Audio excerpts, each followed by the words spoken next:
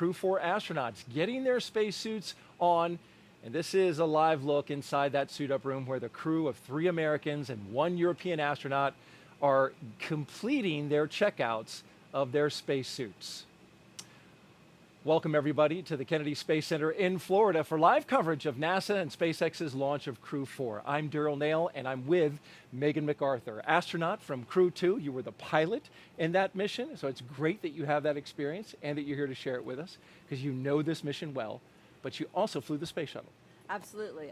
It's always exciting to be at Kennedy Space Center on a launch day. I'm super excited to see my friends getting ready to fly. They all have big smiles on their faces, and it's going to be a great time watching them get ready tonight. Absolutely, and it all started when they woke up today at 8:37 p.m. yesterday, because we just rolled over midnight into Wednesday, but it was Tuesday just a few hours ago, and that gets everything rolling. That's right. It's we think of the day as starting sort of at launch time, but in fact they've been up for many hours going through some weather briefings, some last minute checks, and as we see them right now going through the suit checkout before they take the next steps to head out toward the rocket. And we'll jump back into the room here in just a second and get more of your insight on that. We want to invite you at home who are participating. You can participate really by using the hashtag AskNASA. Team is in the White Room, and we are on schedule. There you'll hear the operational audio. We'll have that playing in the background from time to time. We'll try to make sure our comments are down and low when they talk so you can hear that. But in addition to Megan's analysis, we also have teams around the country covering all the action, and there you see them now. We'll get updates from SpaceX headquarters in Hawthorne, California, as well as NASA's Mission Control Center in Houston, and of course, right here in Florida. And there's Dan and Jesse mugging for the camera. I appreciate that. And of course, the rocket is on the pad. We'll talk with Crew 3 astronaut Raja Chari, who is in space right now, making preparations for Crew 4. Now let's go back out live. There is the rocket and the spacecraft, and this is the suit-up room. A historic room inside the Operations and Checkout Building, the Neil Armstrong Operations and Checkout Building at the Kennedy Space Center, where astronauts have been getting ready for launch, going all the way back to Apollo 7, and then in this building, back to Gemini 3. It's a great feeling when you walk into the room and you recognize the history that's taken place in that room.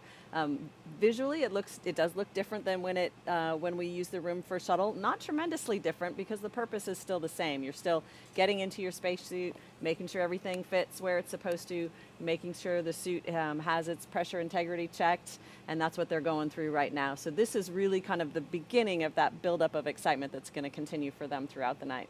Absolutely, and each one of the Crew 4 astronauts is in a seat that is molded exactly as it is in the spacecraft, right? That's right. So the cushioning that you see can be changed out based on the size of each individual astronaut, and the idea is that that seat is going to cradle you through the various dynamic phases of flight. So you want it to fit you pretty well. And you can see the SpaceX suit techs there with them, monitoring both on laptops, but then also interacting with the astronauts. Can you believe it, Megan, that you were in that room just about 1 year ago? It's hard to believe. In some sense, it feels like it was yesterday, but in other ways, it feels like it was a lifetime ago. Yeah. But watching them go through this now definitely brings back all of those memories and those feelings from being in that room and having that excitement build. You can see the equipment against the wall, the gray colored equipment with the dials and the switches and knobs. That's original from the Shuttle and Apollo era. They left it there as kind of an homage to the era of past spaceflight. I think that's right, and it really does, having been in there before, I'm definitely a person who appreciates history, and I think it's a nice, like you said, homage to the history of that room and the achievements that started, the day started in that room. So it's neat to still see that there. The SpaceX team, of course, runs a very efficient process. They've done this now several times, and they'll continue to improve their process and get better as they learn things from every mission. I was thinking this will be the 7th time that they've launched people on a Crew Dragon. And that may seem like a big number, but in a way, it's actually still quite a small number. So we do expect to continue to learn things every single time we do it. And we are on an increase of that pace, right? Right, absolutely. As it's really starting to pick up just got that commercial crew back, and the private crew that Axiom 1 just came down. Yep. So let's get to know Crew 4 just a little bit more. This is the 4th rotational crew to fly on a commercial spacecraft, and each astronaut brings a diverse set of experiences to today's flight. And that astronaut that you see right there sitting in the chair, let's start with him. That is Dr. Kjell Lindgren. He was born in Taipei, Taiwan, but spent most of his childhood overseas in England, which he very much appreciated. You'll hear more from him about that. He was an instructor and jump master with the U.S. Air Force Academy and also has a doctorate in medicine, and he served as a flight surgeon for NASA. After he was chosen as an astronaut, Lindgren flew on Soyuz and spent 141 days in space during Expedition 44 and 45. He has a wife and 3 children, and today, Megan, he is the commander of Crew Dragon. That's right. He is going to make an outstanding commander. He's a wonderful, talented person, obviously experienced at living and working in space, but also just a really good human. He's going to be looking out for his We're at crewmates. T-minus 3 hours, 45 minutes. The side hatch is now open, and we are on schedule. And they're very lucky to have him as their leader. Up next is fellow airman Bob Hines. There he is with his visor open, communicating with his suit tech. He was born in Fayetteville, North Carolina. He has a wife and 3 daughters. He has a Master of Science in Aerospace Engineering and served 21 years in the U.S. Air Force as a test pilot. He was also a fighter pilot. He flew the F-15E. He came to NASA as a research pilot, where he flew science missions in our WB-57.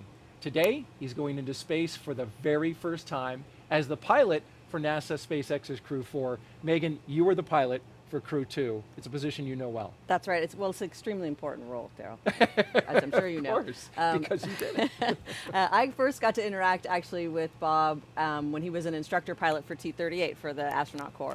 And so flying with him was always a pleasure. He's always calm and collected no matter what the circumstances, which is exactly the person that you want piloting any vehicle that you're in. And they're going to make a great team today. He did look quite calm in that shot, quite steady. This guy has flown so many aircraft, and we'll hear more about that in his bio a little bit later on. Now let's introduce you to the 2 mission specialists, Jessica Watkins, and there she is, looking calm and collected and not moving very much, but very focused, I imagine. She considers Lafayette, Colorado her hometown, a talented rugby player in college. Her team won the national championship in 2008 when she was with her university. I believe it was Sanford. Watkins was a postdoctoral fellow in the Division of Geological and Planetary Sciences at the California Institute of Technology. She completed several internships with NASA, including one testing system designs for the Mars Perseverance mission at JPL. She became an astronaut in 2017, a turtle. We'll talk more about that. And now, just like Bob, she's going into space for the very first time. This is a brand new experience for her. Yep, it's a bit of a turtle takeover, I think, is what we're experiencing on Space Station right now. But Jessica is an outstanding crew member. It's been fun to get to know her since she arrived with her classmates. Just tremendous amount of knowledge that she brings. Can be very focused and serious on the task at hand, but boy, when she smiles, it really lights up the room. I think this crew is going to have a lot of fun together. It sure does. And as she motions towards her suit, calling over the suit tech, what are you communicating with them about? So it depends a little bit. They're going to be asking you how things fit, how they feel, how you can hear, if you're having any problems with the communications system, as well as with the cooling system. So there's a variety of things that they could be checking at this point. The second mission specialist is Samantha Cristoforetti. She was born in Milan, Italy, but now lives in Cologne, Germany with her partner and 2 children. In 2006, she earned her fighter pilot wings and flew the AMX attack fighter at a base in Italy. In 2013, Cristoforetti launched into space aboard a Soyuz for a long-duration space flight to the International Space Station, so she has quite a bit of experience aboard station. Several years later, she was awarded the Knight Grand Cross of the Order of Merit from the President of Italy, and today she returns to space and the space station with Crew 4. Another very impressive resume, but also really just a great person to be around. So They're going to really work well together. They've gotten to spend several months together training and getting to know one another. And I think this mix of experience and skills is going to blend really well and make for a successful crew. We've got a couple astronauts standing up, and you can see they're still attached to a blue box that's sitting there right next to their seat. What is that, Megan, and what purpose does it serve? That blue box is providing cooling air for them as they're moving around. You can get quite warm in that suit, and so they're sort of preemptively making sure that the crew members are not going to get overheated during this wait time. And each of these 4 crew members will be part of Expedition 67 once they arrive at the International Space Station, getting some final fit checks there for Chell, as his suit tech is taking care of it, making sure there's, as you said, Megan, no hot spots. Want to be comfortable when you're getting ready to launch. So now let's check in with our team monitoring preparations for launch at SpaceX headquarters in Hawthorne, California. We're going to NASA's Dan Hewitt and SpaceX's Jesse Anderson. Take it away. Hey, thanks, Daryl, and hi, everybody. Good evening. I'm Dan Hewitt. Thrilled to be back here at Hawthorne for another crew launch. Yeah, and I'm Jesse Anderson, a production and engineering manager here at SpaceX, and per usual, super excited about Crew 4 today. Welcome to Mission Control in Hawthorne. This is where the teams are staffed around the clock as we count down to liftoff. Now, on console or headset in Mission Control are 6 key positions. The mission director is in charge of the room and tasked with making real-time decisions to ensure mission success. The person that you'll hear talking to the astronauts is the Crew Operations and Resources Engineer, which you'll hear us refer to as the core throughout the broadcast. The additional positions are focused on vehicle systems, including avionics, navigation and control, software, propulsion, life support, and communication with ground support teams. And NASA has its own team members back in Mission Control Houston. We're going to check in there a little bit later, where they're preparing the space station for Crew Dragon's arrival. And we're going to meet several of those key players when we do check in. Now, today's ride to the space station will take about 22 hours with Dragon flying autonomously the entire way. And just like autopilot on a commercial aircraft, the crew always has the ability to take manual control of the spacecraft if needed. Now, at T-minus 3 hours and 39 minutes until liftoff, let's go to Andy Tran for an update on the launch countdown. How's it going so far, Andy? Things are going good, Jesse. We are coming up on T-minus 3 hours and 30 minutes, and things are going well for launch. At T-minus 4 hours, there was a briefing by the SpaceX launch director, and good news, there's really nothing significant to report on the rocket. Everything is looking really good for tonight. Earlier in the night, the team began clearing the hazard area and buildings around Pad 39A, known as the Blast Danger Area, or BDA. The only people remaining on the pad are the ones needed for ingress of the astronauts, and crew arrival is expected to happen in about an hour. At the launch pad, Falcon 9 is powered on, and we're currently monitoring telemetry and pressurizing gas storage vessels. Engine and stage checkouts were also performed several hours ago. On top of Falcon 9, the Dragon spacecraft is ready for the crew. Functional checkouts were performed, and most recently, the Dragon propellant system was pressurized to final flight pressure about an hour ago. Currently, all spacecraft systems are a go. Launch range is also ready to support and working no issues at the time. The weather is cooperating as we continue to count down to liftoff. So again, everything is looking great for tonight's liftoff. With that, I'm going to send it back over to Daryl and Megan. All right, thank you very much, Andy. It's now T-minus 3 hours and 37 minutes and counting here at the Kennedy Space Center in Florida as we cruise around the desk here. The crew ate breakfast a little after 9 p.m. last night. Medical checks then followed, and then less than an hour ago, they got a weather briefing to make sure they were all good for launch. I heard from Rob Navius, PAO over at Johnson, that the launch corridor, the abort corridor, I should say, the weather is good there, and that's a tough one to get because that's a large swath of area. Yes. Now, we're looking inside the room now at suit up room at astronaut crew quarters, and you can see we're getting ready for a crew walkout. The techs are now finishing up each crew member. They're in their own custom spacesuit inside the historic astronaut crew quarters suit up room. And in a few minutes, at T-minus 3 hours and 25 minutes, the crew will be making their way out of the famed suit up room that we see here. They'll go down a hallway and into an elevator down to the first floor, and then outside to the families where they will be greeted by them and their loved ones and a small group of well-wishers. There'll be some media on hand as well before they head out to the pad. You see there in the upper left part of your camera there, a blue flight suit. That's Joe Acaba. He's the chief of the Vehicle Integration Test Office, and he's managing the crew schedules and all the crew quarter operations. He's the one keeping them on time in the room, right, Megan? That's right. There's a team of folks that are managing that schedule. He makes sure that the operations for the astronaut quarantine facility run smoothly, that everybody has everything they need, everything from the air conditioning to the food to, everything in between. He's making sure that runs smoothly for everybody there, which is an important job. And boy, they sure do feed us really well in that time frame. And right there is Zena Cardman. That's right. Fellow astronaut. Fellow with NASA. turtle. And a turtle as well. There's another turtle in there. Yeah. She is supporting the astronauts, right? That's She's right. in the support role, wearing, as you notice, the black SpaceX ninja suit, as they call it. Yes. And there's a reason for that. Well, yeah, that's, I think, because the team is kind of one team is the idea, and she blends in with the rest of the team, but it is nice for us to have that one NASA representative knowing that, they're holding on to any messages or any information that we need to pass back and forth. So Megan, you were on both sides of the stanchions when this walkout. Countdown 1, we're T-minus 3 hours, 35 minutes. Crew suit donning and checkouts are complete. We're on schedule. Okay, and they look finished and they're all ready to go. And as I was mentioning, you were on both sides, so both on the inside as an astronaut for Crew 2, but then also on the outside for your husband, Bob Behnken, who, along with Doug Hurley, flew that historic mission, the first Crew Dragon to go to the International Space Station.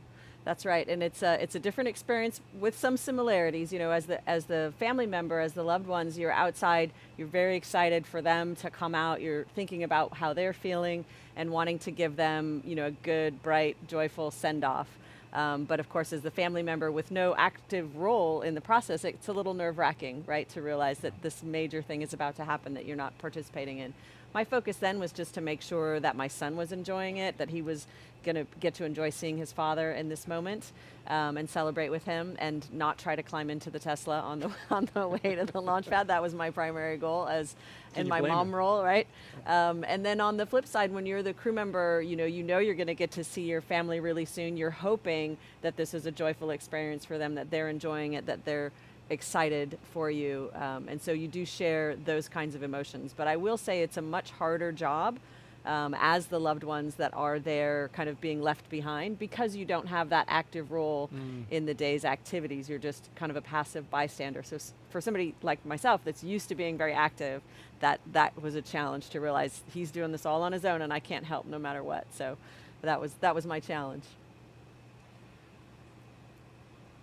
There are 3 Teslas, as you can see there. We've been showing you some views right outside the operations and checkout building there.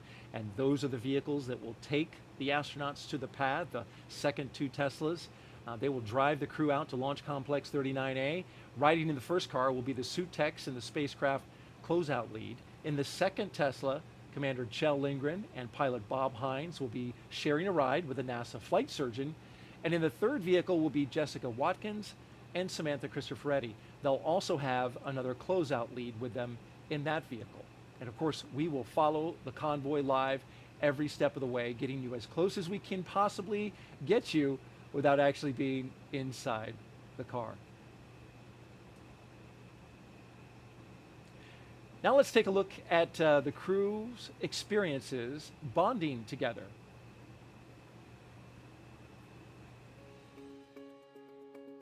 I think one of the most special things about this particular space flight are the people that I get to fly with. Bob Hines, or Farmer, is a test pilot. He is the pilot for our spacecraft. Samantha Cristoforetti is an Italian fighter pilot who flew in 2014, and Jessica Watkins is one of our newer astronauts. She is somebody that absolutely is foundational to our crew and somebody that can be counted on. Chell is our fearless leader, always in command, ready for the next move, and just somebody that I deeply respect. I knew Chell Lindgren, our commander, very well. He was on the backup crew of my first flight, so we spent quite some time together. So I felt very grateful because Chell is just a great guy. A little known fact about Jessica Watkins is that she has the sixth sense to know whenever something is in free flight around her and catch it. So I am really interested to see how in zero gravity, where everything's in free flight, I really want to see how she manages that. She is phenomenal.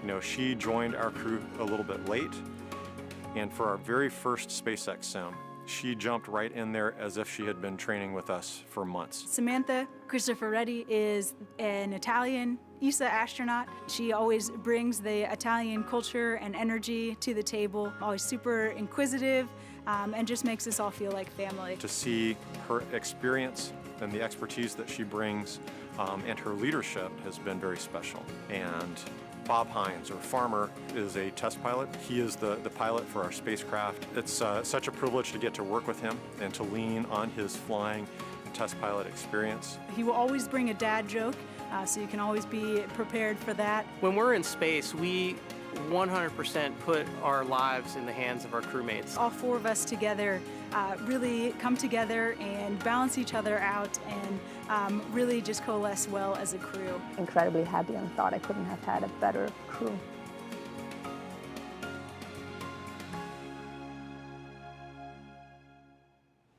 Well, you'll love to hear how they bond, you know, over the 2 years of training. I'm sure it was the same for your crew as well. It's the best part of the mission, really, is that How bonding. about that? Yeah. Well, this is the operations and checkout building high above from our helicopter here at Kennedy Space Center.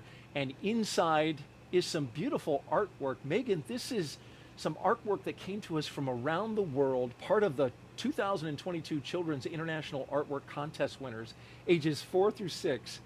And I love this. They've done such a great job putting these little paintings together. They were in categories, as you can see. Some were spacecraft, some were exploring the solar system. I love the one in the bottom left-hand corner. You see that, living and working in space? Yes. It's got a space station and it's tethered to the Earth. Okay, yeah. They're living in their own world there. Maybe one day we can have plants and trees like that one. Thank you to all the children who participated in our art contest. It is up on the wall, and the astronauts of Crew 4 will be walking by, and they'll see that art as they walk right by.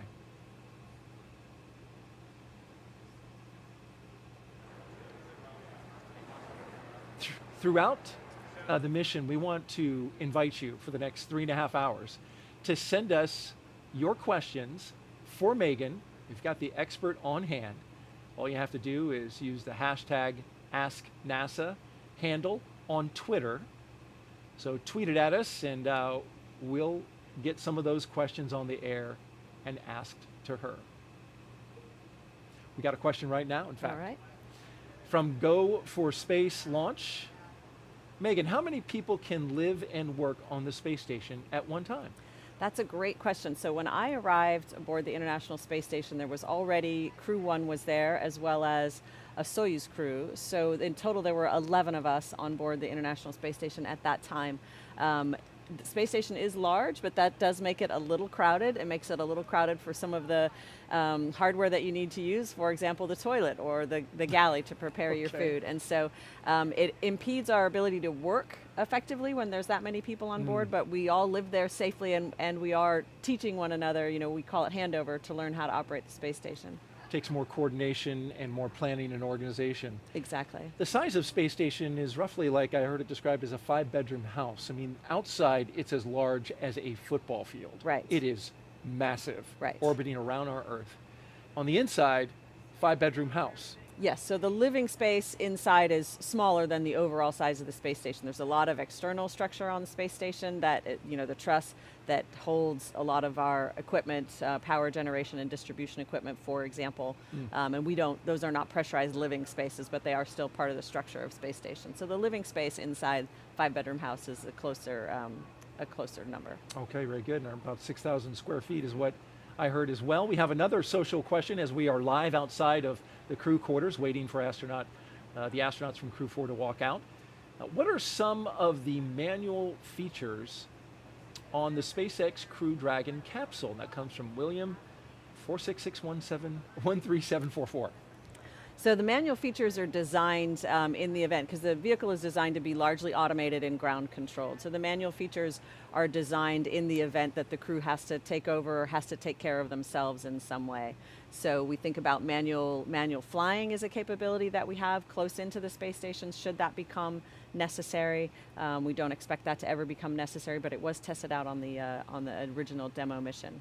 And as the pilot, that was something that you had to know well. We had to train, Shane and I trained that together, and in the event, for example, that we had an unsuccessful docking, we would have to make sure that the vehicle was departing the space station appropriately and safely, and if it wasn't, then there was some manual control that we would take and do some maneuvering with the spacecraft. But fortunately, we never had to do that, but that's an example of the kinds of things that we can do manually on space.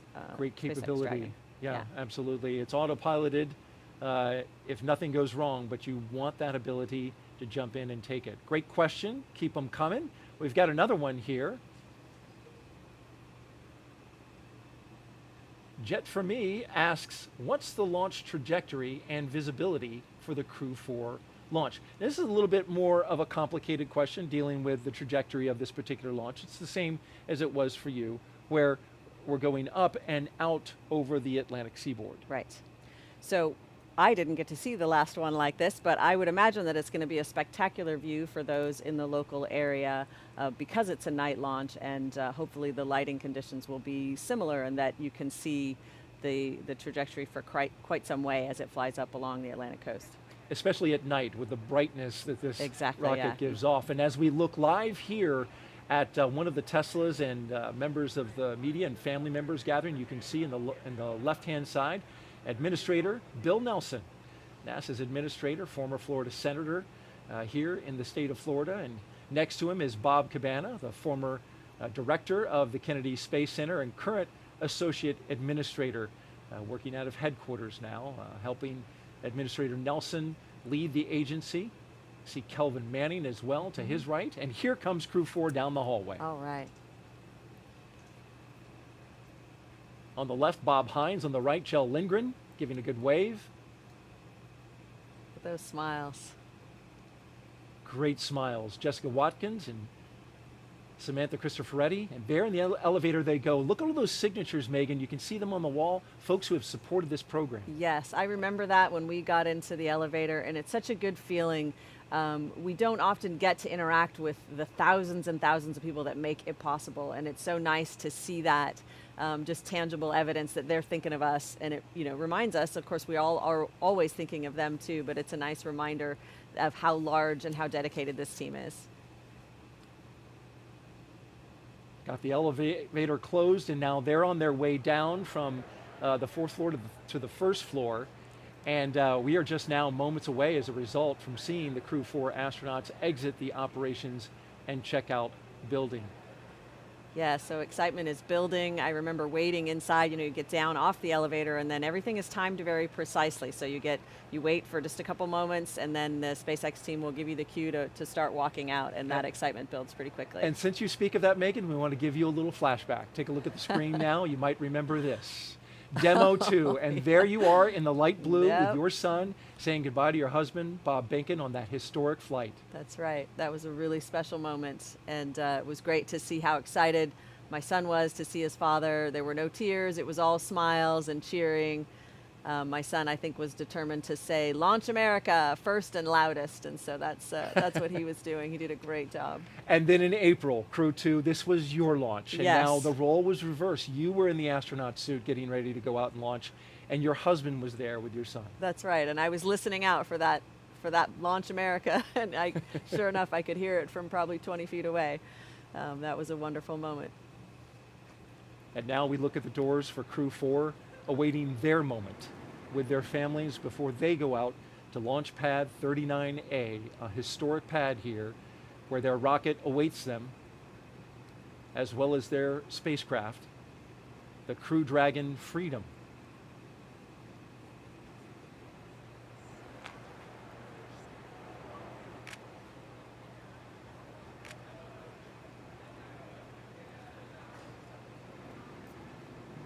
Usually when the first SpaceX tech comes out, the astronauts are not far behind.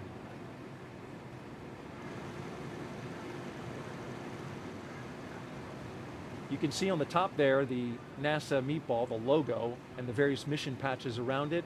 Those have been put there by previous crews. That's right. You can actually just barely see the meatball. It's almost completely covered with with mission stickers, but that's an important part of the traditions as well.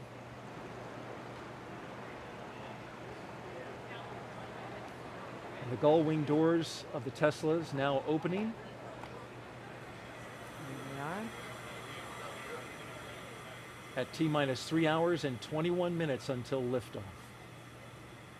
You can see the markings on the ground. The family will not go beyond that rope, and the astronauts will generally stay behind the yellow. But then there will be a moment, as we saw from previous videos, where the family will get to go up to the car. Yes, once the doors are closed and the windows are up, you're allowed to go up and look through the glass a little bit closer, which is nice.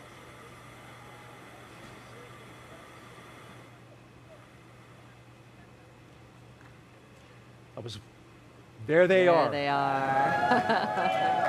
Countdown 1. The astronauts of Crew 4 minutes. getting ready to go to space, taking their first steps outside from left to right. Jessica Watkins, Bob Hines, Kjell Lindgren, and Samantha Cristoforetti.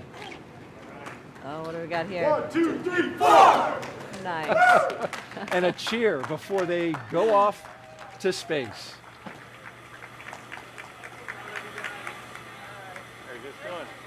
I like the huddle. That was a nice little touch. Very nice, yes. You're going to KLR. And here's that moment, Megan. It's a wonderful moment. Just seeing the smiles on the faces of your loved ones, knowing that they're there for you, that they're excited for you. It's really special.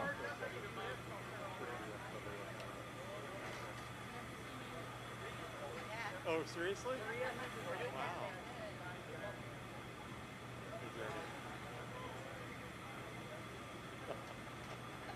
That's hard to do on command.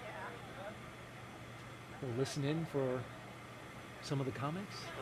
Maybe we'll get to hear Kjell's big booming laugh one more time.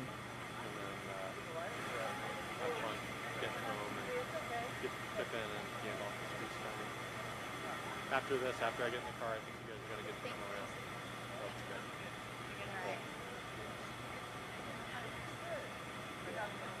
It's going to be good. You got to Big smiles all the way around. Absolutely. I remember you smiling quite a bit as well, Megan. And then you told me there was a reason. Oh, were you watching that? That you wanted to send the message. Oh, absolutely, yes. So again, you're not really sure how your family members will react, especially if you have young children. And so the main thing is to just show them that it's a joyful occasion. It's something to be excited and happy about. My hope was to, head off any tears that might be coming, or any upset feelings. But really, my son ended up just being a trooper. He was so happy. There was so much excitement around him that really helped buoy him up, I think, for both circumstances. And I was so grateful to see that. And didn't he break free and say, like, "Hey, mommy, I love you"? That sounds right. I was worried he was going to actually come through the ropes, but he did not do that. I think for Bob's launch, there's an image of him like actually trying to get through the window before the vehicles drove away. But I managed to hold on to him. He was a little bit smaller then.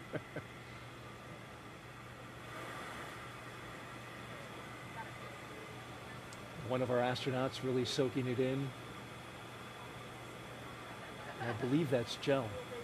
Yeah, I don't want to miss that picture, that perfect photo. That does look like he's posing. And the wave. Oh, thank you guys. Great shot there from our helicopter above. I think maybe that's Farmer. Sounds Oh, like is that it. Bob Hines? I think so. Yes, you're right.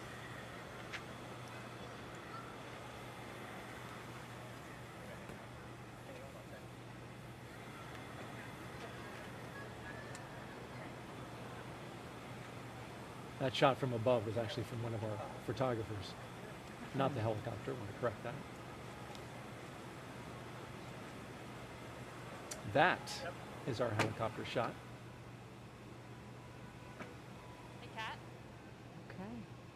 Doors closing. Our helicopter will follow the entire way as the convoy pulls out. You can see the SWAT vehicle in the background, and now the families and loved ones come in. Yes, they get that up close view one more time with their loved ones. And that's really special. Any last little messages you want to share privately, or just hands up against the glass? It's a special moment. And Megan, the plate for on every car of the Tesla is "Go for Launch." As we can see, the custom plate. This has become a tradition. Yeah, I like to it. do on the ride out to the launch pad. It's a nice touch.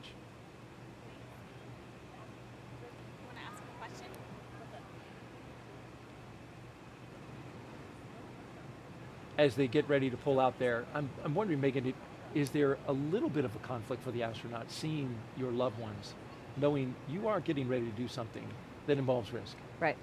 It's something that obviously you're not thinking about it for the first time at that moment, but it's certainly present in your mind. It's something that you ideally have talked about with your family in the months and weeks, even years really, leading up to making a decision like this. And depending on the age of your family members, you do it in an age-appropriate way. And so for us, we wanted to make sure our son had a chance to watch a rocket launch with both of us present. So we took him to an uncrewed cargo launch when he was maybe 3 or 4, and then kind of a build-up approach for him, and introduced it to him gradually so that he could get comfortable with the idea. And at first when I told him I was going, he said, "Absolutely not, you're not going." And then he said, "Okay, you can go, but 180 days is much too long." So it's not really a negotiation, but it's a sort of a gradual introduction of what it is. And then you try to share, obviously, why you believe it's important to do these things, even though they're risky, and that they benefit mankind, they benefit all of us. And there goes our convoy rolling out to the launch pad. The last 10 miles, a 20-minute drive. They won't see much in the dark, but this is the way to space. Yes. This is a nice relaxation moment. You've just gone through a happy scene, hopefully, but an emotional scene nonetheless. And this is a little bit of a time to kind of lean back in your chair a little bit. For me, it was blaring some favorite songs. And at nighttime, that was fun just because of the darkness and then the different lights that you see. It was kind of a neat visual experience. But it's just a time for a little bit of relaxation before the next phase of the journey. And now we begin the 20-minute drive with a full security escort across NASA's Kennedy Space Center and out to Launch Pad 39A. And as we follow the convoy, we'd like to take a closer look at the Crew 4 spacecraft commander and the rest of the astronauts in this convoy, help you get to know them a little bit. And we'll start off with NASA astronaut Kjell Lindgren.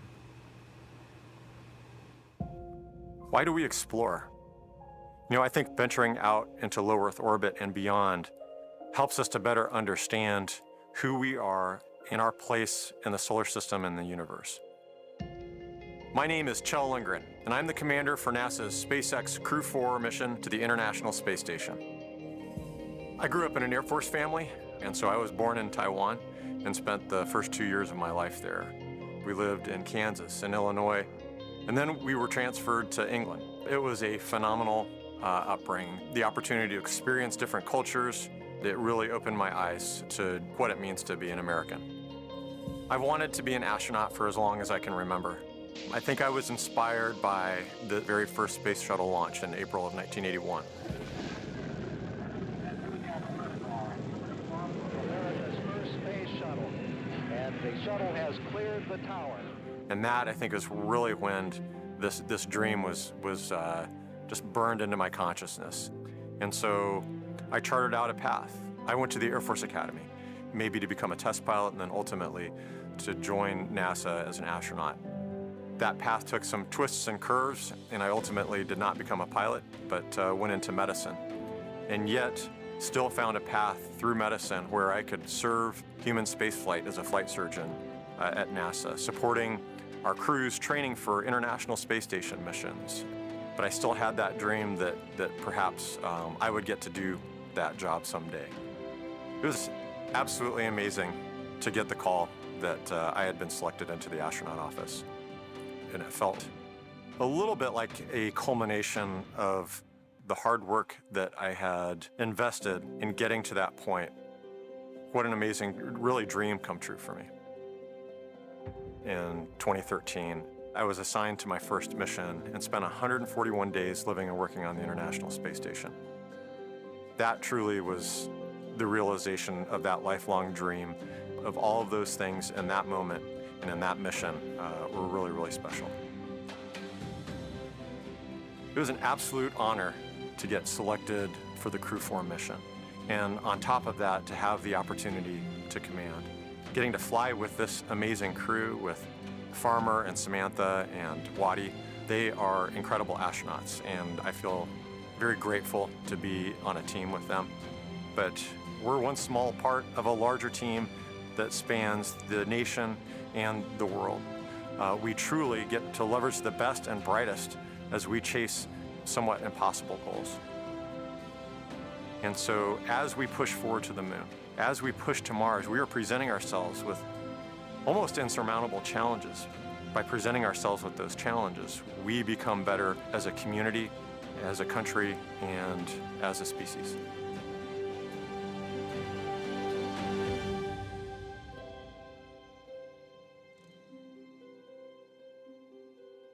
A great story from Kjell Lindgren on his path to becoming an astronaut, and this is what he's seeing right now. Megan, you remember this view? This is a live camera looking forward from the first Tesla in the rollout. You can see the security car ahead of it. It's dark, but that's NASA Causeway as they roll towards the pad. That's right. You were rocking out at this time. I was, yes. Well, we were taking turns. We each got to choose some songs for the playlist, and I was of the Metallica and Red Hot Chili Peppers variety, and Shane's songs were a little different, but we did overlap in U2 territory, so there was some crossover. Finding some common ground Yes. there with the music. Well, riding with Kjell Lindgren is Crew Dragon pilot and NASA astronaut by Bob Hines. Let's listen in to his story. I truly believe that we all have in us an innate desire to go explore and see new things. And we have this phenomenal creation that we've been placed in to learn about how it works. We have a very unique position in our solar system and our galaxy to be able to look out there and to step out and continue to explore. My name is Bob Hines. I'm the pilot for NASA's SpaceX Crew 4 mission to the International Space Station. I was born in Fayetteville, North Carolina. My father was in the Army. We were stationed at Fort Bragg, and we moved around a whole bunch. The longest we ever lived anywhere was about 2 to 2.5 years. I got really comfortable showing up in new places and being able to make friends. When I was a kid, I 100% wanted to be a pilot for as long as I can remember. I was just always fascinated, not only that something that big could fly and do some amazing things, but also just the opportunity to go and see things that not many people have had a chance to do. Being able to fly and see the Earth from a new perspective has really been just a real driver for me, and getting hired as an astronaut has been the ultimate call. Contrary to popular belief, being a test pilot is not about flying by the seat of your pants and going out there and just pushing the edge of the envelope all the time. It is a much more scientific and methodical process where we plan out every mission and all the tasks on every mission, and we're constantly mitigating the risks that are associated with that mission. That seems to really dovetail very well with spaceflight, because that's a lot of what we do. My experience as a test pilot and as a pilot and an instructor, I think, have all kind of led me to this point. When I got the phone call offering me the position of the pilot on the Crew 4 mission, it was absolutely amazing. It was actually the day after my birthday when I got the phone call, and I just couldn't believe it. When I told my wife, she couldn't believe it either. I've flown over 3,500 hours in more than 50 different kinds of airplanes, and that ranges from gliders all the way to different kinds of fighter airplanes or large transport category airplanes. I can't wait to pilot this vehicle. It is an incredible honor, and it's something that I never in my wildest dreams thought would be a possibility. And so to get a chance to pilot one of the newest vehicles on or off the planet is a true honor. With Kjell as our commander and Samantha and Jessica as our mission specialists, it's just going to continue to be an amazing crew and an amazing experience. I am really looking forward to the camaraderie and the time that we'll get to spend together as a crew, the friendships that we'll develop, and so I think continuing that process is one of the things that I'm looking most forward to. On launch day, I am 100% most looking forward to the kick in the pants when those rocket motors light and we are heading off the launch pad.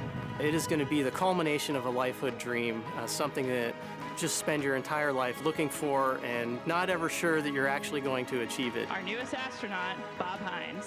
Being an astronaut is an incredible responsibility as well as an incredible honor. Every astronaut recognizes the honor that comes with that, but also the responsibility that comes with representing not only our respective countries, but also the world. And one of the things that we hope to show is that regardless of our nationalities or our backgrounds, when we put our mind to a single mission and we get along, we can accomplish anything.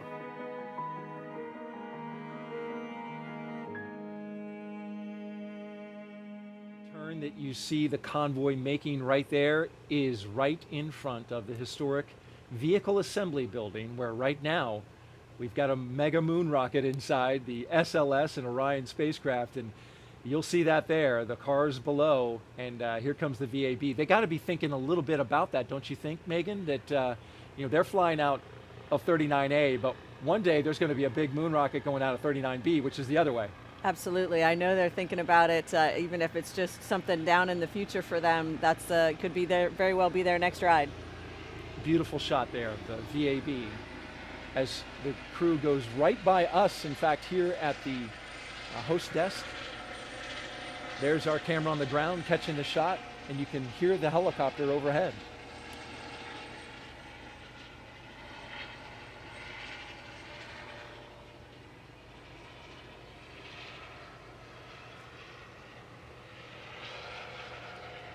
Now the crew convoy is approaching pad 39A, and that's an area known as the Blast Danger Area, or BDA. And before any pad technicians, engineers, or astronauts enter this area around the launch pad, the SpaceX and NASA teams, they conduct an internal go, no-go poll to make sure that that area is safe for them to enter, and there they go. So let's hear now from one of our mission specialists, Jessica Watkins. Exploring is about pushing the bounds of what we are capable of as humans. It gets at who we are intrinsically as people. And so because of that, I think it really is something that unites all of us together here on Earth. My name is Jessica Watkins, and I'm a mission specialist for NASA's SpaceX Crew 4 mission to the International Space Station. At a pretty early age, I got kind of set on the idea of becoming an astronaut. That was when I kind of first voiced the dream and interest in space and in being an astronaut in particular. My parents always stressed the importance of getting a good education and finding something that you're passionate about. And so finding geology, finding that love of mine, that passion, was really a turning point for me in my career. My graduate work focused mostly on the geology of Mars. It was part of my interest in wanting to pursue internships at NASA and gave me that exposure to those different possibilities of what careers are possible in this planetary geology field. Deciding to be an astronaut is kind of setting out a dream for yourself and then kind of stowing it in the back of your head, at least in my case. So the day that I received the phone call to invite me to come down to Johnson Space Center and become an astronaut just really was truly a dream come true. Ladies and gentlemen, the newest astronaut, Jessica Watkins. And I still am waiting for somebody to pinch me and wake me up. The opportunity to be the first Black woman on an International Space Station long-duration crew is exciting. It certainly is important to me and impactful to me to be able to be a part of the legacy that so many before me have paved the way to enable me to be here now. As much as I can be a small part of that legacy, I'm honored to have the opportunity. Being selected to be a part of this Crew 4 mission is truly an honor. I am so excited about the opportunity to fly with Chell, Samantha, and Bob. All three of them are very different. They all bring different skill sets, different experiences, but I think all four of us together really just coalesce well as a crew. I think launch day is going to be the day that all this starts to really finally feel real. And so I just look forward to that moment of exhale and of excitement all at the same time.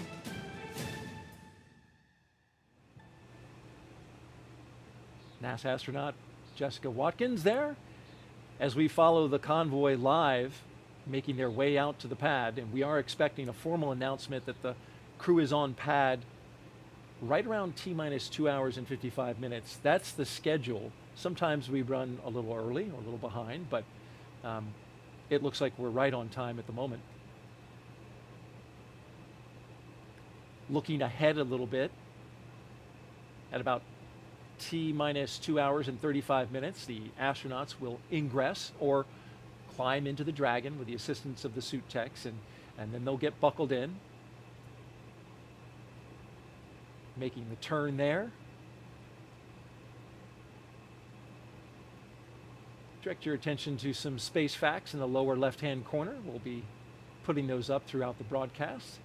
Some interesting factoids about the crew and the mission.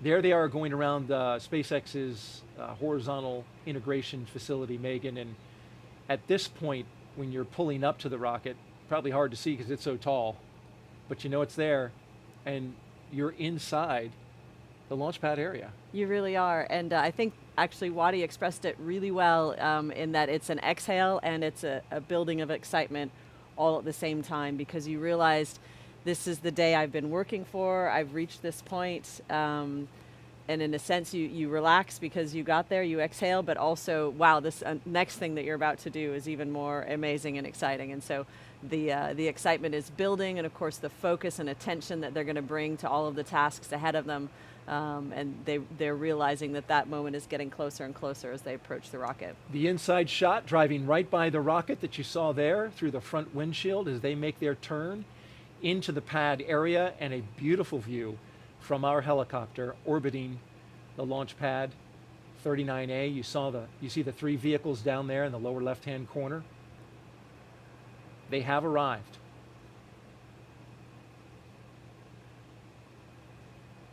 There's been a lot of upgrades to this launch pad, Megan. You flew it and flew out of there under both configurations, both as a space shuttle astronaut and as an astronaut on Crew Dragon. That's right, and we get an opportunity to tour the launch pad with a family member in the days leading up to the launch, which is really special. But other than that, we don't spend a whole lot of time on the launch pad, so getting to see it for us is always a very special thing as well. It does look very different now under the new owners, but you can still see the bones of it, of the historical structure that was there supporting all those shuttle launches. Speaking of bones, that metal, black metal to the left, we're panning around it, but that is the old rotating service structure that used to have that gigantic structure that would, contain the cargo bay of the space shuttle, so you could get in and out of it, service it. It would rotate out. Still part of it there on the pad. Countdown 1, we're at T-minus 2 hours, 59 minutes. Crew have arrived at the pad. We are on schedule.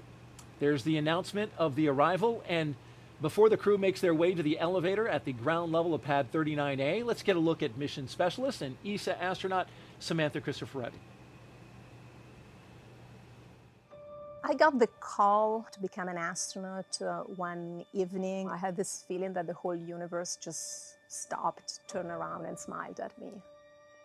My name is Samantha Cristoforetti, and I'm a mission specialist on the NASA SpaceX Crew 4 mission to the International Space Station.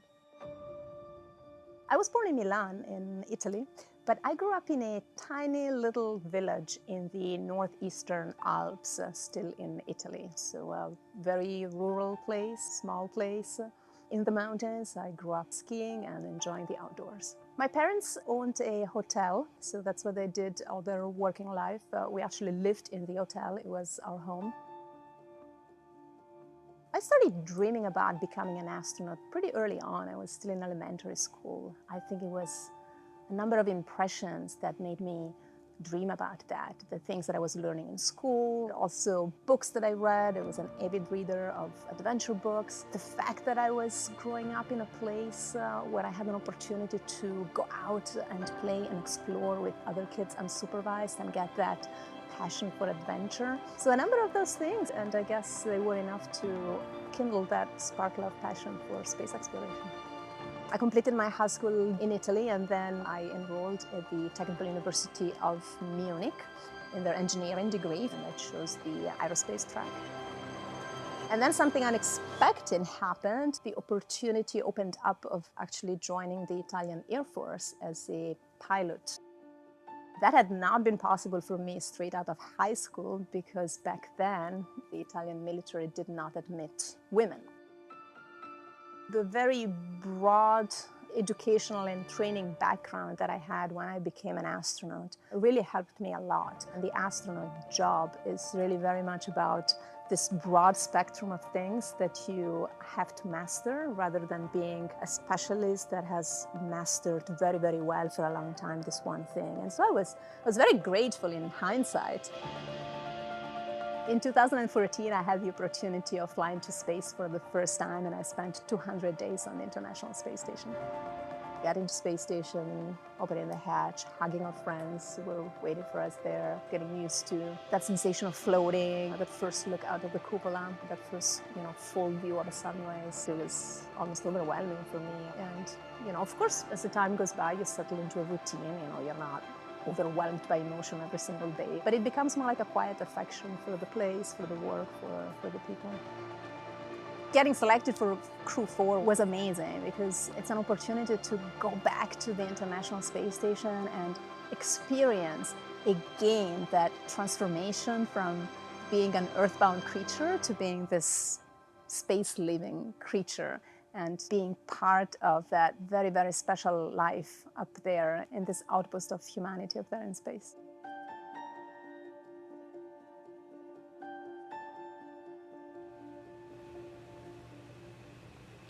Samantha Cristoforetti, the third consecutive ESA astronaut to ride aboard the Crew Dragon. It all began with Crew 2 and Thomas Pesquet. You remember that well. There's a look at the launch pad, pad 39A.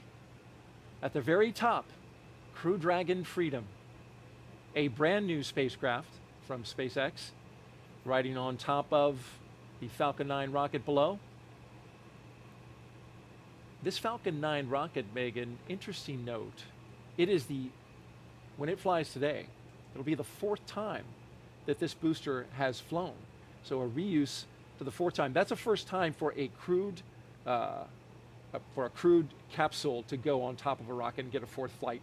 Of course, they have passed many times ago. In fact, just last week they launched a booster for the 12th time. Right. But that's really reuse in action with astronauts on board. Right. It's an amazing capability that actually started with us. I think, were the first flight-proven booster launched a year ago. And so, true to fashion, they are making leaps and strides in that reusability territory. Of course, very careful to make sure that all the parts and pieces pass all of the necessary safety checks and are rated to refly again. And their fleet leaders, of course, being used on uncrewed vehicles so that they can push those boundaries and get more and more data, but with an uncrewed vehicle.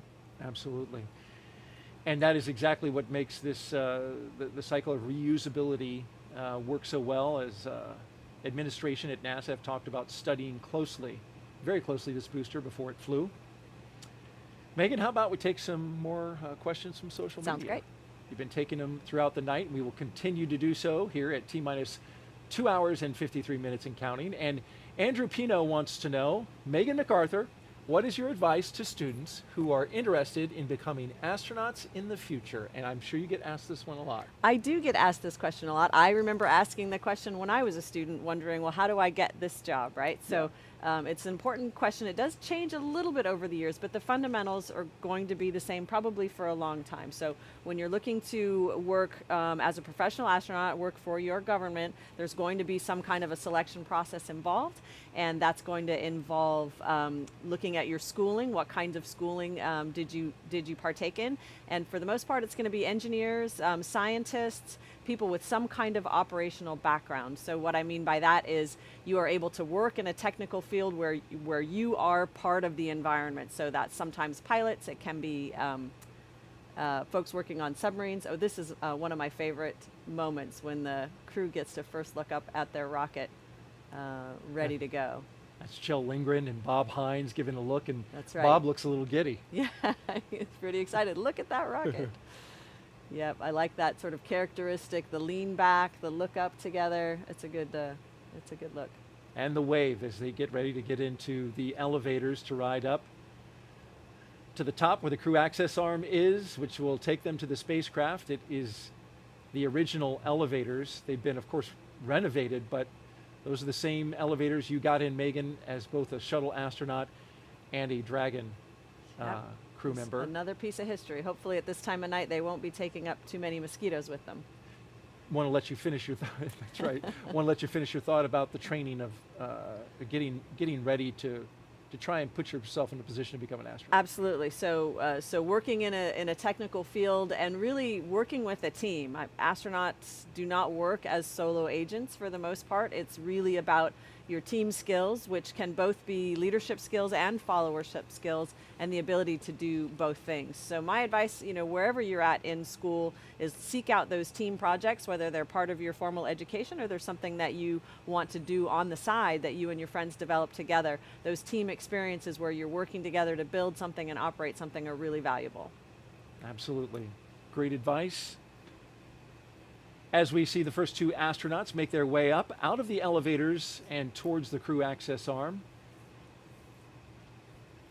Some fist pumps with their crew. And then they'll make their way over to a telephone for a last call. Well, a last call before they leave Earth. That's right, yeah. To their family members.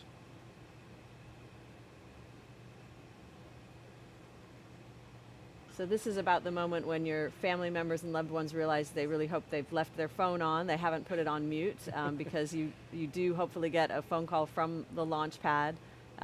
There's that bend back look again. There should be a name for that move. There should be. We'll see if we can come up with one. But we should name it. Yeah. Samantha and Jessica there. How about just lean back look?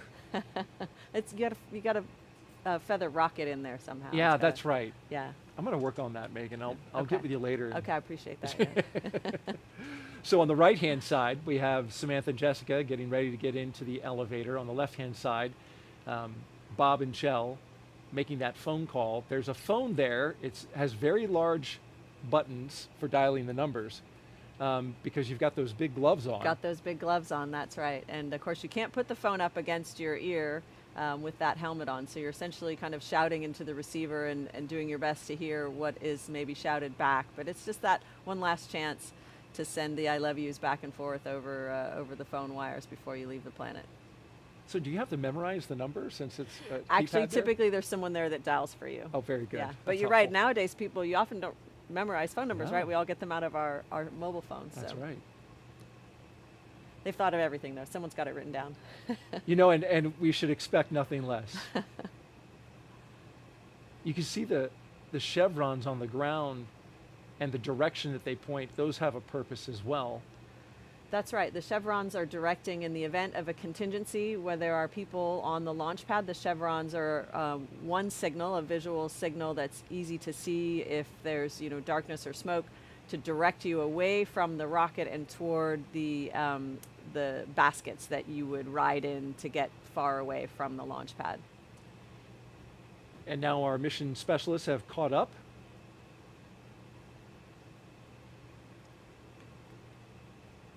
So it looks like Bob Hines is having a nice little conversation there. This is a beautiful shot from our helicopter. Yes. Looking at the top of the launch tower, and the crew access arm to the right goes out to the rocket. You looked at that view. It's nighttime, and we are in a national wildlife refuge, so I imagine there's not a whole lot to see, but still. It is pretty special, and you're sort of realizing this is as close as I'm going to get to nature for a while. Yeah. And so it's a special feeling. You get a little bit of breeze on your face, and that's a special feeling as well. Things that you're going to miss when you're closed up inside the International Space Station.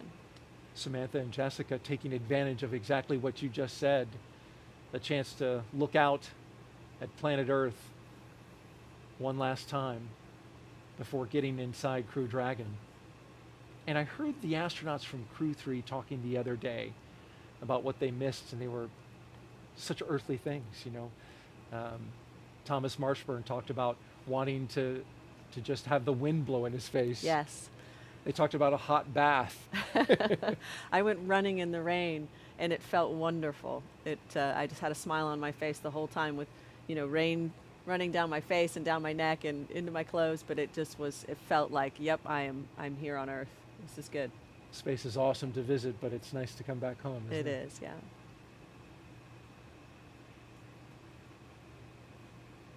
If you're just joining us, you are watching live coverage of NASA's SpaceX mission known as Crew 4.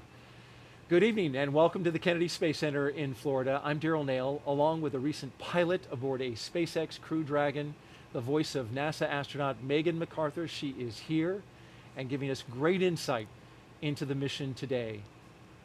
Thanks, Daryl. I just really enjoy watching them go through this and remembering what it was like for us. But as well, knowing that they're going to have their own individual take on it, their individual experience, and just seeing already the camaraderie, the relationships between the crew members, and knowing that they're going to have such a fun and successful time up there. Walking down the crew access arm comes Bob Hines and Kjell Lindgren. We see them inside, and the shot to the left from the outside. Love that shot.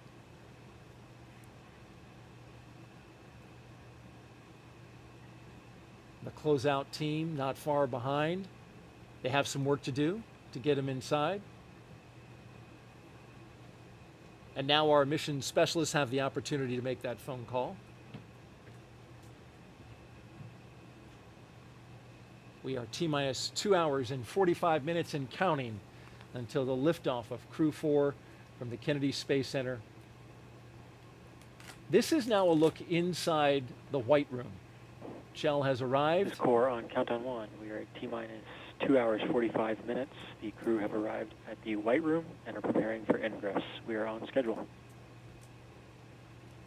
Right on schedule. You see he's got the Sharpie in his hand, and Megan, he's signing that white wall inside the White Room. He is. He's signing his name there in preparation for launch. All of the crews that have launched from there previously will have already signed their name, and so each one of the crew members will get to do that. And as you know, the White Room is not really a room, it's just kind of the end of that walkway, so it is a relatively small space that's being used to do final suit preparations. It does have a small amount of emergency equipment in there, so it is a tight little space, but it's important to take that time and acknowledge those traditions that are being built and renewed here.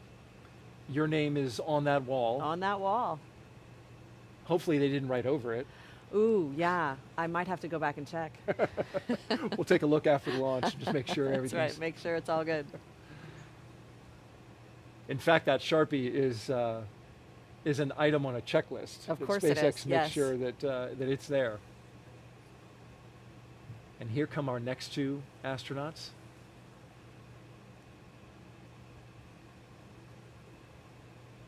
We're finishing up one last phone call, it looks like. And then they'll probably walk together.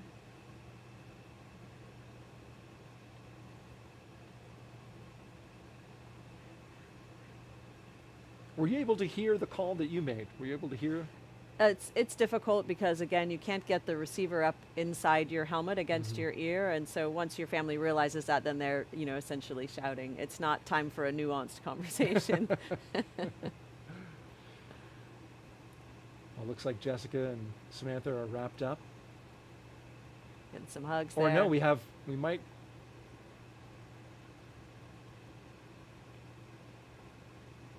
I'm kind of getting juked out here. No, there they go.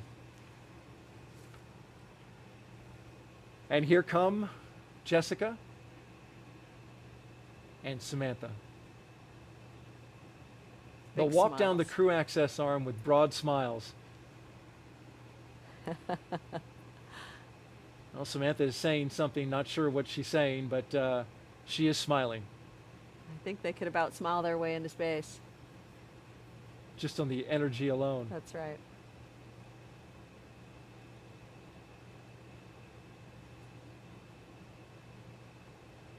The White Room also allows for completion of cargo load at T-minus 24 hours. So it has use to both get the astronauts inside the crew capsule and to get that late stowage.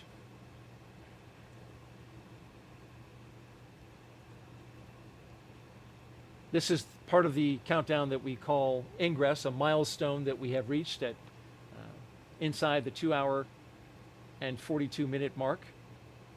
Simply means that the astronauts are getting inside Crew Dragon. The closeout team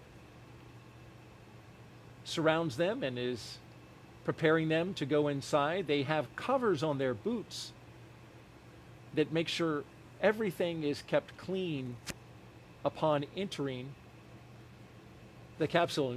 Samantha flashing us the Crew 4.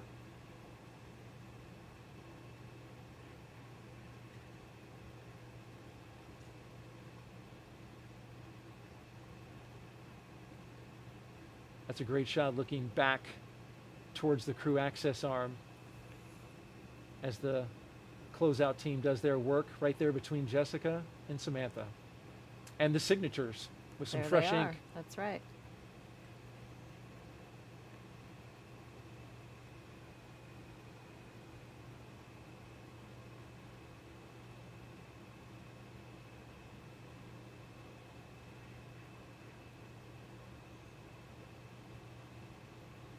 Those helmets are 3D printed and customized. All right, let's check back in with our team at SpaceX headquarters in Hawthorne, California. Send it over to Jesse and Dan. Thanks, Daryl. It's really exciting to see the crew starting to ingress the Dragon vehicle and get ready for their journey to the International Space Station. Just a quick clarification, their journey will be about 16 hours long once they lift off this morning. Yeah, that's right about in the middle of what we've seen for most of these missions. They can be as short as 8 if we end up getting basically a phasing angle that works really, really well. They can be as long as 2 days. So about 16 hours will be nice. But right now they're ingressing the capsule, as Daryl said. We've got Jessica Watkins still out here in the White Room. White Room is kind of their last stop on planet Earth. It's, as we said, it's the end of the access arm. There's a seal that extends from the White Room around the capsule just to help keep the Dragon interior as clean of an environment as possible, keep out all the moisture, the humidity from that Florida weather.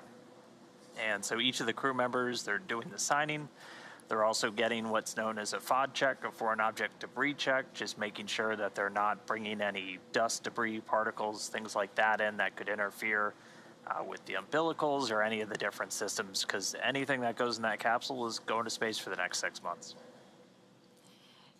Really exciting to see Jessica Watkins and Samantha Cristoforetti signing their names. And they do have this in the procedure to have the Sharpie ready for them so that they can do this signing before they ingress the Dragon vehicle. It looks like now they both have signed their signatures, and next steps is to start ingressing the Dragon capsule. Got Chell and Bob in already, and when we get a look in through the hatch, the seats are numbered 1 through 4. So when you're looking in from the hatch, it goes from right to left. So that seat all the way on the right will be seat 1, and that's where Samantha Cristoforetti is bound. Just to the left of that is seat number 2. That's the commander's seat, and Chell Lindgren already seated there. Next to that, the pilot's seat, seat number 3, where Bob Hines is going to be riding uphill, and then Jessica Watkins will be in seat 4 all the way on the left. And these seats have a connection point to the suits. They've got an umbilical, basically a hose almost, that plugs into the leg of the suits, and that provides a couple of really critical functions for the suit. It gives them a hardline connection to communications through the Dragon spacecraft. It also provides the capability to flow just conditioned cabin air to help them stay cool. Performing a similar function to that blue box we saw them carrying earlier. But then one of the really critical ones that all of the different umbilical points can provide is pressurized nitrox. And that's to, if these suits need to be pressurized for any reason, we can flow that in. If they're in a depressurized cabin, if there's issue with the atmosphere or anything like that, that suit can provide a pressurized, safe environment for the crew members. You You can see on your right-hand screen that all 4 of the crew members are now sitting in their seats. You can see the suit techs there helping them get strapped in or harnessed into each of their seats, and their umbilicals attached to their suits. And every part of this process is very precise. You did see as the crew ingress through the hatchway, the suit techs even put their hand over their helmet. That's a part of the procedure, again, to make sure that they don't damage anything as they enter the vehicle. Same with as they're putting together their harnessing.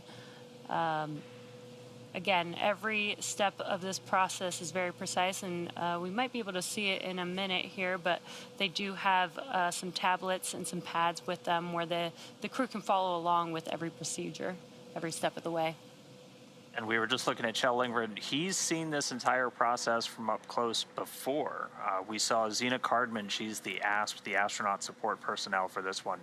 Kjell did it back on Crew 1 and got some internet notoriety as he was the SpaceX ninja that had 2 umbrellas as it was a rainy day. So getting a little fame from that one. But so he did that for the Crew 1, so this is not his first trip down this walkway, but this time he's going to be strapping in and heading uphill. So they're getting strapped in. They've got a 5-point harness that's going to be secured throughout the entire ascent portion. They're going to be in their suits until they're on orbit. They're going to wear these suits for all of the different, what we call dynamic phases of flight. So that's where the vehicle's actively making maneuvers. And so that's obviously going to be launch and ascent. They'll put their suits back on when we get into the docking with this, with the International Space Station. Same in reverse, they'll wear them for undocking. And then they'll wear them at the very end of the mission when we get to the deorbit, re-entry, and splashdown. Yeah, once the suit techs finish getting the crew all settled in, they will do some comm checks, then rotate their seats into launch position. Right now the seats are rotated down so that they are much more accessible, but once they rotate upwards, they'll be able to access those display panels that you can kind of see right above the pilot and commander seat there. And these Dragon seats are actually custom made for each crew member. They kind of go hand in hand with their custom suits. And the suits are basically an extension of the Dragon vehicle. So pretty cool. They get their own custom-made seats, custom-made suit, which is almost like their own personal AC system. Yeah, we'll see them get strapped in, and then there's, as Jesse said, there's a couple of events that we're gonna listen to and we're gonna see take place. Those communication checks will come up. We'll hear the core. That's essentially the voice of Mission Control Hawthorne. Which for today is Arthur Berrio. So we'll hear his voice when we get ready for the communications checks. They'll call up to the crew. They'll get a quick comm check from each of the crew members. So they'll call down. You'll hear them call down as commander, pilot, or PLT, MS1, MS2 for the 2 mission specialists. And they're going to be talking to the core throughout the entire mission. And they're also going to do a communication check with a couple of other of the key team members. One, the SpaceX mission director, who here in Hawthorne has the overall authority for the mission, and also the SpaceX launch director, or LD, who's overseeing all of the pre-launch and launch preparations down there at Kennedy. And then we'll do those communications checks over a couple of different paths, both through ground sites and also through what's known as TDRS, the tracking and data relay satellites. That's what same satellites we use for command telemetry data with the space station, and same satellites that are used to get all of that to and from Dragon. So they'll do all of those checks. They're also going to do another round of suit leak checks. So we saw them do that in the suit up room a little while ago. Now that they're actually on board Dragon, able to integrate into the systems, use the umbilicals, they'll do another leak check, and then the crew will be one step closer to launch. And really exciting to see, if you're just now joining us, the Crew 4 astronauts are now in their seats. They've ingressed Dragon, and we do still have the suit techs there still assisting with getting them settled in and and prepared for their mission today. The suit techs help with getting their harnessing strapped for each of the crew members, getting their umbilicals attached. And again, as Dan mentioned, they will be doing some comm checks here shortly once they are all settled in into their seats. Yeah, and once we get to those checks, you'll see them using their armrests. That's where they have a couple of different buttons. One is to actually enable that communication. They can change their Vox settings, their audio communication settings, just for volume levels, things like that inside the helmet. They're in a rotated position right now just for ingress, but after we get through a couple of more steps, we'll get to seat rotation. So we'll see their feet swing up a little bit. They rotate the seats by a little less than 30 degrees to put them in the launch position. And this is to orient them just for the best position for managing the G loads on the way uphill. It also gives them direct access to those displays. Yeah, Dan, and there's some pretty cool features about these suits as well. The helmets, you mentioned the audio attachment on their armrest. The helmets themselves have the audio basically designed into them. And the helmets are 3D printed, which is pretty cool. The suits are flame resistant, and the gloves, as Dan mentioned, they will be using that display, those display screens above the pilot and commander seat. Those gloves are actually designed to be able to use on that touchscreen. And that touchscreen's where Kjell Lindgren and Bob Hines have basically all of their direct insight into Dragon's systems. They can dig down into all of the different subsystems. Any alerts or alarms will show up there. And that's also the means of manual piloting for Dragon. There's no control sticks, there's no flight sticks, anything like that. It's all done via touchscreen. In fact, SpaceX had a really cool interactive where you could do it on the web when we did Demo 2 about 2 years ago. And it's very similar. They use that touchscreen to take control and command Dragon if required. Again, the flight designed to be autonomous the whole way, but those touchscreens can be used should the crew need to step in. Both Kjell Lindgren and Bob Hines, both trained, both capable to jump in and pilot Dragon. And there's also a row of buttons. You can just see them at the top of your screen that sit below those touch screens. Those are hardline buttons to a couple of just really critical items. If you need to basically hit them immediately, things like initiating a deorbit, suppressing fire. There's several buttons for some of the different pyrotechnics on the vehicle, deploying parachutes. And that display, that's just a cluster that's just beneath those touch screens. Looking like we're getting close to getting the suit techs out of there. Yeah, looks like we had some fist bumps, and the suit techs are now egressing or exiting the Dragon capsule. All right, well, with the suit tech starting to get out of there, we should be coming up now on those communications checks and suit leak checks. So we should be getting some call outs from the core, the crew operations and resource engineer, coming up in just a couple of minutes. So again, we've got a couple of those milestones coming up. We're going to do those communications checks. They're going to do leak checks. And then after we get through all of those, we'll be a little bit closer to closing out some of the final pad ops. That closeout team will be responsible for closing that side hatch on the Dragon spacecraft, which will get its own leak check. And once that side hatch is closed, and once we pass the leak check, it doesn't open again until Dragon is splashed down at the very end of the mission. Yeah, we've got some really cool views of the pad on your left-hand screen with the crew 4 crew inside of the Dragon capsule there.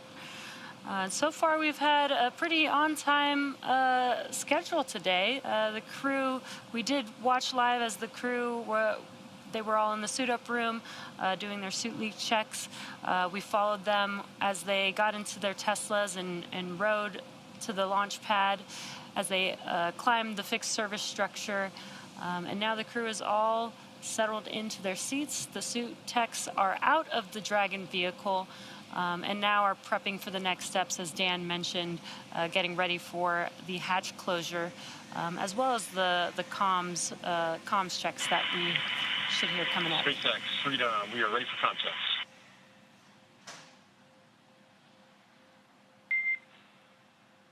SpaceX copies Freedom. Stand by for umbilical comm checks. Standing by. And great timing. Sounds like comm checks are starting now.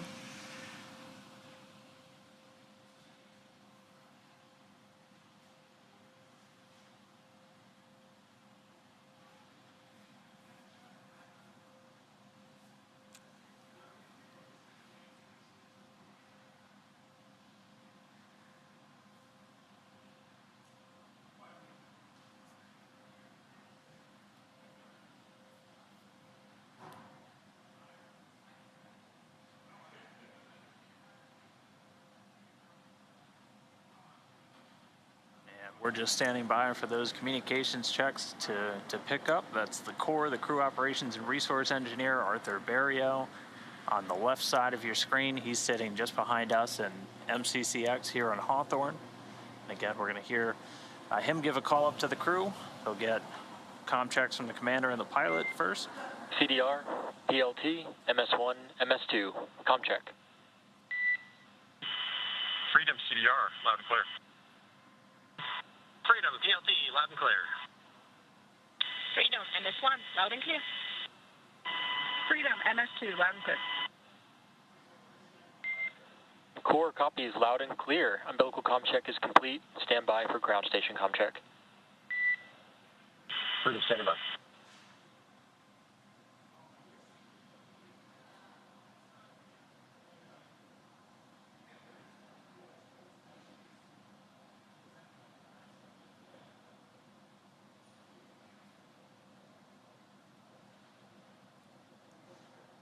So we're through the first, the umbilical check. Now they're going to check through ground stations. SpaceX operates a suite of ground stations across the planet to get data, telemetry, and voice to and from Dragon is an additional path, and along with the primary one, those TDRS tracking and data relay satellites. Freedom, SpaceX, comm check.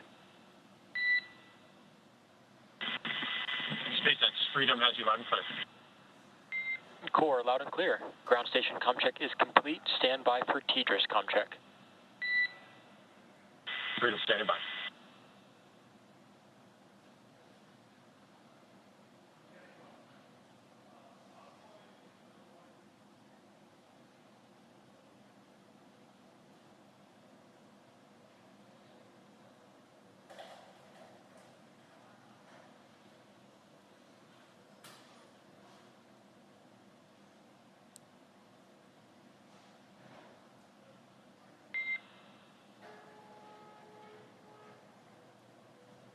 Freedom, SpaceX comm check.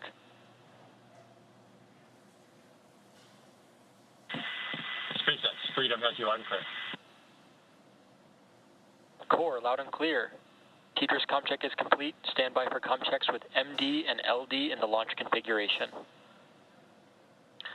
Dragon MD on Freedom, countdown 1, comm check.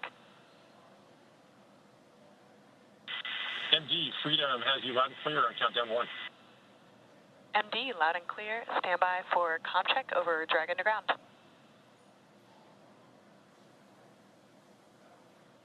Freedom MD on Dragon to ground, comm check.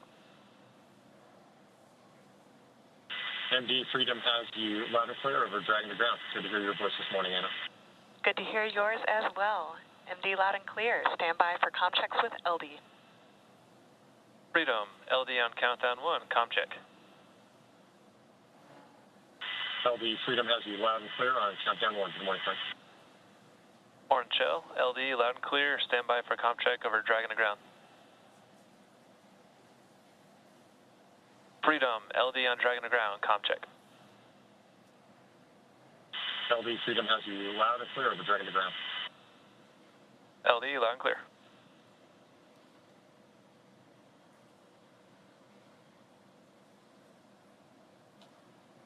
Freedom, SpaceX. With that shell, Launch configuration comm checks are now complete. Please report when ready for seat rotation per section 2 of 4.100. Freedom copies. Woke up.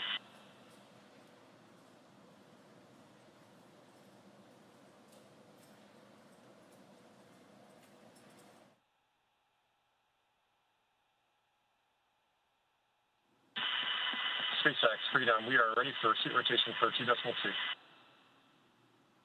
Copy that, Chell. We'll report when initiating.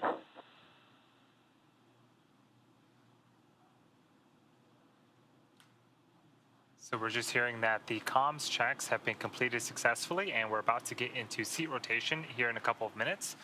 Really no issues in work as the countdown continues smoothly. We heard updates from the team that things are on schedule several times, which is always a good thing for liftoff. The Dragon launch ops team has completed their major activities to prepare the spacecraft for the astronauts. The Falcon 9 team is also located Dragon, in SpaceX firing initiating room seat rotation. 4 in the Launch Control Center at Kennedy Space Center. And you just heard the call out that we are beginning seat rotation. And if we get this, if we keep this camera view, you should see the astronauts start to tilt back and be in their launch configuration. And there it goes. Some waves to the suit technicians as they continue to rotate up. This does a couple of things. This gets them first and foremost ready for when we do ignite the Merlin engines on the first stage for ascent, but it also gives the pilot and the commander access and better visibility to the LCD screens that you see in front of them.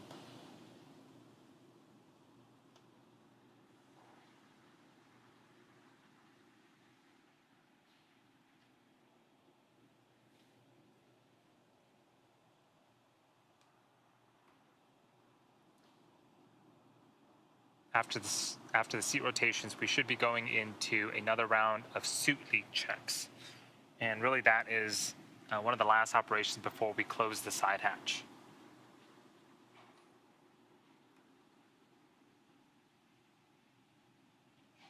Freedom, SpaceX, seats are in the launch position. Freedom copies, concurs.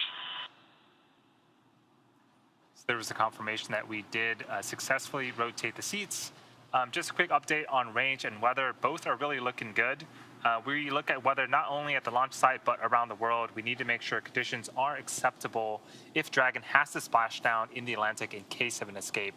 We're also monitoring contingency splashdown locations if the crew had to come back to Earth before Freedom, docking at this time, with the I can give space you a station. go for section 3, suit leak check preparation. Okay, we copy. We are go and 4.103.1 for suit leak preparation.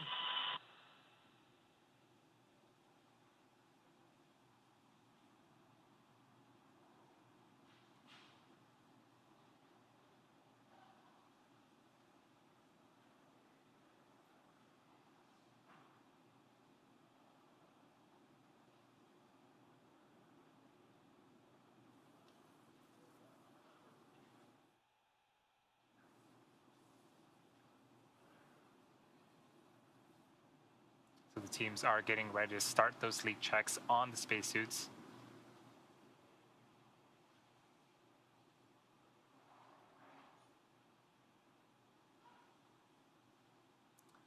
So the clock continues to count down. We are at T-minus 2 hours and 18 minutes until liftoff. But as this continues to count down, we're going to check in with Chelsea at Johnson Space Center in Houston, Texas.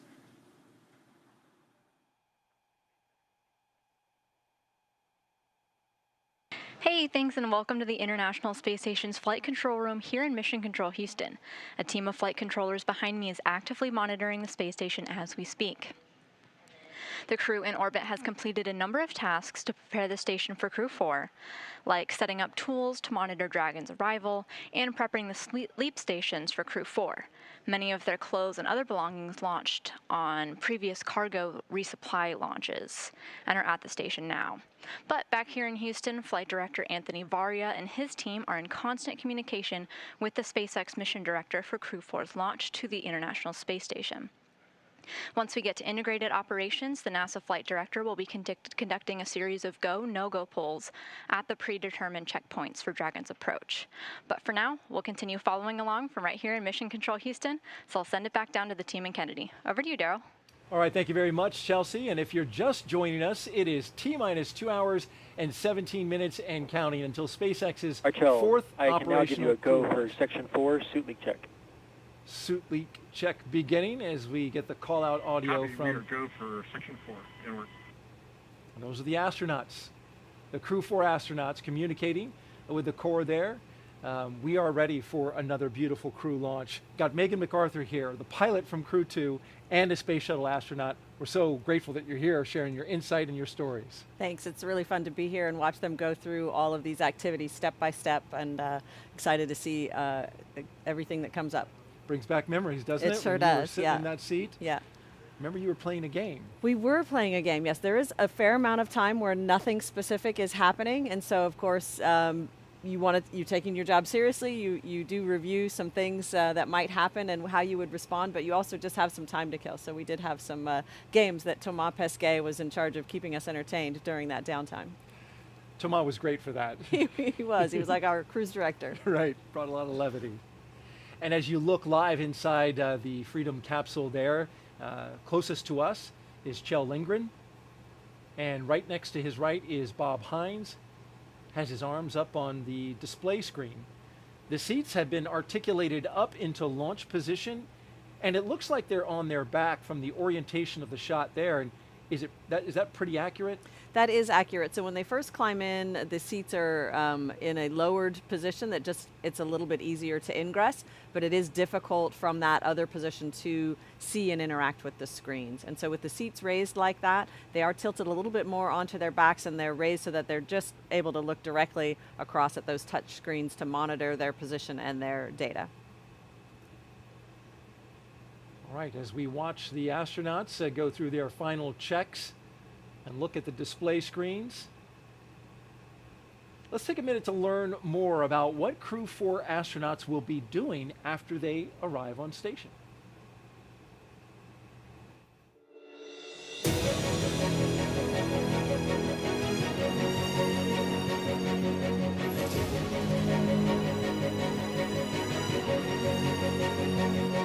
Crew 4 is the fourth crew rotation flight for the SpaceX Dragon vehicle. Crew 4's goals are to safely and successfully get to the International Space Station, and then to spend the allotted time living and working in space, meeting all of the planned research and science and maintenance goals of the space station program.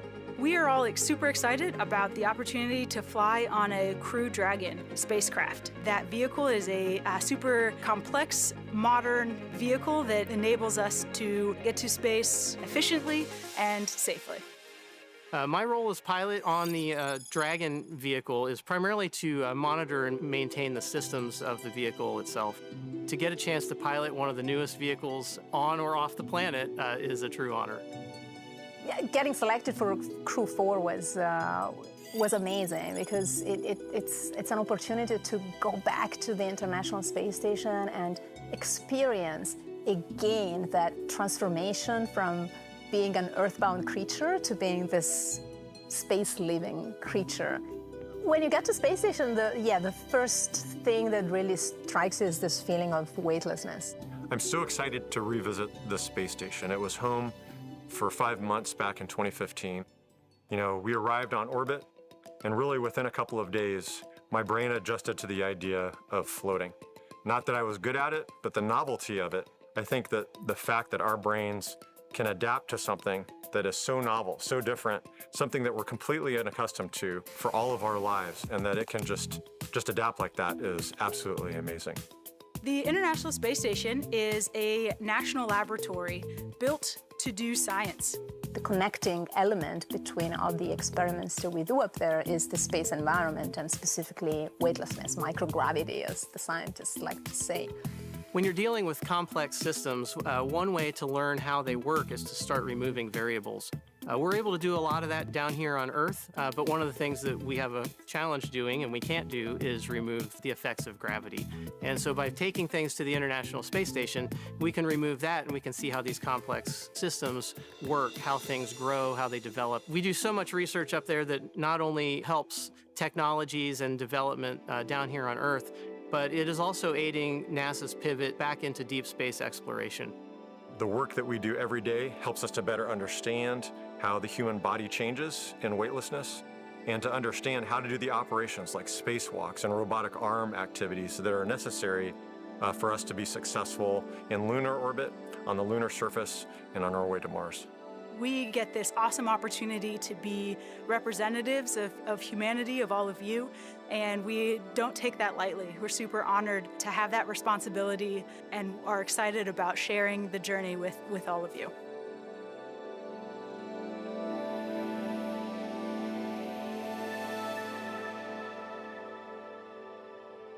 There's so much work that the crew does once they get up to the International Space Station, but at the moment, as you're looking live, outside the Dragon capsule, they're on the ground.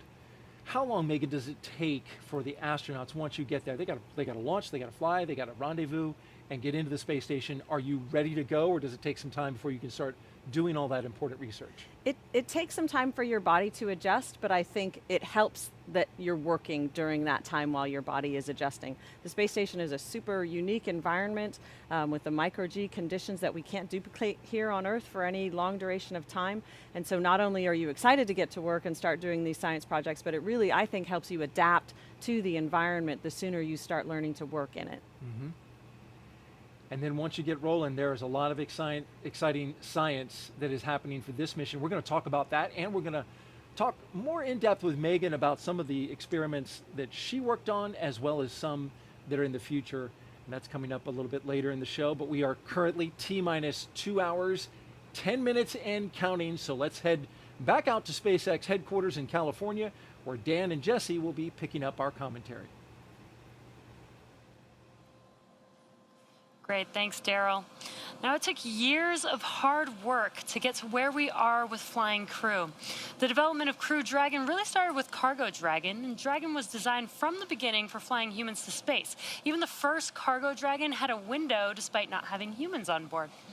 Before we could fly humans, our teams implemented a number of design upgrades to make sure that both Dragon and Falcon 9 were suitable for flying people.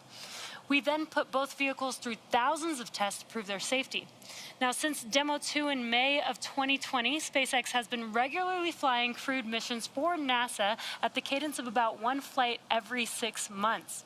Crew 4 will be SpaceX's 5th crewed space flight for NASA, following the crewed test flight Demo 2 and 3 previous operational crewed missions to the space station.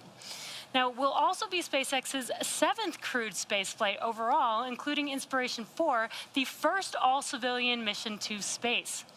Now, Inspiration 4 was really a historic first, and what's really exciting is it certainly will not be the last of its kind. Now, in fact, Jared Isaacman, commander of the Inspiration 4 mission, will return to orbit with SpaceX under the Polaris program, which is a series of missions to advance deep space exploration while raising global awareness for St. Jude Children's Research Hospital. Polaris will consist of up to 3 human spaceflight missions that will culminate in the first flight of SpaceX's Starship with humans on board. Now, the first mission, Polaris Dawn, is targeted for no earlier than the 4th quarter of this year, and in addition to Mission Commander Jared Isaacman, will include pilot Scott Kidd Poteet, who served as the mission director of Inspiration 4, mission specialist Sarah Gillis, and mission specialist medical officer Anna Menon. During the Polaris Dawn mission, Jared will perform the first ever commercial spacewalk. The mission is also flying higher than any Dragon mission to date and endeavoring to reach the highest Earth orbit ever flown. And NASA's efforts, particularly with the Commercial Crew Program and the certification of SpaceX's Dragon, are building a foundation for a robust U.S.-led commercial economy in low Earth orbit. Commercial transportation, it's a big one. That transportation to space, but that's just one element of our larger plan for commercialization. We're enabling the development of commercial space stations, private astronaut missions, and then demand for in-space manufacturing and more. We just wrapped up the mission with Axiom Space. That was a big part of this effort, and that was the first all-private astronaut mission to the International Space Station. They lifted off back on April 9th on a SpaceX Falcon 9 rocket and spent almost 2 weeks. Ended up just some bad weather prevented them from coming home. But in that Dragon Endeavor for the AX-1 mission, there was the commander and the former NASA astronaut Michael Lopez Alegria, pilot Larry Connor, and then mission specialists Etan Stibbe and Mark Pathy. And again, they spent more than 10 days in orbit, including an extended stay on board the International Space Station. They just returned just this week. But during that mission, they performed hundreds of hours of research, more than 25 different experiments, and this is just helping to lay the groundwork for a lot of the really exciting stuff coming up, including the Axiom Station, which is going to be a commercial space station attached to the International Space Station and is currently under construction. I mean, low Earth orbit, we know it's an incredible space for scientific research, technology development, astronaut training. As we go to the moon, we're going to still need a place to train our astronauts. Low Earth orbit's the place to do it. And its value has been proven through thousands of experiments, decades of international and commercial cooperation on board the station. So just a lot more to come. We're just at the dawn of this commercialization of low Earth orbit. So just can't wait to see even more. But let's get back into the ops. We saw good suit leak checks. We're getting ready for the hatch close. So let's send it back over to Daryl at KSC along with Megan. Daryl? All right, thank you very much, Dan. As we await side hatch closure, you can see the teams working there. Hatch still open, but they will be inspecting it very closely. You see the light in the hand of one of the closeout team members. They'll be closely examining that seal around the hatch, which is important. This is going to be protecting them from the dangerous environment of space. So you want a good seal.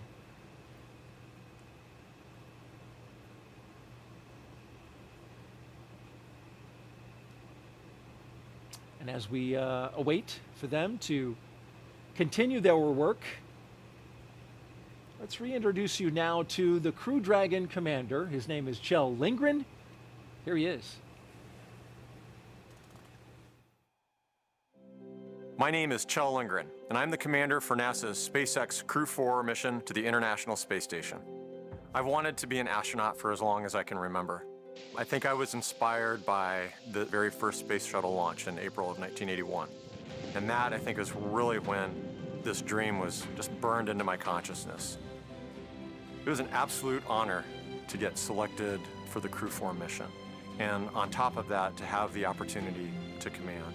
Getting to fly with this amazing crew, with Farmer and Samantha and Waddy, they are incredible astronauts, and I feel very grateful to be on a team with them. But we're one small part of a larger team that spans the nation and the world. We truly get to leverage the best and brightest as we chase somewhat impossible goals.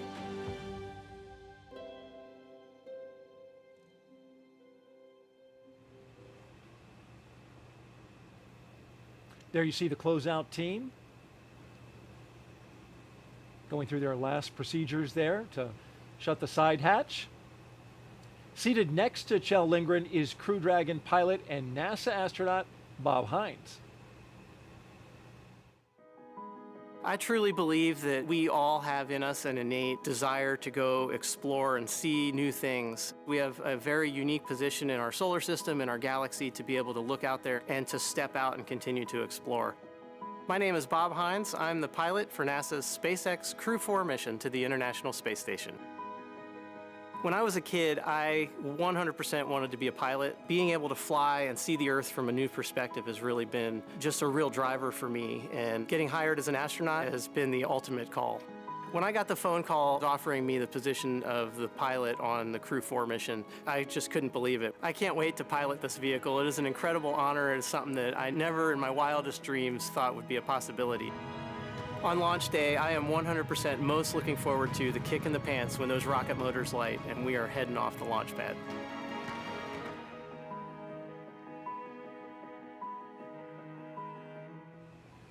And he's going to get that kick in the pants, right, Megan? That's right.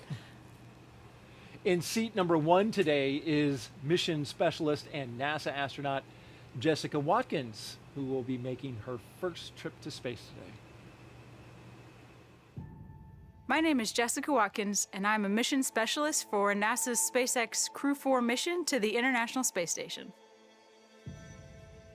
The opportunity to be the first Black woman on an International Space Station long-duration crew is exciting. It certainly is important to me and impactful to me to be able to be a part of the legacy that so many before me have paved the way to enable me to be here now. As much as I can be a small part of that legacy, I'm honored to have the opportunity. Being selected to be a part of this Crew 4 mission is truly an honor. We get this awesome opportunity to be representatives of humanity, and we don't take that lightly. We're super honored to have that responsibility and are excited about sharing the journey with all of you.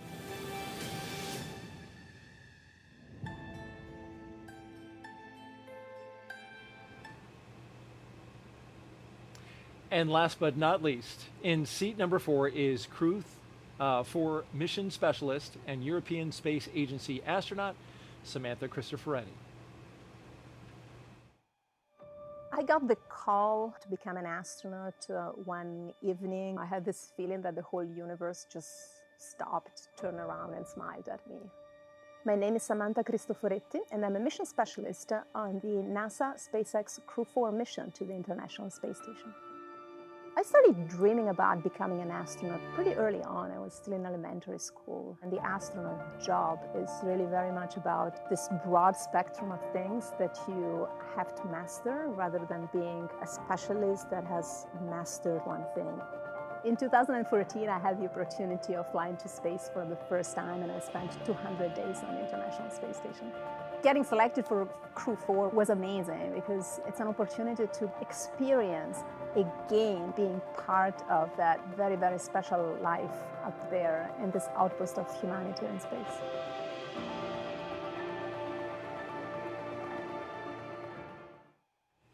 And those are your astronauts from Crew 4. A lot of 4s in this mission, Megan. It is, of course, Crew 4, the 4th operational flight. It's the 4th flight of a reflown booster. Okay. We're taking off in the 4th month of 2022. Lots of 4s. Lots of 4s. 4 very special people getting ready to launch tonight. Indeed. And this is a great crew. You can tell that they've bonded over the time that they've been together. Absolutely. The time that you spend in training, even though it's shortened in some cases, is really special. You know that you're doing something unique and difficult, and you know you're going to really be in a lot of situations where you rely on one another. And so forming those friendships and those bonds are really going to serve them well over the next 6 months. Providing us the insight and the explanations throughout this launch broadcast, Megan MacArthur on hand here, shuttle astronaut, Crew 2 pilot on the Dragon. We want to remind you, you can ask her a question right there at the bottom of your screen. You can see how. Just put the hashtag AskNASA into Twitter and send us a tweet. And once we see it, we'll go through them and pass them along to her. She's been answering them all evening, and keep those questions coming. In the meantime, let's get over to Andy at SpaceX headquarters for a launch operations update. Andy. Thanks, Daryl. We are just under T-minus 2 hours until liftoff, and the countdown is proceeding nominally at this point. On board the brand new Dragon spacecraft Freedom, we heard the communication checks between the Dragon team and the crew, and those went well. The astronaut seats were also rotated in flight position, and right now the closeout leads will verify the cabin environments and then begin procedures to close the side hatch of the Dragon spacecraft. Afterwards, the SpaceX support team will perform the final leak check on the hatch, and once that is finished, the team will begin steps to ready the access arm to retract. Then the closeout team will leave the pad at T-minus 1 hour, leaving just the astronauts on the pad. As for the Falcon 9 team, they are on console in firing room 4. They are preparing the communication checks with the astronauts that is due in just a few minutes here. SpaceX engineers have pressurized the launch vehicle gas storage bottles. These are composite overwrap pressure vessels. They contain gases used to fill the tanks with hot helium as propellant is drained out of the first and second stages during ascent. Once we top them off, we'll top them off in the last half hour or so before liftoff. We also use pressurized gases to spin the Merlin engine turbopumps when we start an engine in space. The second stage MVAC engine starts up after the first stage separates, and the first stage engines need to be restarted for its landing sequences. The gases are also used for attitude control systems, which helps with vehicle orientation, and for deploying the grid fins and landing legs. We continue to monitor weather at launch sites and around the world at contingency abort and landing zones. But right now, everything is green. So with that, we are at T-minus 1 hour, 57 minutes and counting. Everything's looking good here, so I'll send it back to you, Daryl and Megan. All right, Andy, and thank you. Back here at the Kennedy Space Center, the weather is fantastic. We've got a cool evening and calm conditions, which is perfect for launch. As we look at the closeout team finishing their job on their pads, they've got a list of milestones and checks to complete. And as we wait for them to close that side hatch with the 4 crew astronauts inside, let's take a little moment to take some more questions from social media. And there you see a question up on your screen. The question is, Megan, how would you describe the first moments after arriving to the space station?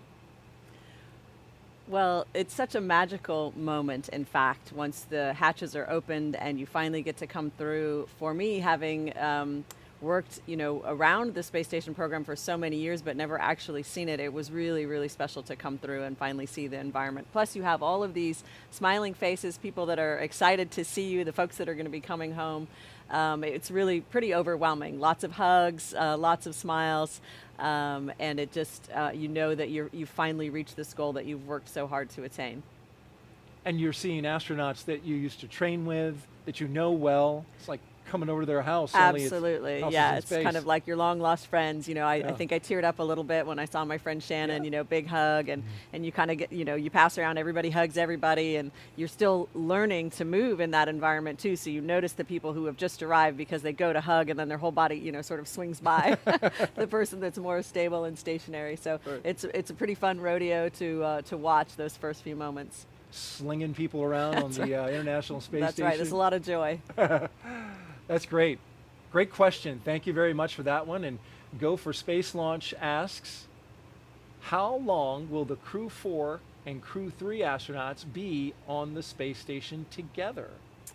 Well, that's a great question. So this is what we call a direct handover, meaning that the Crew 4 astronauts will arrive and spend several days with the Crew 3 astronauts before we check the weather and make sure it's okay for the Crew 3 astronauts to come home. So typically that's designed to be about 4 or 5 days, but it will of course depend on the weather conditions. They're going to be looking for good weather to bring home the Crew 3 astronauts safely.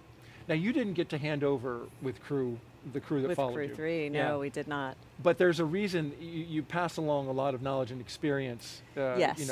On to them. Handover is really, really important between crews. There's so much that you can learn, from the books, if you will, or from the simulation, but there's so much more that you're going to learn in the real environment. And we had the luxury of, Mark Vande Hei, of course, was up there. He did an entire year in space. He's a superhero. And so we were able to leave to take advantage of the good landing weather, knowing that he was going to be there to show everybody the ropes that was arriving on Crew 3. Of course, we would have loved to be there to enjoy their company for a few days, but it does get pretty crowded. Especially at the line to the bathroom. Yes, that's a long line. Even in space. How about we take another question? That was a great one. Florida Hurricane asks, does the crew participate in any pre-launch traditions? That's a great question. So individual crews might have their own specific pre-launch traditions.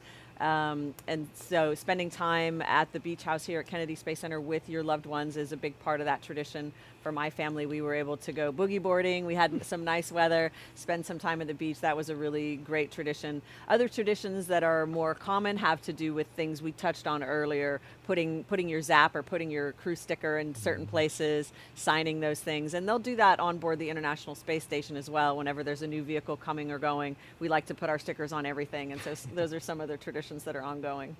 And special for this crew, they actually got to go out and see the SLS rocket, which was on the pad. It just recently went back into the VAB, so we haven't seen it tonight. But that was a special opportunity for Yes. them, which not a lot of crews get to Yes, see. not many crews will get to see. Well, eventually we'll get to see more of That's that. right. But that must have been a special moment going to visit the Mega Moon together and thinking, hey, this could be a next ride for some of us. So that had to be pretty special. Absolutely, and they got inside the gate as well, so a great opportunity for them. Well, thank you for those social media questions. Keep them coming. Shuttle Gravity asks, why have many of the SpaceX crewed missions launched at night? That's funny. You and I were just talking about that. I'm not sure that we came up with the answer. It certainly is the I think case you did. that launch. Well, orbital mechanics are complicated. That was my answer. Yeah. I think we definitely came to the agreement that it's a beautiful site. It could also it's certainly orbital mechanics where the space station is important, and I think also probably weather might be, in general, the winds might be calmer at night by the ocean, but that's really just a guess. It's not something that I've tracked closely. I don't know if you guys have talked about it internally. It is, and the conditions are better at night, but it's exactly as you say. It does come down to where the space station is going to be and how they need to catch up with it. And so when we land at night, the launch ends up happening at night. It's just the way it is, Yeah. and that's why we're spending our entire overnight getting That's ready right. for this launch. Which it's interesting that they noticed that, because Demo 2 and Crew 1, Crew 1 I'm a little fuzzy on, but I think Yeah. those were daytime. But Crew 2, Crew 3, Crew 4, all overnight. All overnight. That's right. But you notice that the Axiom 1 mission, which was just about 2 weeks ago, that was during the day. So, Yeah. it really So just really, depends what I on time of remember year. from shuttle days is that as the launch gets later, the time gets earlier by about 23 minutes or something like that, Yes, day by that's day. right. So you used to be able to do that launch math pretty quickly. If you knew the mission had slipped a week, it was going to be so much earlier. So it really does have to do with where is the space station relative to the launch site, and you got to launch right when they're directly overhead, and that's how we do it. And it's an instantaneous window Right. when it is overhead. And are we going to take another question? Let's do it. We have reached an important milestone, as you can see on your screen, though, as we are watching outside the spacecraft, the Crew Dragon, Freedom. The closeout crew there in the White Room appears to have the hatch shut, and now they're checking for leaks. And while they do that, let's take this last question.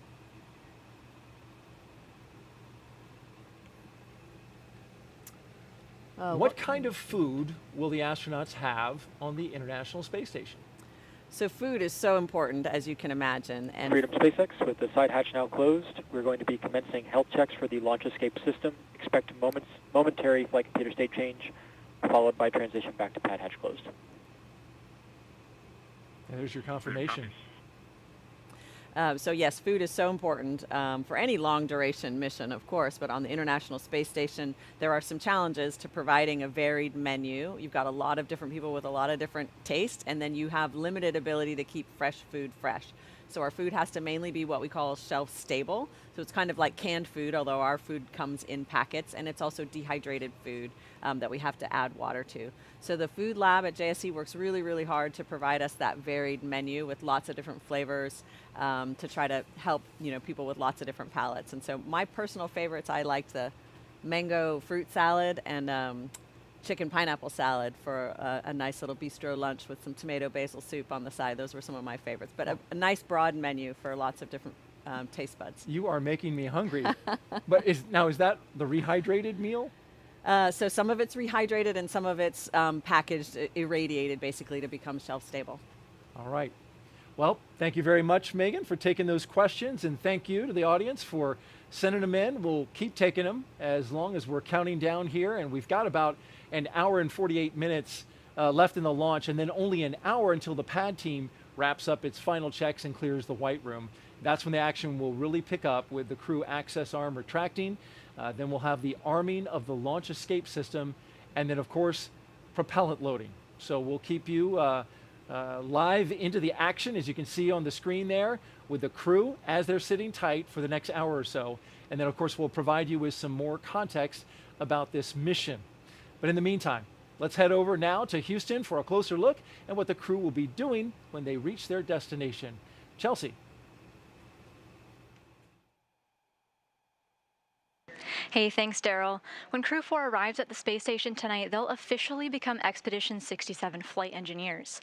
Once on board, they'll do something known as a direct handover, just like what astronaut Megan McArthur was talking about, basically saying that Crew 3 and Crew 4 will be aboard the space station all together until Crew 3 comes home sometime next week. Crew 3 will be able to give Crew 4 an orientation, show them the ropes, which might be particularly helpful for first-time space flyers Jessica Watkins and Bob Hines.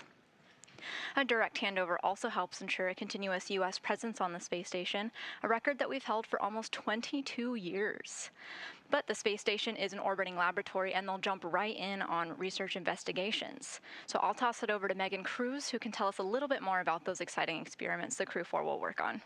Chelsea, thank you so much. Yeah, I want to introduce everyone to David Parker here. He's the European Space Agency's Director of Exploration. How are you? I'm great. Good morning to you. You are very excited. Well, I do know why you're excited. This is your first launch from here at Kennedy. It is. It's incredible. I've been working in the industry for 30 years, and here I am, the first launch at Kennedy. That's so exciting. And you're going to watch Samantha Cristoforetti's second trip to the International Space Station once she launches from here. When she gets there, she'll be working on a lot of science experiments, right?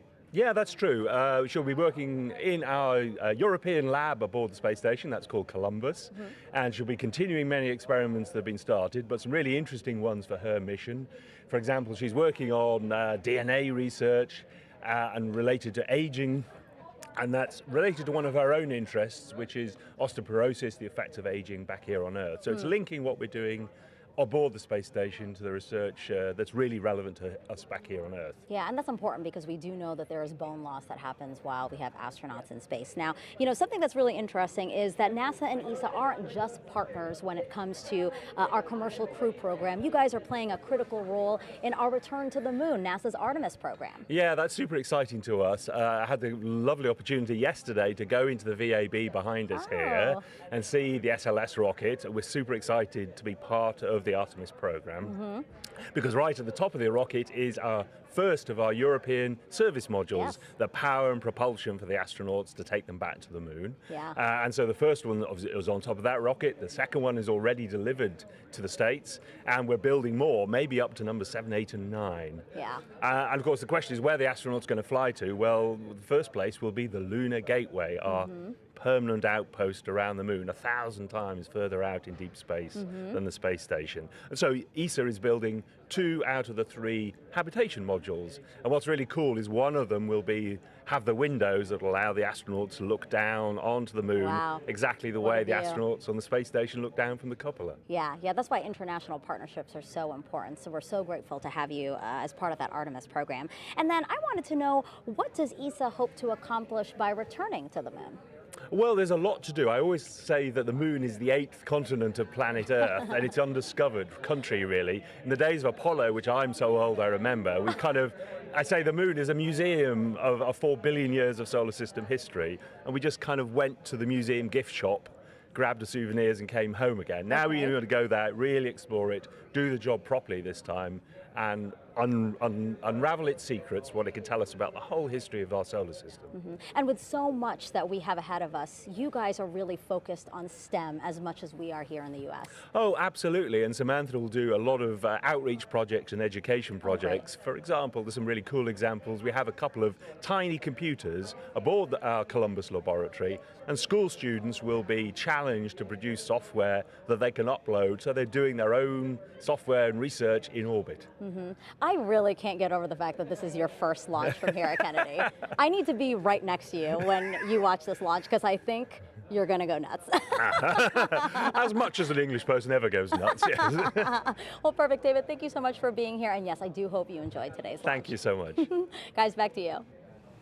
All right, thank you, Megan, and looking forward to his reaction. He's going to stay composed, so he says. That's what he says. So we just heard about the science from the European perspective, and now here's a closer look at some of the life-changing science that astronauts are performing aboard the International Space Station right now. The International Space Station is a state-of-the-art microgravity laboratory that is unlocking discoveries not possible on Earth and helping us push farther into deep space. Every single day, we are answering big questions about Earth and about space, about where we came from and about where we're going. But the other thing that we're doing is we're learning more questions to ask. Microgravity turns almost everything we know upside down. Liquids behave completely differently. Fire burns in new ways. Biological systems reveal surprises. There's a few things that have made me gasp out loud up on board the space station. Watching heart cells actually beat has been a pretty big one. We're studying ways to grow food in microgravity. I got to tell you, these are pretty amazing. We're learning how human bodies react to life in space and how to keep crew members safe and strong on long-duration exploration missions. Deadlifts are awesome on Earth. They're also awesome in zero gravity. We're testing technologies that will be critical to our return to the moon and Great Leap to Mars. Our research has contributed to medical and social benefits on our home planet, allowing us to find new ways to combat disease back on Earth and develop technologies to deliver clean water to remote communities in need. The spectacular vantage point of more than 200 miles above our planet supports our monitoring of Earth's climate, natural disasters, and plant life. Our planet Earth is absolutely stunning. To me, it doesn't matter where we are in the world, I just see beauty in different ways. The growing new space economy, so vital to our continued progress in space, is flourishing in low Earth orbit. We're inspiring future generations from a platform that is one of the largest international collaborations of our time. We're doing science at 17,500 miles per hour. Come along for the ride.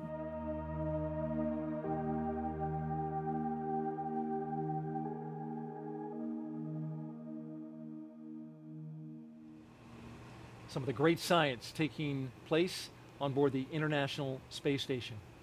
Got an operational update for you right now. The crew inside Dragon there, Crew 4, received their post-ingress brief. The teams are tracking no issues at this moment. They also just completed communications checks with the key members of the Falcon 9 launch team. And now we are standing by for side hatch leak check completion. As you can see there on your screen, that is happening right now. Now, NASA astronauts on board the space station have been busy preparing for the arrival of Crew 4. I recently spoke to astronaut Rajachari, who is in space right now, about how they're getting ready and the special connection he has with two Crew 4 astronauts. Raja, I covered your launch from Cape Canaveral, and I remember what you looked like then, and I see you now, and I'm just curious, did you get a haircut? And if so, how did you cut your hair in space? Yeah, so we've done a few haircuts. We use clippers with a vacuum hose attached to it, and so I can do about the front half of my head, basically just in the mirror, and then usually use a crewmate to do the back side of my head. Hey, I can't help but notice you've got an inflatable globe there attached to your leg, and I'm wondering what that's for. That is, in case you have any questions about the Earth, since oftentimes people are curious about whether we can watch the launch and or see the orbital insertion. So obviously they'll be launching out of the Cape. Based on where we're at, hopefully we'll have a decent view. And as long as we're on at least the half of the Earth that can view the Cape, we might get a chance to see the rocket plume and maybe the insertion into orbit, but it's always kind of dependent on atmospheric conditions and where exactly we are in the orbit in relation to their launch. We're getting ready to send Crew 4 to you. How are you getting ready for their arrival?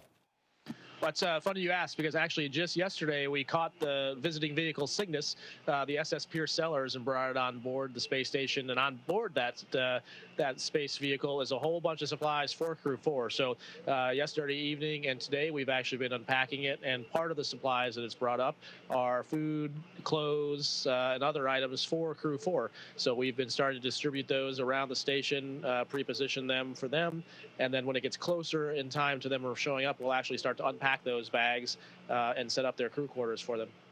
Tell me a little bit about your experience, what you remember most about your launch day when you guys launched from Cape Canaveral and went up to the space station, a little bit about 6 months ago.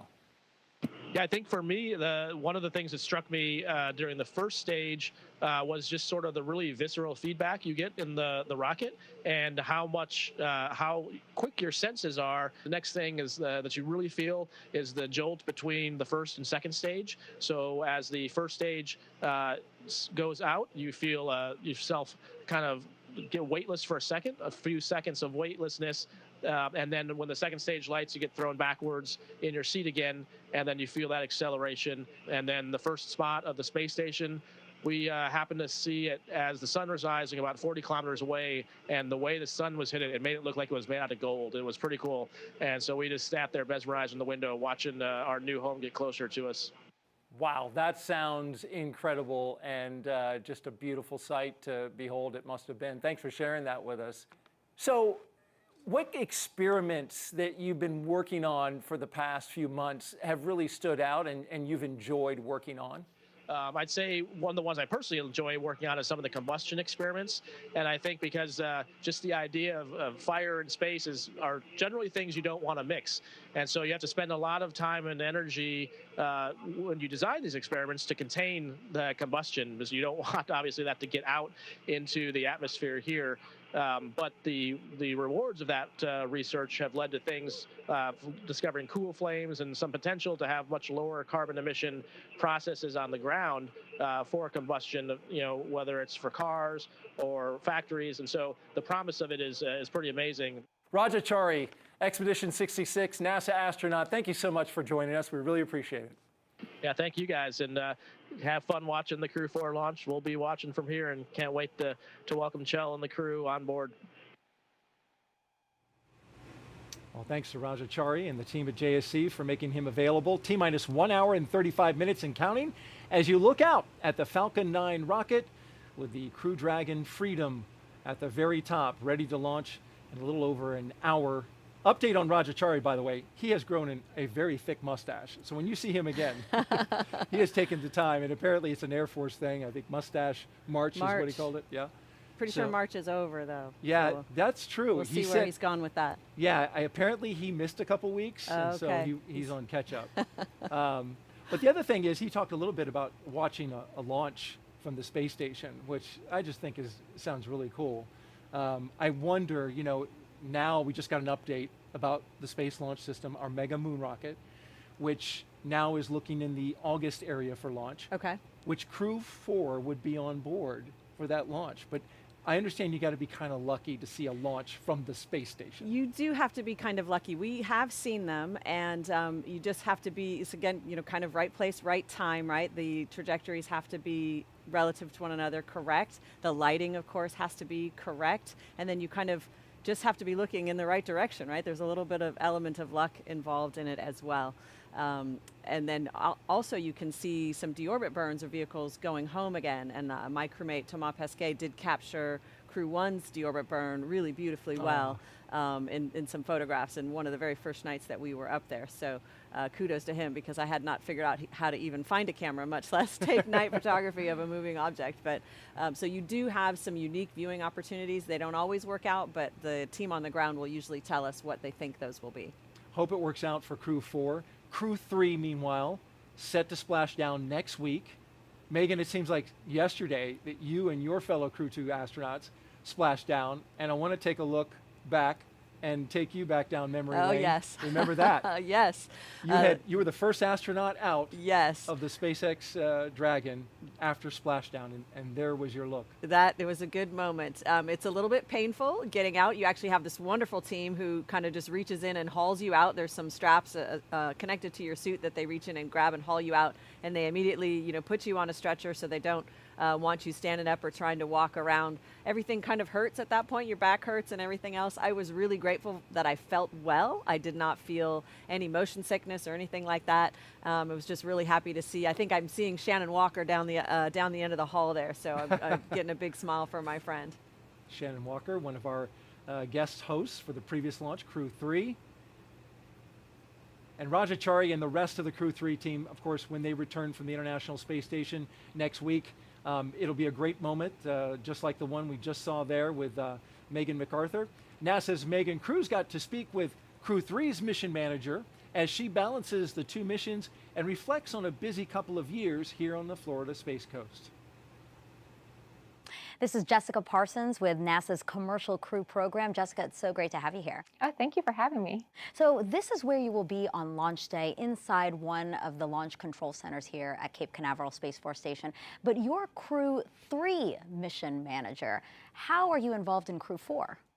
Well, that's correct. I'm the Crew 3 mission manager, but we have a group of mission managers that is assigned to each of the missions. For Crew 4, our mission manager is actually in the LCC room in Fire Room 4 with the SpaceX and the spacecraft team, but we do have many teams that support from different locations. Hangar AE here is one location where we have our launch vehicle teams and our ground systems team that are following the launch preparations for the launch vehicle and the ground systems. So we do have mission managers assigned to different locations.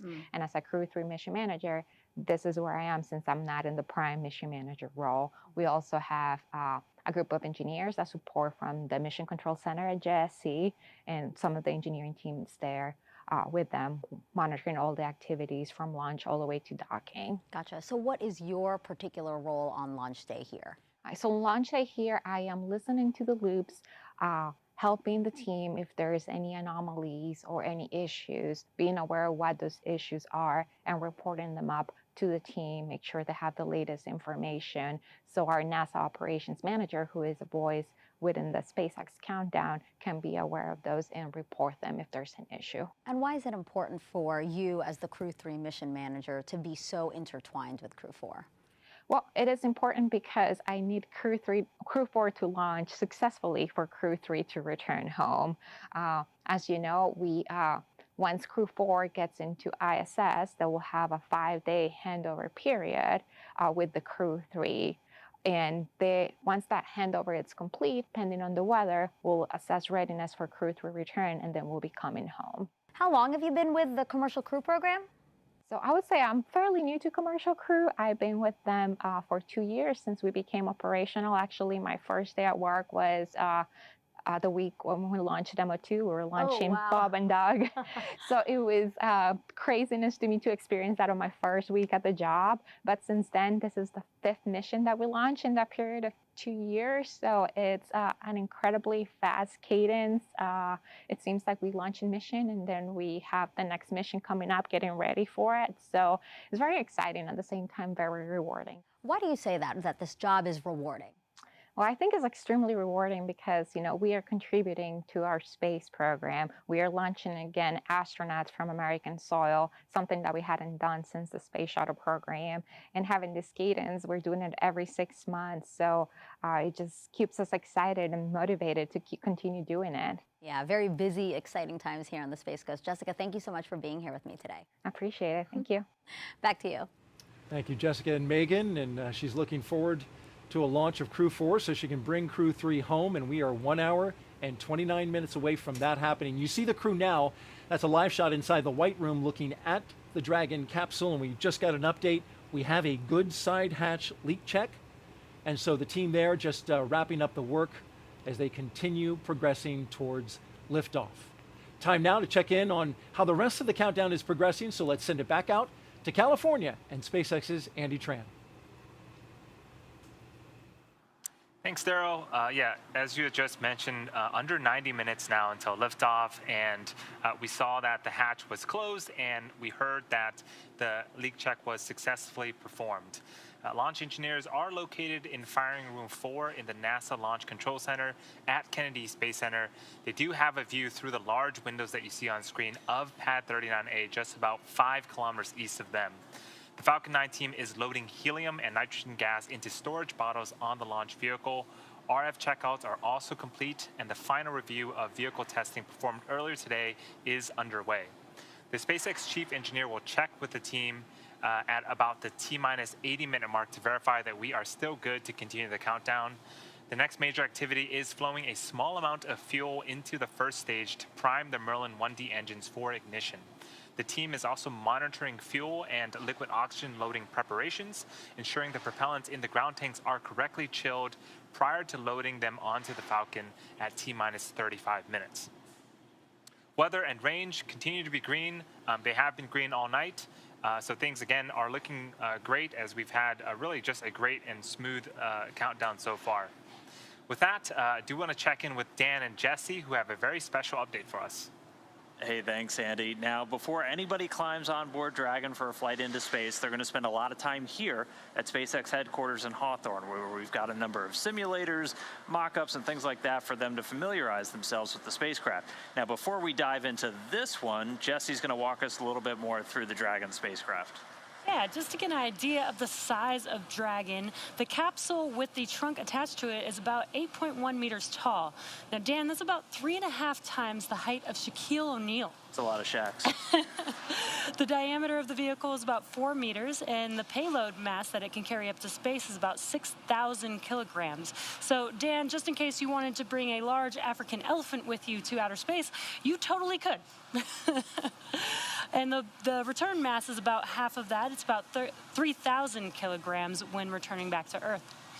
All right, and so SpaceX has a number of simulators, mock-ups for the different aspects of Dragon, and this one right here is a mock-up of the forward hatch. So this is on the very top part of the Dragon spacecraft, and this is what they'll be opening once they dock to move into the space station.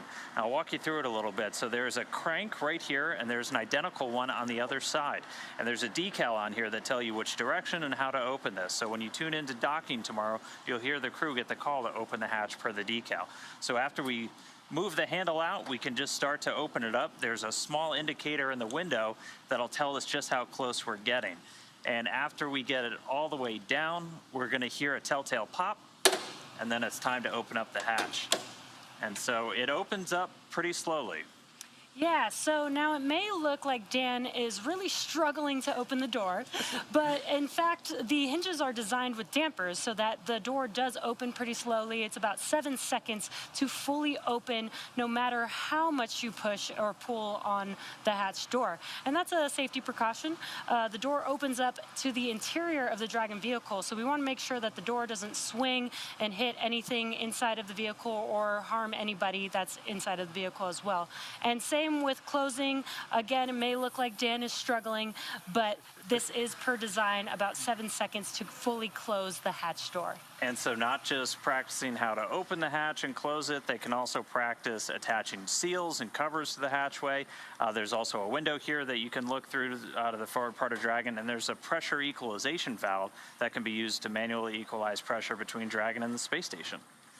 Yeah, and this is just one of the many components that our teams here get to do and be able to train the crew on. So if you're interested in any of the work here at SpaceX, please take a look at spacex.com/jobs and check it out.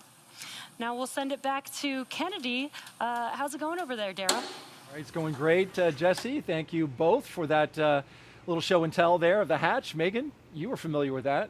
Absolutely. That was one of the training items that we would use when we would go out to Hawthorne to make sure we understood how that mechanism worked. Weren't you saying that you did it faster? Is that what a little bit, maybe a little bit faster, yeah.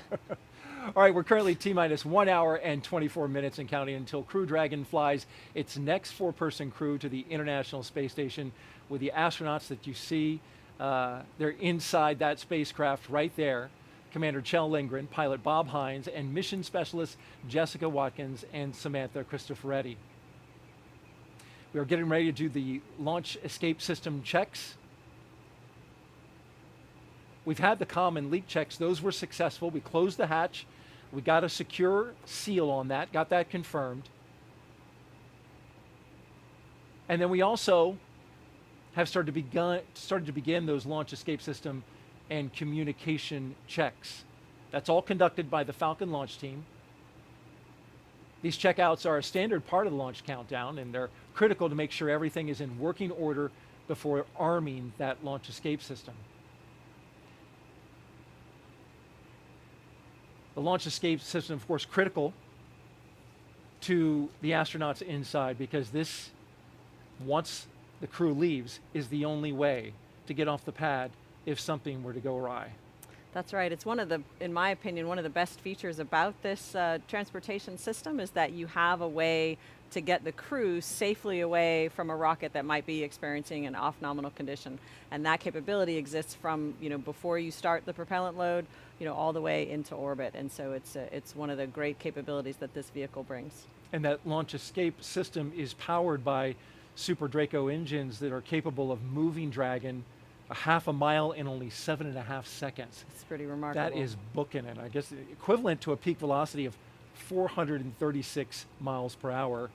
I can imagine what that feels like.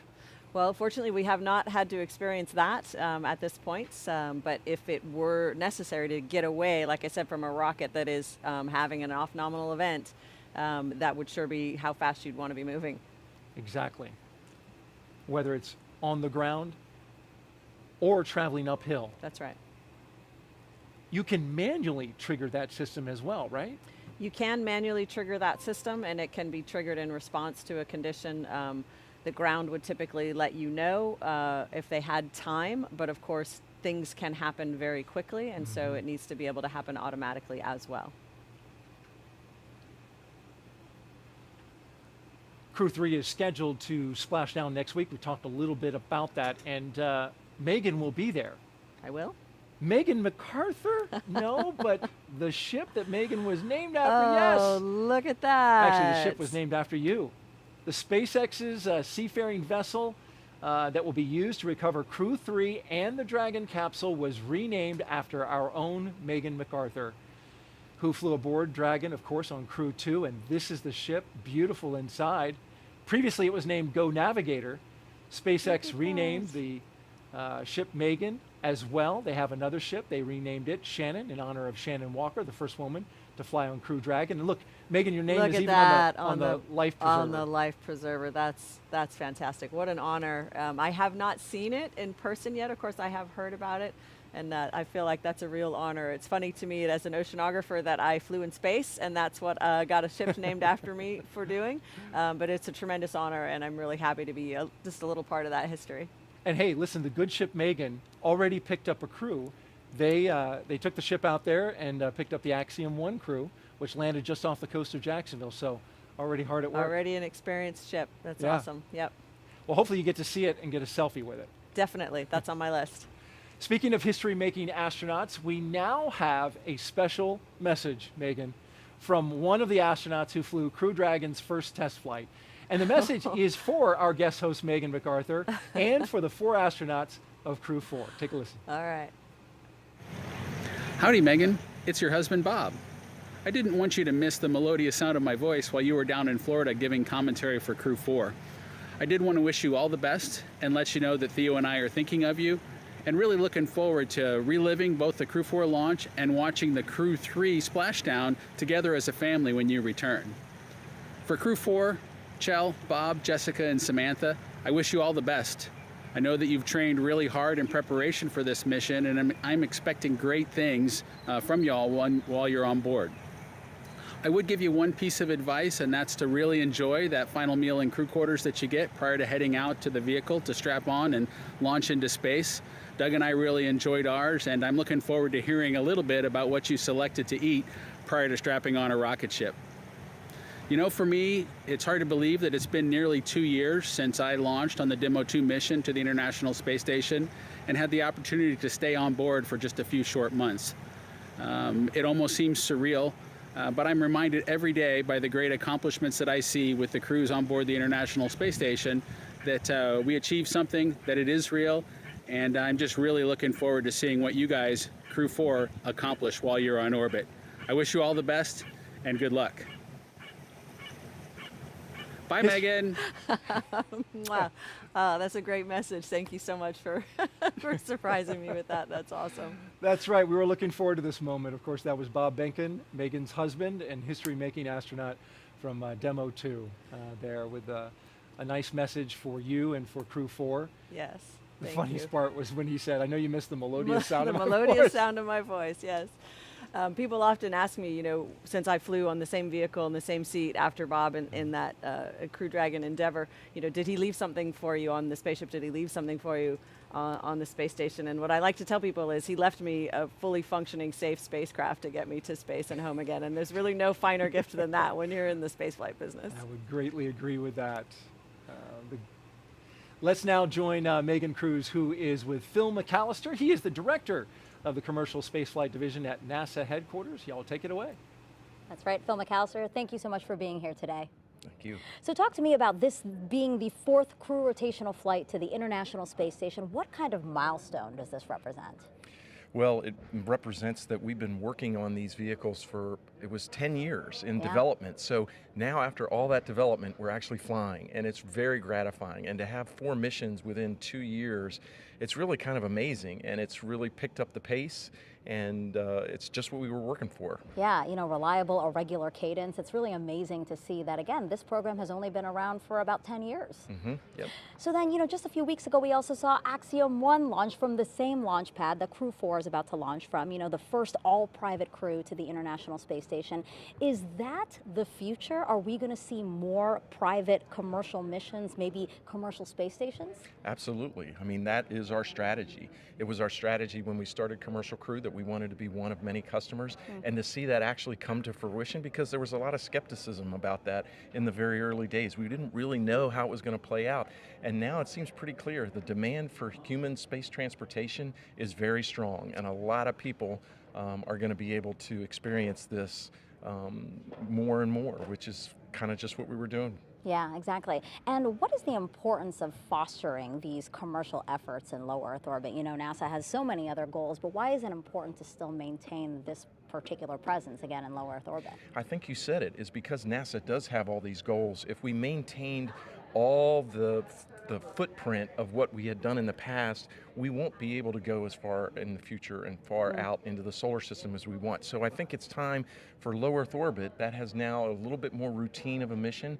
It's time to turn that over to the private sector. They've shown, the U.S. aerospace industry has shown both technically and financially that they are capable, with NASA's help, of doing that mission, and so that we can direct our resources towards the moon and Mars. Can you remember a busier time on the Space Coast? I really cannot. You know, it's interesting. I was here for the last shuttle mission, and I remember being at the hotel, and they were all like, oh no, this is the last shuttle mission. I don't know if we're going to be able to keep going. And now there's 5 more hotels, and you still can't get a place. So it's really been invigorating for, I think, this economy, the local economy, but also NASA. And partnering with these companies, we learn from them, they learn from us. I think it has really just invigorated everybody. Yeah, just within this month, we saw 3 vehicles on 3 different pads there. Can you remember when you last saw something like that? No, I cannot. This really is probably the busiest time that I can think of in my memory, for sure. I mean, the Axiom 1 spacecraft came down less than 2 days ago. Yeah. And now we're launching Crew 4, and Crew 3 is going to come back down 4 or 5 days after that. It's just what we've been working for. We want to fly, and so now we're doing it. Lots of juggling, but very worthwhile, very rewarding. Yes, when we complain about it, we were like, what are we complaining about? This is actually our job, so it's nice to be flying. Phil, thank you so much. I really appreciate you being here. I hope you enjoyed today's launch. Thank you. All right, let's go back to Hawthorne for another check on the countdown. Thanks, Megan. Now we're just at T-minus 1 hour and just under 15 minutes away from launch, and it just gets more and more exciting as we approach that T0. Now we've been able to watch the crew ingress the Dragon vehicle. They're already inside, and there you can see on your screen. They were helped out by our closeout team. The closeout team helped to attach their umbilicals, which provide breathing air and comms to Dragon. They also performed suit suit leak checks, as well as those comm checks with the core and launch director as well. And after the suit leak checks were complete, we got the hatch closed, and the closeout team was able to confirm that we got through a good side hatch leak check, so that was another really important milestone. There were also some communication checks with some of the key members in the Falcon 9 launch team. But coming up, the closeout team is going to get ready to depart. So we're going to see them move out of the White Room, off the crew arm, and they're going to leave the area. And after they're gone, the only people left at that pad area are the astronauts. The final weather checks have just kicked off, releasing a couple of weather balloons. The good news is all of the weather has continued to look great for launch. Closeout team has departed the crew arm. Freedom copies, thanks. And there, the core giving that update. So the closeout team has departed the crew arm. They're going to get in cars and drive away. Then it's just crew 4 on the pad, and that's it. And then we're going to get closer to launch. Again, weather's continued to look fantastic. Very low probability of violation at the launch site.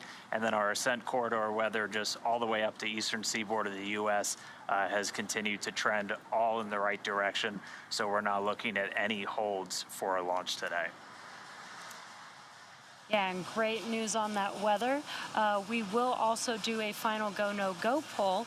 But before we get to that, the various teams at both NASA and SpaceX will do an internal go poll, making sure that conditions are right with Falcon 9, the Dragon, the crew, the range, and the space station before the final go is given. So now let's check back in with Houston for a status update on the team supporting the space station on the readiness for launch. Chelsea, how's it going over there? Hey, thanks, Jesse. The team here in Mission Control Houston has polled that they are go for launch earlier.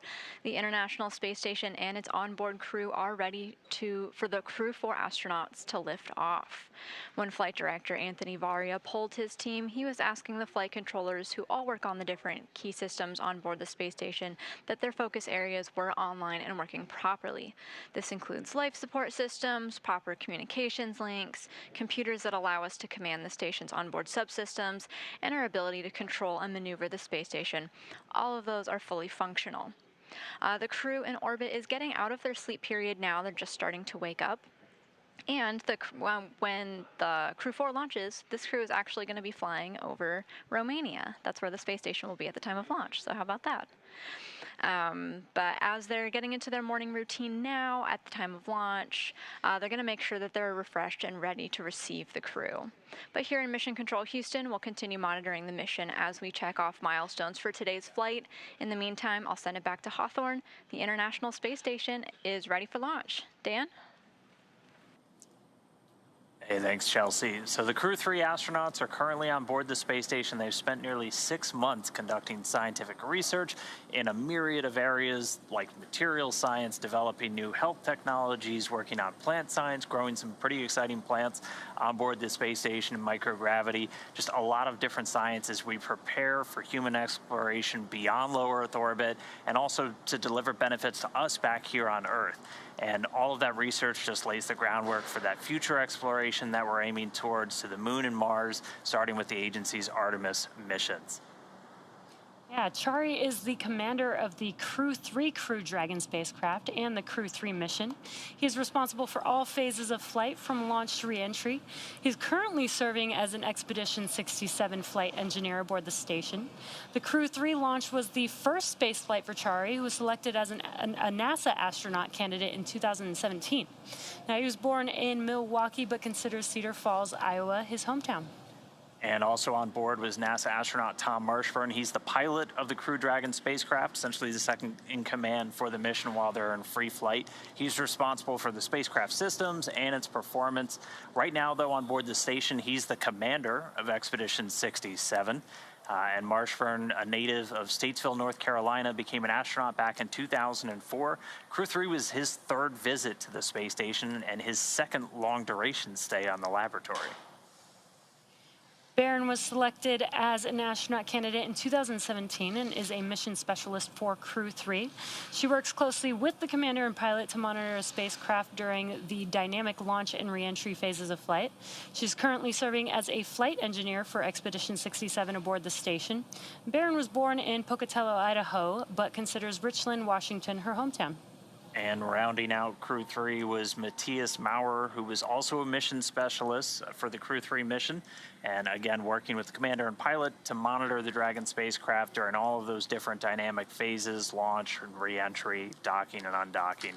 He's also a flight engineer on Expedition 67, and like Rajachari and Caleb Barron, this was his first trip to space, and he was from St. Wendel in the German state of Saarland. So that 4-person crew is currently on board. They're preparing for Crew 4's arrival, but their return back to Earth is just days away, assuming we get an on-time launch today.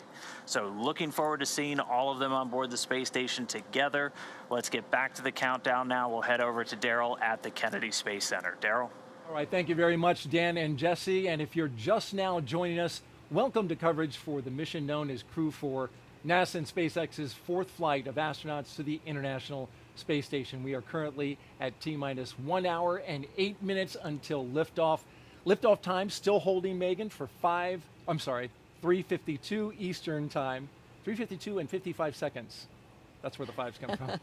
And we're tracking no issues with Falcon 9 or Dragon. The range is green, weather is cooperating, and over the last 3 hours, our crew of Jell Lindgren, Bob Hines, Jessica Watkins, and Samantha Cristoforetti have donned their SpaceX space suits in the historic crew quarters suit-up room. Then they walked out of their crew quarters building, as every NASA astronaut has done since Apollo 7. Then they were transported to the pad, where they climbed inside the SpaceX Crew Dragon Freedom, and now we are seeing them live on that rocket that you see on your screen right there, awaiting liftoff. And so, Megan, as they wait for this, what is the crew doing in these moments? Right, the closeout crew is leaving, and so it's just the astronauts inside the spacecraft. Yes, you certainly realize as that hatch closes and you get the call that everyone's left the pad, that you're getting very, very close to launch. Throughout the time, and it is a significant amount of time that they're in there and waiting. In the beginning, you know, when you first arrive, you want to make sure that if you had to do an emergency egress, you know what all of the functions are that you need to do, what all of the equipment is, and so you take some time to be serious about thinking through all of that. You know, and as we go further and we approach the propellant loading, they're going to again be very much focused on the tasks at hand. But in between, there's quite a lot of downtime, and so they'll be entertaining each other, telling stories. Maybe they'll be playing some games. The few glimpses that we've had of them, I've seen some smiles on faces, so I think they're in there having fun, getting ready. Plenty of smiles from Crew 4, indeed. We've seen that, and it's been good to see. Over the next hour, we will conduct a series of polls to get ready for launch.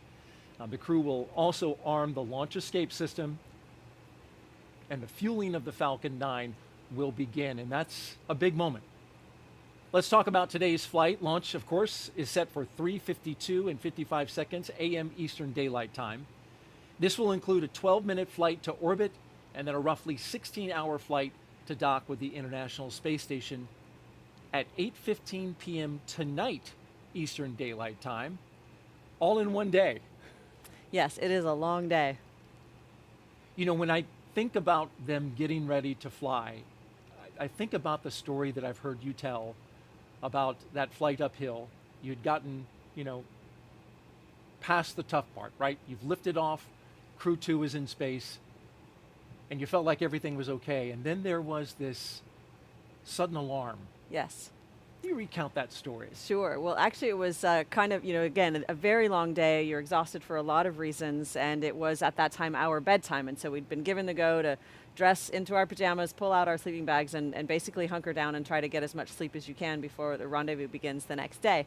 And we got the call from Sarah, our core, to say, hey, we're tracking an object that's potentially going to get too close to you. We need you to put everything away. You have, I think it was 15 or 20 minutes. And so that was an immediate scramble to do exactly what she had said. There was no time to really think about it. We had to just go right into the drill of practicing those motions that we had done, of course, at home.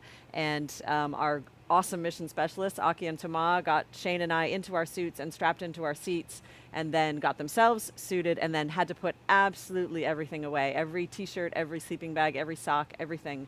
And that was a tremendous amount of work under time pressure. And just as they got the last, zipper zipped and buckled, we got the call that said it was a false alarm. And there was not actually an object out there on a trajectory with us. So it did feel a lot like the simulator that the SimSoup had just maybe seen, that we were done with the task and was ready to move on to the next thing. Wow. But it was a good practice. It got our hearts racing. What an experience, thinking you might hit something in space, but actually it was a false alarm. It was something that was improperly entered into the system. There was nothing there. That's right. But you trained for that, right? And you were ready for it. We were. Thank you for sharing for that. Sure. All right, let's check in now with Hawthorne and go out to California for a status on both vehicles. Andy, what do you have for us? Thanks, Daryl. We've had a smooth countdown so far, and the SpaceX team is working no issues as the pace begins to pick up. We heard that the crew had left the pad, and so right now it's just the crew inside Dragon. For Falcon 9, our two-stage reusable rocket, final propulsion checkouts of the first and second stages and the engine began just a few minutes ago in preparation for propellant loading. Now, this involves testing and cycling valves as well as engine pneumatics pressurization. At the T-minus 45-minute mark, the team will report their readiness for propellant load with a final electronic go, no-go pull. Now, before we can begin starting to load propellant on Falcon 9, we do have a few more tasks to perform. First, we need to retract the crew access arm away from the Dragon capsule to its launch position. That's going to happen between the T-minus 44 and the T-minus 42-minute mark. With the arm out of the way, the launch escape system will be armed, and once these two events are complete, Dragon will be ready for Falcon propellant loading. We'll also verify with the launch weather officer that weather meets all the constraints. These include items such as wind speed, lightning, and precipitation. We do expect acceptable weather conditions for launch at both the surface level and upper altitudes, though. Range is currently clear for launch from historic launch pad 39A. Worldwide network of ground stations and the tracking and data relay satellites are ready to support Dragon as it heads into orbit. Today, we do have an instantaneous launch window at 3:52 a.m. Eastern Time. Once we begin loading propellant, there is no opportunity to change to T0. The timing for Dragon to rendezvous with the International Space Station is very precise, down to the second. So we do only get one chance at it today. The good news is we are at T-minus 1 hour and 1 minute and counting. Everything is looking green, so I'm going to send it back over to Jesse. That's great news, Andy. Thanks for the update. Today's launch marks the 4th time a rotational crew will fly on a commercial spacecraft, and each of our crew members brings a diverse set of experiences to today's flight. Kjell Lindgren is commander of the Crew Dragon spacecraft and the Crew 4 mission, responsible for all phases of flight from launch to reentry. Kjell spent most of his childhood abroad and returned to the U.S. to earn a doctorate of medicine from the University of Colorado. Board certified in emergency medicine, Kjell served as the deputy crew surgeon for STS-130 and Expedition 24. He also flew on Expedition 44 and 45, logged 141 days in space, participated in 2 spacewalks, and more than 100 different science experiments on station. And Bob Hines is the pilot of Crew Dragon Freedom today, and he's going to be responsible for spacecraft systems and performance, and he's second in command for the mission. He's also going to serve as a flight engineer for Expeditions 67 and 68 on board the station. He was born in Fayetteville, North Carolina, earned a Bachelor of Science degree in Aerospace Engineering from Boston University. After he graduated from there, went to the U.S. Air Force Test Pilot School, where he was awarded a Master of Science in Flight Test Engineering, and then went on to complete a Master of Science degree in Aerospace Engineering from the University of Alabama. A lot of school. In 2012, he was selected as a research pilot at NASA's Johnson Space Center, and then in 2017, got the call to become an astronaut candidate. Jessica Watkins is a mission specialist for Crew 4. This will be Jessica's first trip to space following her selection as an astronaut in 2017. As a mission specialist, she will work closely with the commander and pilot to monitor the spacecraft during the dynamic launch and reentry phases of flight. Jessica earned a bachelor's degree in geological and environmental sciences from Stanford University and a doctorate in geology from the University of California, Los Angeles. At the time of her astronaut selection, she was a postdoctoral fellow in the Division of Geological and Planetary Sciences at the California Institute of Technology, where she collaborated as a member of the science team for the Mars Science Laboratory rover Curiosity. And our fourth crew member, Samantha Cristoforetti, also a mission specialist for Crew 4 from the European Space Agency. In 2001, she graduated from the Technical University of Munich, Germany, with a master's degree in mechanical engineering with specializations in aerospace propulsion and lightweight structures. And she also attended the Euro-NATO Joint Jet Pilot Training Program at Shepherd Air Force Base in the U.S., where she earned her fighter pilot wings in 2006. She was selected as an ESA astronaut in May 2009, and then in November 2014, launched from the Cosmodrome in Baikonur, Kazakhstan, before returning to Earth in June of 2015 after spending 200 days in space. Then in 2019, she went on a different mission, NASA's 23rd Extreme Environment Mission Operations, also known as NEMO, a 10-day stay in the world's only undersea research station, Aquarius. Each of these 4 crew members will join expeditions 67 and 68 once they arrive at the International Space Station. All right, well, we are under an hour away from launch, so we're getting into really the exciting part of the countdown. We heard that the crew, the closeout crew has left the arm, they're out of the area, and we're getting closer to propellant loading and some of the really exciting moments. SpaceX's Crew 4 mission is the company's 5th crewed spaceflight for NASA. We had the Demo 2 test flight and 3 previous operational crewed missions to station. This is also SpaceX's 7th crewed spaceflight overall, including the Inspiration 4 mission as well as the AX-1 mission, which just recently came home. Today, our crew is flying the newest Dragon in our fleet, and we'll be taking a ride on board the Falcon 9 that supported the CRS-22 mission in June of last year. Now, it's been a great countdown so far. As Andy has been saying, weather has been looking really good for T0, and again, the excitement just continues to pick up as we get closer to the T0 mark. Yeah, it's gone really smoothly so far today. If you joined us at the very beginning, we started with Suit Up just over 3 hours ago, where the SpaceX team helped the crew put on their suits that they're going to wear for all of the launch operations and did the initial checkouts, suit leak checks before they got to the crew walkout. And that's where Chell, Bob, Jessica, and Samantha gave some final goodbyes and some waves to folks gathered outside the operations and checkout building before they climbed into the Teslas and began that roughly 20-minute ride out to pad 39A. And we did watch as the crew boarded their Teslas and headed down the NASA Causeway, headed towards the launch pad. Once they arrived at the pad, the crew took a moment to enjoy the view of the vehicle they will be taking flight on this morning, and then headed up the fixed service Freedom structure. SpaceX, we are cycling orbit tank isolation valves to equalize low flow pressure.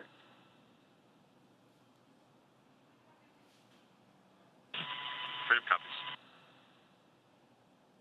Just some comms there between the crew and the ground. And again, as they headed up the fixed service structure, they began the process known as crew ingress, and that's where the astronauts entered the Dragon spacecraft. The SpaceX team then performed a series of checks to ensure the suits, seats, and vehicle interactions were all functioning properly. Yeah, they made their way 2 at a time down that crew access arm, and then getting in 1 at a time into the Dragon spacecraft. We saw Chell and Bob make the walk down first, followed soon after by Samantha and Jessica. And they were helped into the vehicle by that closeout team, which a little while ago we did hear that they made their way off the crew access arm.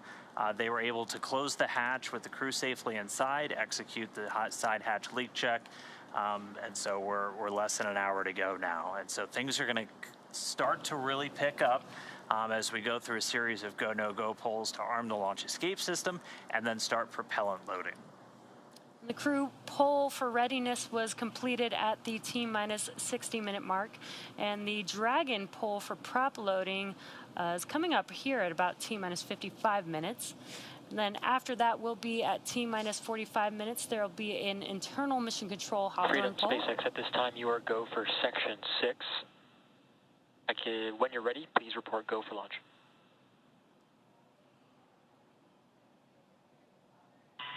Copy, Freedom is go for section 6, and put that to work.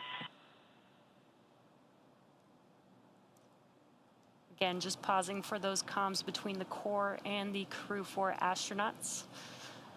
At T-minus 45 minutes, we will have an internal mission control Hawthorne poll and then the launch director's poll for propellant loading. Now, when we get to about the T-minus 40-minute mark, the crew access arm will retract and the crew will get the call to close their visors and to arm the launch escape system. Now, that's the automated safety system in place that can fire the 8 Super Draco thrusters on Dragon to quickly separate the crew from the rocket, either on the pad or during the flight on the ride uphill. And then once we reach 35 minutes before liftoff, propellant loading for Falcon 9 will begin, loading fuel and oxidizer on both the first and second stages on Falcon 9. So we'll continue to get views of the crew. They're going to get ready to report their readiness for launch. They're in their suits throughout this entire phase. But for right now, we are just standing by for these final polls, and then we'll get into propellant loading. So with things starting to pick up, let's send it back now to the teams in Florida. Over to you, Daryl. All right, thank you, Dan. And since we last saw you, our team has grown. Check this out. So Megan MacArthur and I want to welcome a group of NASA social participants onto our launch broadcast. They are standing behind us and all around us. Guys, welcome. So you might ask, what are NASA social participants? This is them, and they are stoked, and here's what they've been doing. NASA puts out an open invitation to social media influencers who engage in STEM and science communication to come out to Kennedy, and you're looking at the pictures of some of the stops they went to around Kennedy. They tour this multi-user spaceport in the days leading up to launch, and it ends with a rocket launch. They get to see it as close as you can possibly get, the same distance that the media and VIPs get to watch it. So I know you guys are excited about that. NASA social participant Camille Calabeo is otherwise known as the Galactic Gal on Instagram. And so you're here with all of your NASA participants, and I want to ask, first of all, how's it going so far? It has been absolutely amazing. So this is actually my first NASA social. I started my platform during COVID, so you know, we haven't had NASA socials since then. And it has been absolutely incredible. I know we had a delay, and so, you know, some of us went home, some of us stayed. We got to come back, we got to see so many things, and I have gotten to meet so many wonderful people from all different walks of life, and you know, some of them are artists, some of them are foodies, some of them are space influencers, and so it's just been really phenomenal to be here and get to experience this with everyone. Absolutely, and each one of you represent a substantial audience that you're communicating with and sharing the science, which we appreciate so much, so we're so glad that you're here to do that. What's been the favorite part that you've done so far? That is a really hard question. Everything has been absolutely amazing, of course. But I think the best part for me has been, or was, getting to see 3 different rockets on their pads at the same time. And it really just solidified to me what a time to be alive, right? You see SpaceX with Starlink, then you see SpaceX with Crew Dragon, and then you see SLS and Orion taking us back to the moon. And that was just really incredible to see that right here with my own eyes. Totally, and you guys got lucky, really, because there was a launch last week. You've seen 2 launches. We have NASA socials that don't get to do that. So good on you for seeing that. What is one of the more challenging aspects, would you say, to communicating science in this day and age? Yeah, I think communicating science on social media is challenging for a couple different reasons, but I think one of them is that people just don't have long attention spans anymore, right? You get 30 seconds of people's attention a lot of times. So most of my content is actually on TikTok and those types of really short videos, and you get 30 seconds, and that's really hard to communicate effectively, educationally, and engaging, right? You have to engage your audience and keep them engaged for those 30 seconds that you get. And I think for space specifically, it's challenging because space can be criticized a lot. especially from the general public that might not be otherwise connected to space. And so I think just really communicating why are we doing this and why it's really important to humanity and life on Earth. All right, well, the Galactic Gal, I want to give you an opportunity to ask a question of a NASA astronaut, Megan MacArthur. Put you on the spot. Oh, you put me on the spot. What one question would you ask an astronaut? Okay, so this might be cliche, but I'm sure we have a lot of young people watching, and I would really love to hear from your perspective as a female astronaut.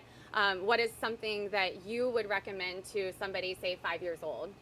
Well, I think what I recommend to kids of any age and any gender is to figure out what it is that you love to do. Be curious and try new things, right? Don't decide just one thing. At 5 years old, I'm going to do this one thing, right? Because there's so many other amazing experiences to have. So be curious, ask lots of questions, find that thing that you love to do, and then pursue it and get really good at it. I love that. Thank you. All right, while we have all of these social media influencers reminder here, for all we operators, want to reach out that to our E2 social is media open influencers or and people go, who are no, go using full. it out there in the audience throughout the show. We've been taking your questions at the hashtag AskNASA throughout the night. We have time for a few more before Falcon 9 fueling begins, and you can see it in the bottom right-hand corner of your screen. This one from Megan. While on the space station, what was your biggest accomplishment? That's a tough one. I think for me, meeting the challenge of every single day, meeting the schedule every day and whatever that brought was really the challenge, because every single day was different. Some days were easier than others. Some days were really hard. Some days you really had to lean on your crewmates. Some days you really were helping out your crewmates. So it was that maintaining that even keel for the entire 200 days, and I'm calling it 200 days. I think was the biggest challenge. Yeah. Yeah. Well, that's great. And so to imagine for me, like, what was the most funnest thing about space? Floating around? Oh, gosh. I mean, this woman was floating around in space. You know, it's the camaraderie, right? It's the silly times that you have with your crewmates, the ideas that you come up with. One day, Aki and I took our zero-G indicator, which was a baby penguin, and I taped it to a balloon that I had blown up and then released. And so then the balloon, of course, is slingshotting all over the inside of the U.S. lab with this tiny penguin, you know, with his flippers up and he's zooming around. So stuff like that, when you have some downtime, you know, it's a little bit science experiment. It's a lot fun, and it's really great team building. So it's all of those things at once. And it's a lot of hard work as well, Very, because the very astronauts serious. are doing a tremendous amount of research there. We're going to talk more about that a little bit later in the show, dive into the ISS stuff that's going on right now and in the future. But for the moment, we want to thank our entire NASA social team for Crew 4 being here. Y'all are fantastic. Yeah. Very good. Let's now check back in with Andy at SpaceX in California. Thanks, Daryl. It is T-minus 47 minutes and counting. The SpaceX launch teams are finishing final review of data from checkouts of Falcon 9 over the last hour. The launch director is about to poll the team for readiness, both to load propellant and to launch. And the exciting thing is this is the last poll before we lift off. The 7 SpaceX engineers indicate they are go by electronically voting on the online countdown procedure. The launch director also checks in with Dragon mission director and NASA launch manager to make sure that they are also ready. Earlier, you saw the vehicle assembly building called the VAB. The Falcon and Dragon launch team, as well as key NASA launch members, are in the Launch Control Center adjacent to that VAB. They have a view straight towards Pad 39A, and they're able to see Falcon 9 and Dragon. And the team is ready for crew through the large windows of Firing Room 4. And launch. For non-urgent no-go conditions, brief the CE or LD and then approve aborting the countdown. For urgent issues affecting the safety of the operation, operator shall call hold on the countdown net. Launch control abort the launch auto sequence immediately and proceed into the launch abort sequence.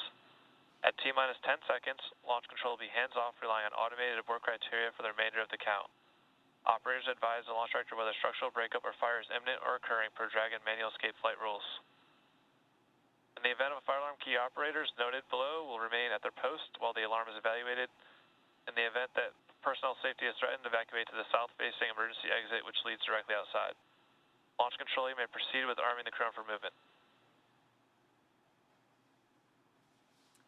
Awesome. So we heard at the very end of that there that we are proceeding with the crew arm movement. So that access arm that is adjacent to the vehicle, that's going to start to move to its launch position. Operators in Firing 4 and MCCX, The control room will be in a lockdown state until launch escape system is disarmed.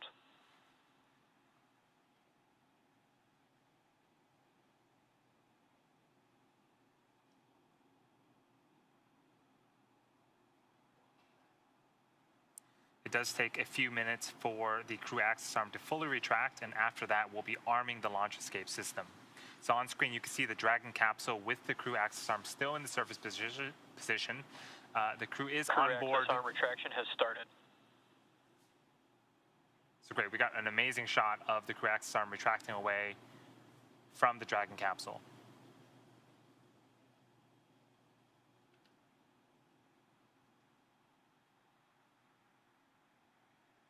So again, this is going to take a few minutes to fully retract, and then the next major activity is going to be arming that launch escape system of the Dragon vehicle.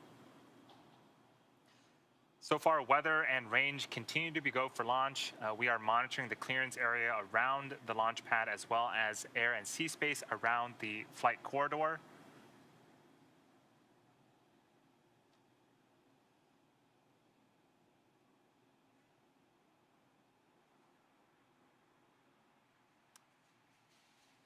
Here at Kennedy Space Center, the conditions are predicted to be acceptable for liftoff just about 43 minutes from now. So with that, again, everything is going smoothly on today's countdown. So I'm going to send it back over to you, Daryl. How are things going? All right, thank you very much, Andy. And the countdown clock continuing at T-minus 43 minutes and counting. Want to recap a few things here for you. The closeout team. They have left the White Room and exited the blast danger area. They are no longer in the picture there that you see. Also, SpaceX teams have pulled go for the LES arm and prop load. That's the launch escape system. And SpaceX Dragon Freedom reports go for launch. And so here we are at T-minus 42 minutes and counting. We're standing by for the next major milestone. We saw the crew access arm retract, and that's one of the last major visual milestones that we'll see in preparation for liftoff. And then shortly thereafter, we'll hear crew access arm retraction is complete. And there is the call out that the crew access arm retraction is complete. And so now we're looking towards propellant load.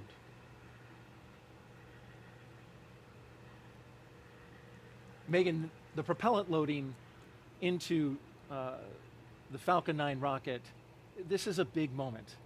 Not a lot of rockets load propellant with astronauts inside the crew capsule. That's right. This was a new capability that was developed for this vehicle to reduce, I think, overall the timeline. And it's something that the combined teams looked at very closely together from a safety perspective during the development of this vehicle. It's one of the reasons why the launch escape system is so crucial to have that arm. This is a very dynamic activity that's happening, and so we want to be able to keep the crew safe in the event that something off-nominal happens. So that's that launch escape system being armed is coming up, and that's definitely something that I remember the Demo 2 crew telling us to expect, a loud noise associated with that pressurization of those lines. And so that is something that we were ready for and expected. How about that? You could hear the pressurizing of those Draco engines? Yeah, it was not quite instantaneous, but a short duration, very loud sound is what I recall of pressurizing of those Freedom lines. SpaceX for launch escape.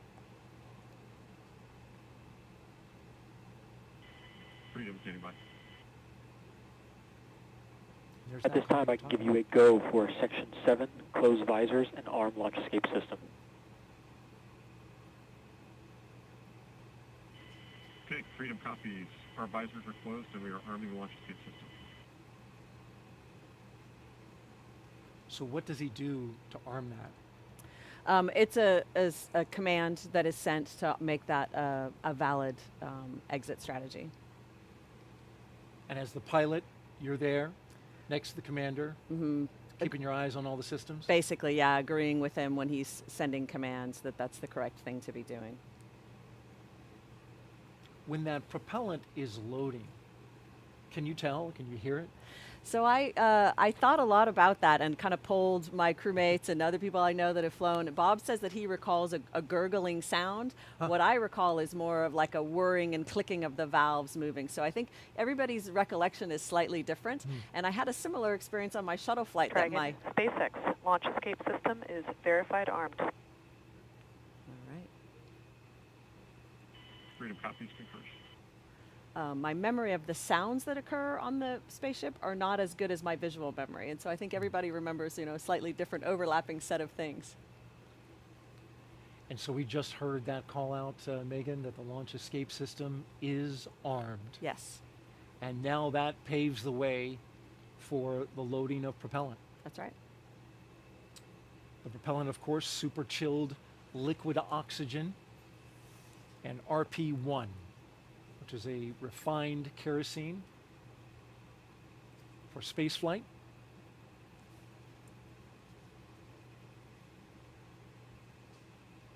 A look from high above, from the launch tower down onto the Crew Dragon spacecraft and rocket below. That booster getting ready to fly for the 4th time.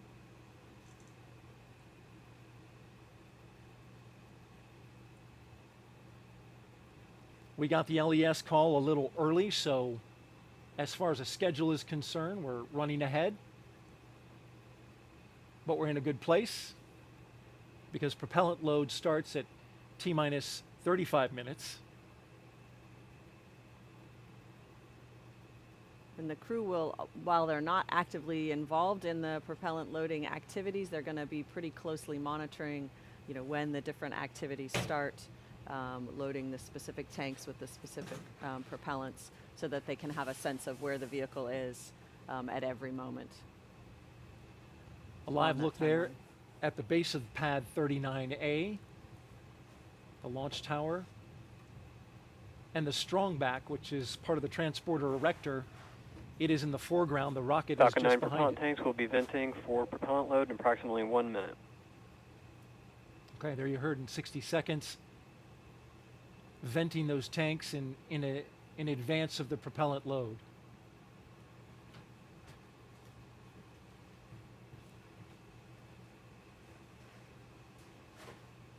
It's 3:15 a.m. Eastern Daylight Time here on the Florida Space Coast.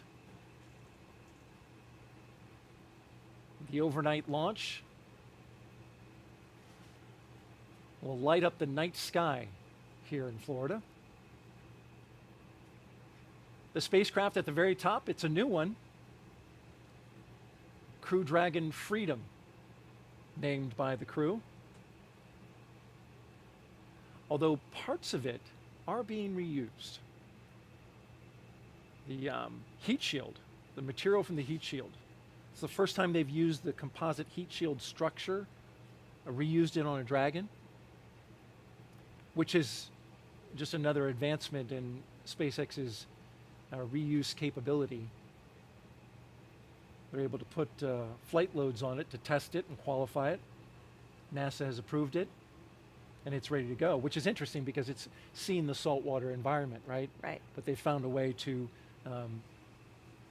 get that ready for another go. Yeah, it is. It's remarkable. And that qualification program that you mentioned, very strict. Obviously, it has to be very thorough with multiple teams of people making sure that all of the requirements are met. So that there are no safety impacts to reusing these pieces of hardware. But how transformative, really, to be able to reuse pieces that in the past would not have ever been used again, to really bring down the efficiencies and the costs, and ultimately the reliability as we are able to use flight-proven hardware over and over again. Absolutely. And now here we are just a few seconds away from propellant load.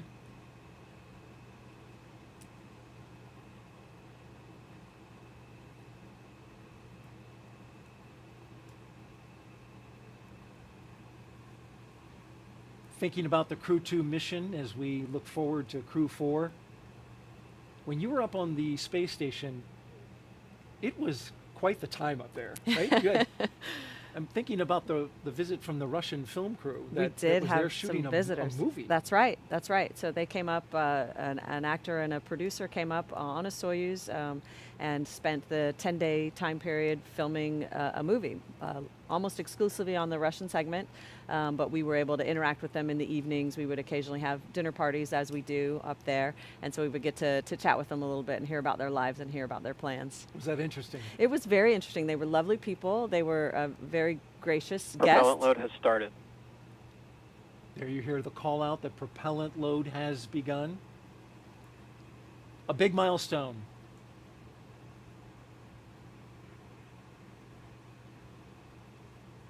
As we are sitting at T-minus 34 minutes and counting. But you were saying, Megan, yeah, you learned a so lot. it's nice to have some new faces, quite frankly, Yeah. and to hear some new stories. And like I said, though, we really did not work with them. They worked exclusively on the Russian segment. And so it did not disrupt our ongoing science work that, of course, we're doing that's so important for our international partners. So I think it would be difficult to carry out a movie production as well as carry out the actual work of the space station. Just another example of the continued private use of the International Space Station, and I guess you didn't photobomb their shot? I did not, no. I stayed Okay. safely behind the camera or in the other room entirely. We are now T-minus 33 minutes, 57 seconds and counting away from the second launch of a Crew Dragon with people on board in 2022. Today will begin the next 6-month rotation mission to the International Space Station. The launch escape system is armed. That happened just before we started loading the propellant onto Falcon 9. The Dragon capsule, though, it was loaded with its propellants about a week and a half ago, just a few miles down the road at a facility SpaceX calls Dragonland.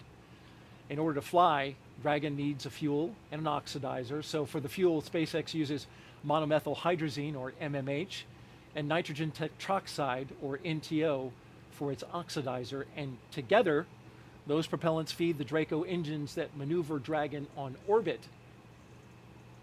as well as the 8 Super Draco engines that would power the launch escape system in an abort scenario.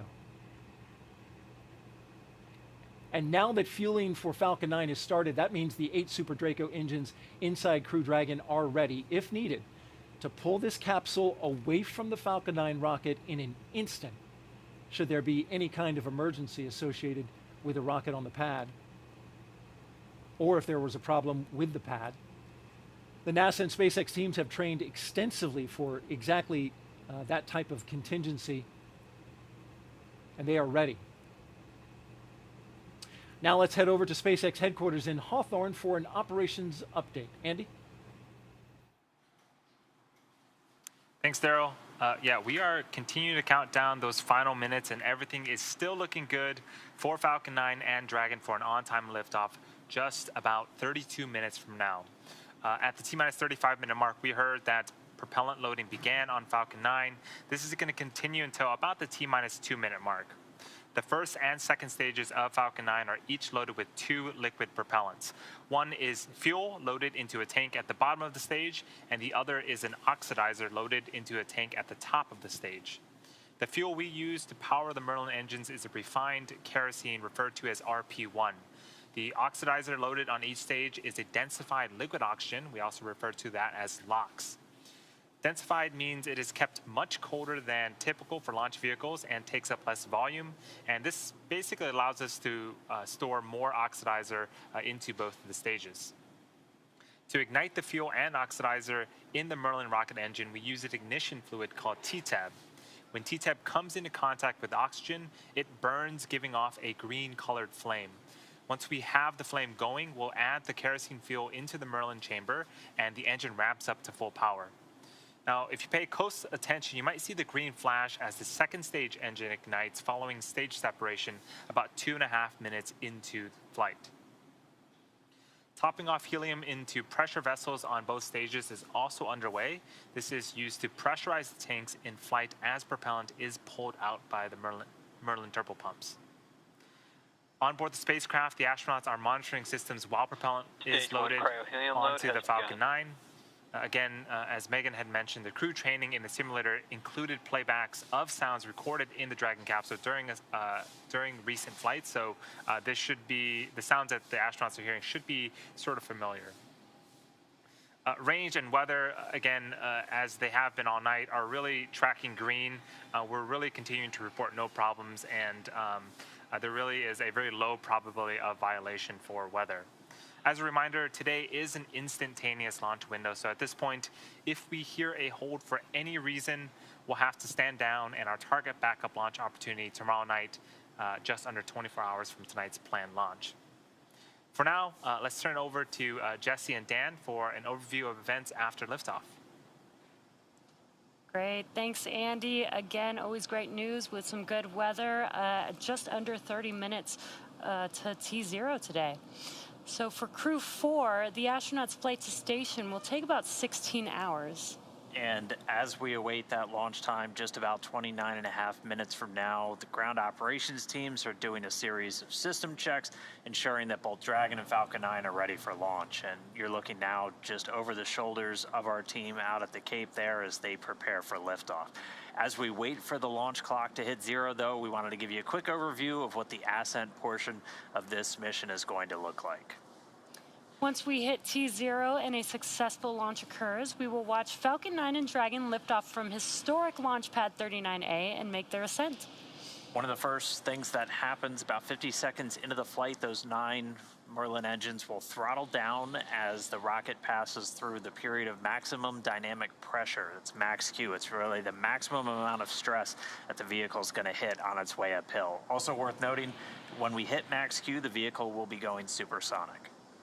Once we are through that period of maximum dynamic pressure, we can throttle down our 9 Merlin engines again.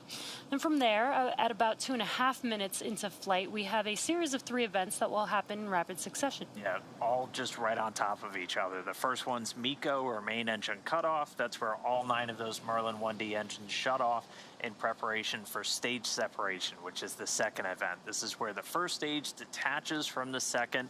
The first stage starts to make its way back to Earth for a landing as the second stage ignites its engine and continues its journey with that third event, that engine ignition. It's called SES-1, or second stage engine start number 1. That's where we'll see the MVAC engine light up and propel the second stage along with the Crew 4 astronauts into orbit. And as Stage 2 heads towards its targeted drop-off orbit, Stage 1 will execute 2 burns in order to make its way back down to Earth. The first is the entry burn, and that's where 3 of the 9 M1D engines will reignite and then shut down again. Now that helps to slow the stage down in preparation for re-entry back into the Earth's atmosphere.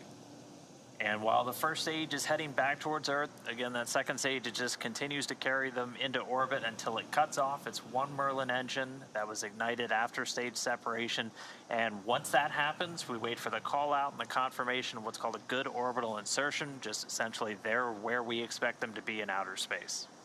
About 90 seconds after Dragon gets into orbit, Falcon 9 will land back on Earth. Now, the landing burn is just a single engine burn, and that's powerful enough to bring the vehicle's speed down rapidly in order to touch down and land on our drone ship about 9.5 minutes into the mission.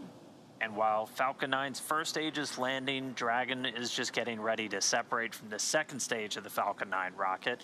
It takes about 3 minutes after we get on orbit, and we just wait for the vehicle to cancel out any rates, essentially make sure everything's nice and stable before the 2 spacecraft separate.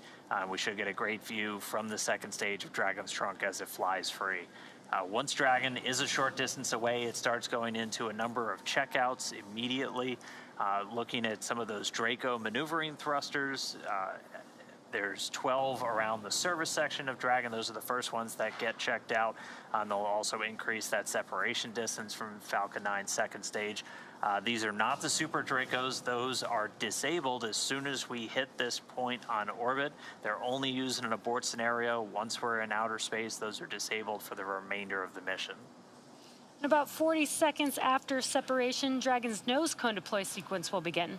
It will take roughly 4 minutes for the nose cone hooks to unlatch and open, and that exposes its guidance navigation controls, or GNC, that will help Dragon autonomously fly to the space station.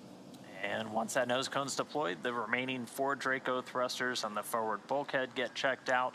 And from there, it's about 16 hours for Dragon to go through the rendezvous and approach phases, undergoing a number of what's called phasing burns as it makes its way to the station, just essentially raising its orbit and chasing down the orbiting lab. Stage 2, cryohelium loading. And so all of that's going to be coming up soon. Let's check back in with Chelsea over at Mission Control Houston. Chelsea? Hey, thanks, Dan. Flight controllers here in Mission Control are laser focused on the onboard systems of the space station, making sure it's ready to receive the Dragon vehicle later tonight. They'll also be making sure that all communication links between the station, Dragon, and the ground are working properly. The consensus is that everything is proceeding nominally. Teams here in Mission Control Houston, the team in Hawthorne, and the astronauts aboard the space station will monitor the autonomous docking of the Dragon spacecraft tonight.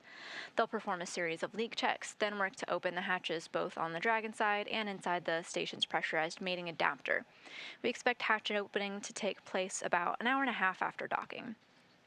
Once on board, the astronauts will be greeted by Space Station Commander Tom Marshburn, and the whole space station crew will join in for welcoming remarks to the new crew members.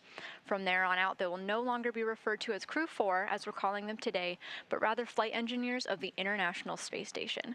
Here in Mission Control, Flight Director Anthony Varia is on console overseeing the team for launch, and Adi Boulos will be on console for docking.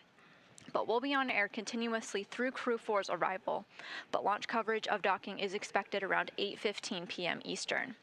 And that's it for Mission Control. I'll toss it back to the team in Florida. Daryl, I'm excited for launch. How's it looking? All right, thank you, Chelsea, and so are we. We're looking great weather-wise here. Range is green, weather is green, and well, we're green and ready to go for this launch. We are just T-minus 23 minutes and counting from the launch of Crew 4. The 4th astronaut rotation mission to the International Space Station under NASA's Commercial Crew Program. And it's going to be a good one, folks. The 4 astronauts are strapped in: Commander Kjell Lindgren, pilot Bob Hines, and mission specialists Jessica Watkins and Samantha Cristoforetti. They are strapped into their seats inside Crew Dragon Freedom. And we can see a live shot of their rocket as we look to the screen right now. That is the Falcon 9. The rocket fueling operation is well underway. The launch escape system is armed, and that means Crew Dragon is prepared to launch itself away from the Falcon 9 rocket in case of an emergency on the pad or even after liftoff. So far, operations look and sound as expected. We are counting down to that liftoff at 3:52 and 55 seconds in the morning, Eastern Daylight Time. And so far, everything has looked right on. It has. It's wonderful to see just 22 minutes and 32 seconds remaining on the clock. I'm starting to get really excited. When you were sitting inside that spacecraft, how did you feel? Well, at that point, you are really focused. You are, you've sort of stopped with the chit chat and the storytelling, and you are very much watching the progress of the propellant loading, knowing that the time is counting down, and you're just really starting to get your head in the game and be ready for what's happening next. That's a very serious part of the countdown, is that propellant flowing in. You can see those systems as you're looking on your screen and monitoring them. The mission is the continuation of rotational crew flights to the International Space Station from U.S. soil on private rockets and spacecraft, and this would not be possible without the success of NASA SpaceX Demo 2, the test flight 2 years ago, if you can believe it, the safe delivery and return of Crews 1 and 2, and of course, Crew 2 back on Earth 6 months ago, and that's why we have with us the pilot from Crew 2, Megan MacArthur. Appreciate you being here. Absolutely. It's hard to believe it. I've been home for 6 months already and launched almost a year ago, but time travels. Flying. Yeah, it keeps moving. It was 6 months that you were up in space. Do you notice that you were in space like now? Have you, the symptoms of having been up in space for that long completely passed? Or? I would say they're 90% back to Earth normal, and there's some lingering things like back pain and some joint pain and things like that will pop up. That I go, well, am I just older now, or is Earth just harder? But for the most part, back to normal. Very good. Well, you've done a wonderful job for us tonight, and we appreciate it. As we continue to count down, we're looking for the next call out, which should be stage 2 RP1 load complete. It'll be followed by strong back chill has begun, and then we'll start loading stage 2 with liquid oxygen.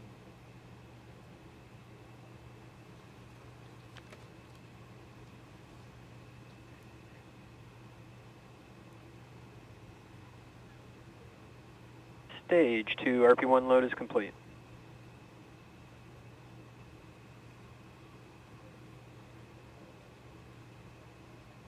You can see the condensation coming off the rocket, that super chilled LOX, chilling down everything, including the skin of the rocket, so that it condenses the humid Florida air, and you see there the clouds are coming off, but at the very top it's also venting.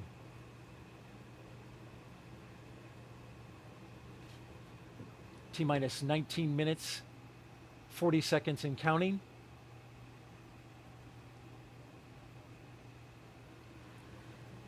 It's an impressive sight. I forget that I can also look over my shoulder and see it in real life. In fact, you just did that. We can't see you on camera, but Megan turned and wanted to see that it was the same thing she's looking at on screen, and indeed it is. We are bringing you live pictures of the launch of Crew 4 from the Kennedy Space Center in Florida. Liftoff time 3:52 a.m. Eastern Daylight Time.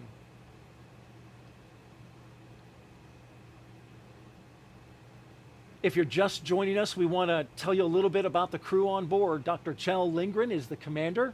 He was born in Taipei, Taiwan, but spent most of his childhood overseas in England. He is married with 3 children. He was an instructor and jump master with the U.S. Air Force Academy, and he also has a doctorate in medicine. He served as a NASA flight surgeon and then as an astronaut aboard Soyuz, where he spent 141 days in space during Expedition 44 and 45. And as I mentioned, today he is the commander of Crew Dragon. Sitting next to him is his pilot, Bob Hines, who was born in Fayetteville, North Carolina. There he is. He's married with 3 daughters. He has a Master of Science degree in aerospace engineering and served 21 years in the U.S. Air Force as a test pilot and as a fighter pilot in the F-15E. He came to NASA as a research pilot, but today he's the Crew 4 pilot for Crew Dragon Freedom. A fine commander and pilot. You understand the role of pilot very well. You served it in Crew 2. That's right. The pilot's role is largely to help the commander keep track of what's going on with the systems, any off-nominal conditions, while the pilot is monitoring where the vehicle is and where it's going. So you work very closely together. Jessica Watkins is one of our 2 mission specialists, and she considers Lafayette, Colorado her hometown. Her college rugby team won the national championship in 2008. She's a geologist who completed several internships with NASA, including one testing system designs for the Mars Perseverance rover. She became an astronaut in 2017, one of the many turtles that are going around here at the NASA astronaut crew team. She's going up into space for the very first time as a mission specialist.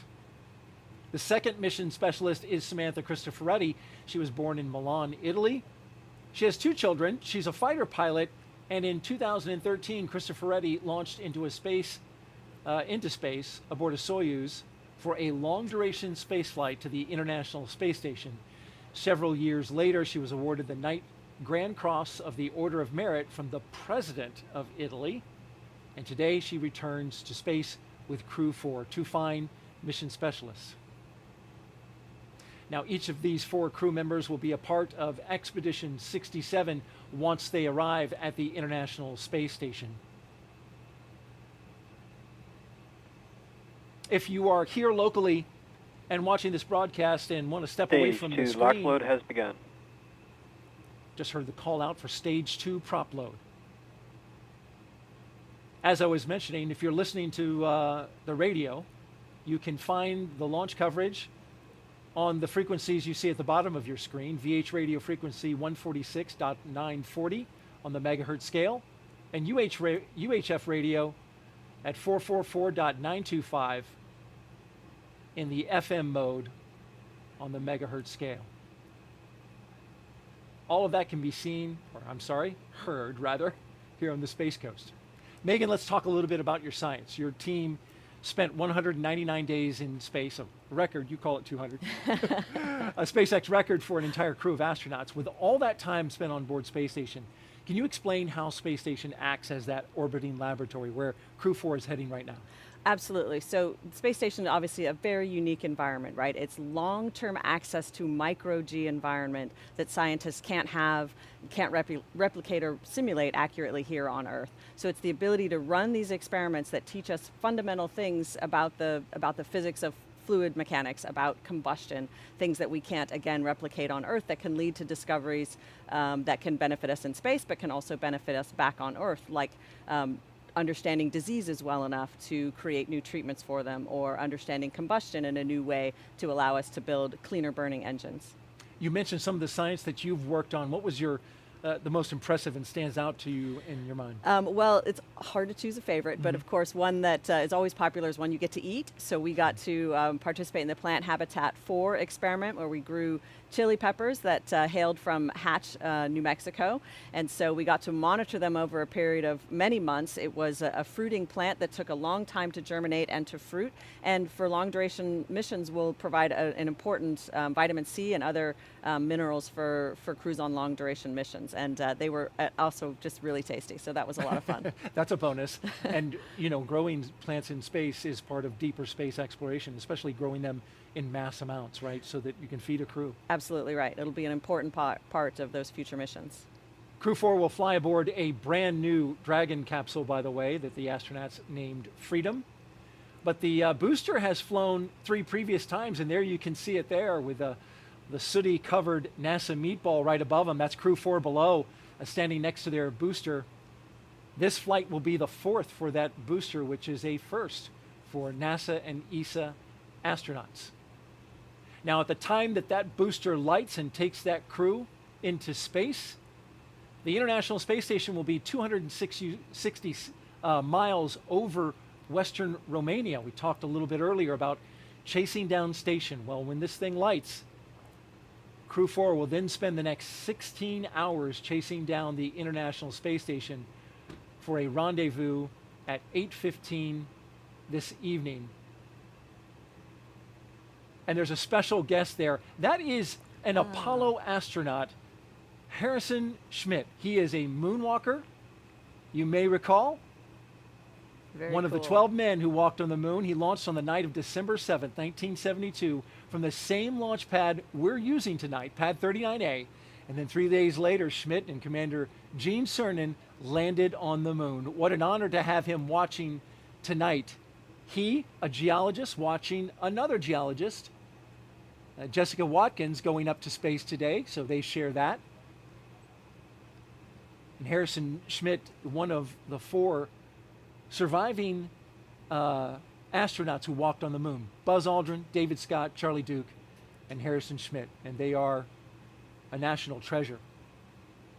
Megan, we are T-minus 12 minutes and counting. Some final thoughts as we get ready to light this candle for, by the way, Samantha Cristoforetti's birthday was yesterday. Yes. What a big birthday candle. That's right. It's a pretty good birthday celebration, I think.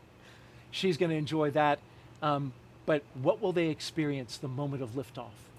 The moment of liftoff is really, it's hard to describe. I've heard it described as lots of different things. A kick in the pants, someone hits your chair with a baseball bat.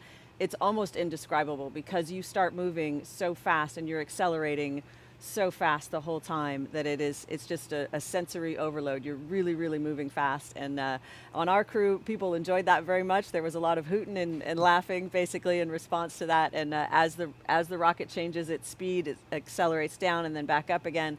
You feel all of that, and it really is, it's a tremendous ride. Astronauts from Crew 4 getting ready to experience that. We're about to watch this launch. So at T-minus 11 minutes and 25 seconds, let's toss it to Andy at SpaceX in California.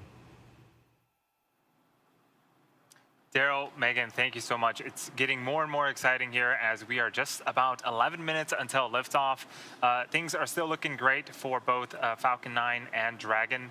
Falcon 9 began loading propellants at the T-minus 35-minute mark. We should finish around the T-minus 2-minute mark. Right now, densified liquid oxygen is loading and continuing on the first stage. And again, this is going to wrap up around the T-minus 2-minute mark. The Dragon mission director and team are reporting no issues. Communication checkouts are complete. The crew access arm is retracted. The launch escape system is armed, and the crew is strapped in and ready to go. Final instructions to the crew come in at the T-minus 10-minute mark. The crew displays will be configured for launch. This setup gives the crew insight into how the launch is proceeding and provides constant update on vehicle health. At T-minus 5 minutes, we'll be in terminal count, and the Dragon will transition to internal power. And we'll hear continued call-outs on the countdown nets as we get closer and closer to liftoff. Range and weather are both green. Right now, I am joined by Dan. Dan, after ascent, we're going to hear some call-outs for different types of abort modes, right? Yeah, that's right. On the way uphill, you'll hear. SpaceX, please confirm crew displays are configured for launch. Freedom confirms. Displays are configured for launch. SpaceX copies Crew 4, and on behalf of the entire SpaceX team, we're honored to have you aboard Dragon Capsule Freedom today. It has been a privilege working together to prepare for this launch to the International Space Station. We wish you a great mission, good luck, Godspeed, and time to let Freedom fly.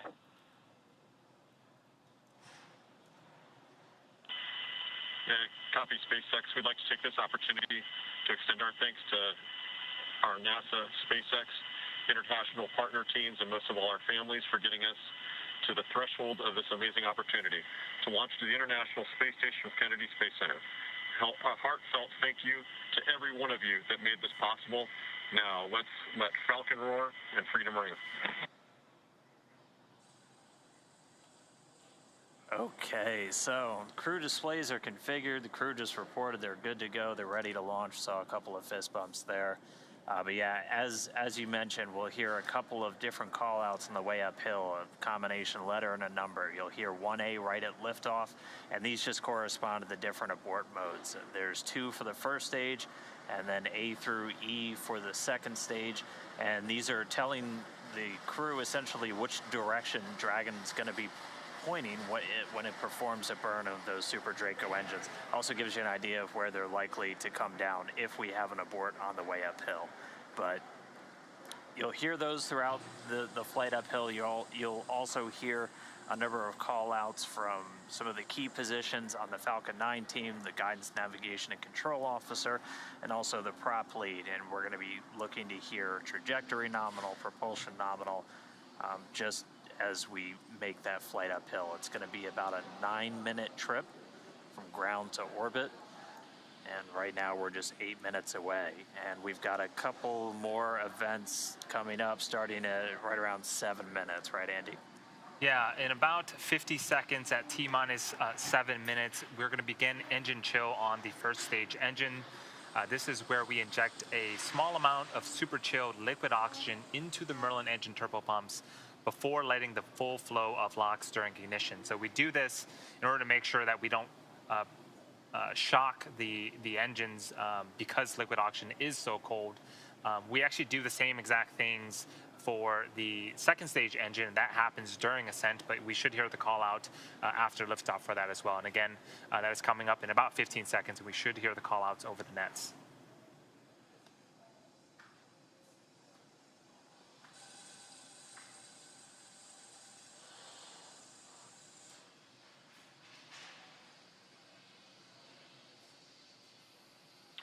Stage 1 engine chill has started. And that was the call out. So again, a small amount of super chilled liquid oxygen being flowed into the Merlin engine turbopumps. Those 9 Merlin engines on the bottom of the first stage. All right, now we've got a couple more events coming up. Right at about T-minus 6 minutes, so in 40 seconds from now, our next prop load milestone will be complete. We'll have all of the RP1, the fuel for stage 1, fully on board. It's at about 99% right now, so we should hear that any moment. After that, we'll hear a number of call-outs related to the Dragon flight computer. They'll get ready to configure for terminal count and then move on to internal power. Stage 1 RP1 load is complete.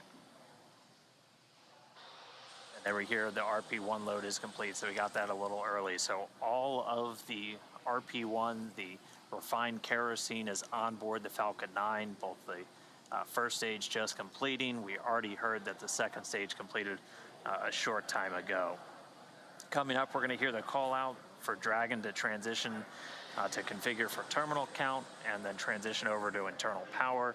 And then we'll hear the propellant tanks on Falcon 9 getting ready to pressurize, adding some additional rigidity and structural support as we get ready for the strong back to retract. It'll move just a couple of degrees at first, and then we'll see it swing open completely at the moment of liftoff. And that strong back providing access to Falcon 9. It's also providing all of the fueling lines and umbilicals for both prop load and all of the different gases being loaded on board the vehicle. So those are coming up. We're going to continue to check through a couple more fueling milestones as well. The final one we're going to hear is at just 2 minutes before flight when we get the liquid oxygen finished on board that second stage.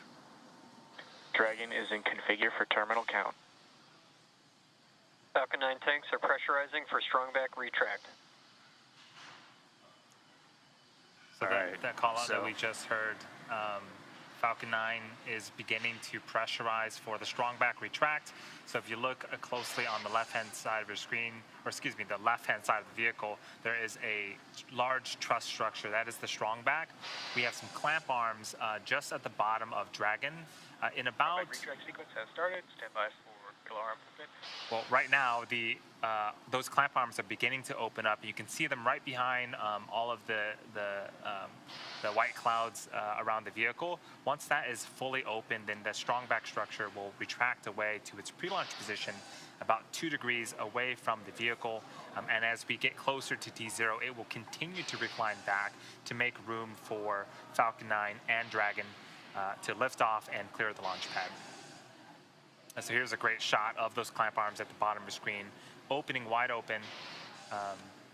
And we should see that structure to the right of Falcon 9 and Dragon begin to recline away from the vehicles.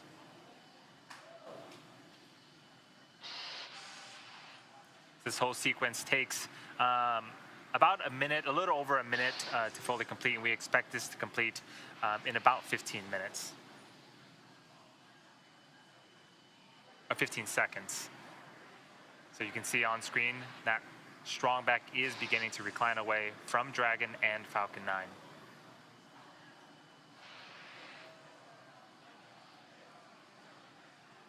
All right, now coming up next is going to be the finish of loading that liquid oxygen on the stage 1. We finish up on the liquid oxygen. Stage 1 LOX load is complete. There we go. All of the oxidizer loaded onto stage 1. Yep, and in about a minute here, we should hear the last call out related to propellant. That's going to be stage 2 LOX load complete. And again, that is the last of propellant loading on the vehicle. Dragon is in terminal count and on internal power. And as we wait for that call out, all of the white clouds that you're seeing on screen, that is normal and expected for us at this stage in the countdown. We'll continue to see them build up as we get closer and closer to D0. We want to make sure that we are keeping the tanks as full as possible, and the warm ambient air of Florida is helping to create those clouds around the vehicle.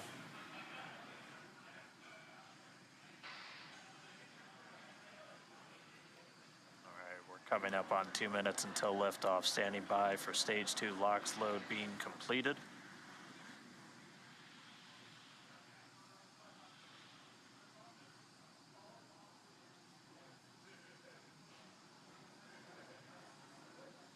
Stage 2 LOX load is complete. Dragon is in auto idle. All right, Dragon's flight computer and auto idle. Next, it'll flip over to countdown. Expect loud venting.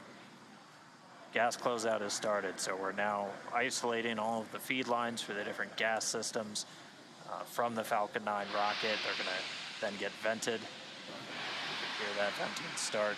They're going to get vented overboard through umbilicals and through the strongback itself. Coming up at T-minus 1 minute, we're going to hear Dragon is in countdown. Its flight computer will switch to countdown mode. We'll also hear that the flight termination system on Falcon 9 is armed. Falcon 9 will move into startup and take over control. FTS is armed. Falcon 9 is in startup and is now controlling. Dragon is in countdown. Dragon's flight computer in countdown. The FTS, that flight termination system on. Freedom, SpaceX, go for Crew 4 launch. Freedom is go for launch. SpaceX reports go. Crew reports T-minus go. 30 seconds. You heard it there, 30 seconds away from liftoff. T-minus 20. T-minus 15 seconds. 10, 9, 8, 7, 6, 5, 4, 3, 2, 1, 0. Ignition. And liftoff. Go Falcon. Let freedom reign. Godspeed, Crew 4.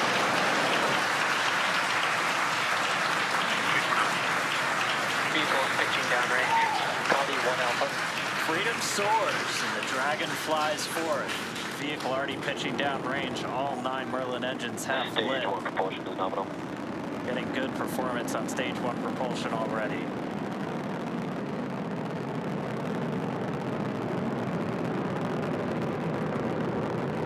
We are T plus 35 seconds into the 4th rotational crew mission on board Dragon and the Falcon 9. The 9 Merlin 1D engines on the first stage are beginning to throttle down. Stage 1, throttle down. In preparation for max Q. This is where the vehicle will experience the highest amount of aerodynamic pressures, so we'll throttle down the engines in preparation for that event. Vehicle is supersonic. All right, so we've passed the speed of sound. We're already Max Q. And there's our call out for max Q. Stage 1, throttle up. So right after max Q, we will begin to throttle those engines up again. Copy 1 Bravo. And 1 Bravo, so we're in the second and final abort mode for the first stage. Continuing to get good performance though. The crew already pulling in excess of 2 Gs. And coming up next is going to be a couple of events in rapid succession. Yep, in about 10 seconds here, we're going to be performing engine chill on the second stage MVAC engine. And then in about a minute, we're going to start off with MECO, also known as main engine cutoff. This is where those 9 engines that you're seeing ignite on, being lit up on screen, those are going to cut off in preparation for stage separation, where the first and second stages will separate from one another, and then the single Merlin vacuum engine on the second stage will ignite and continue to carry our Crew 4 astronauts to orbit. Heard that MVAC chill has started. Stage 1, throttle down. The 9 Merlin engines starting to throttle down. And standing by for MECO.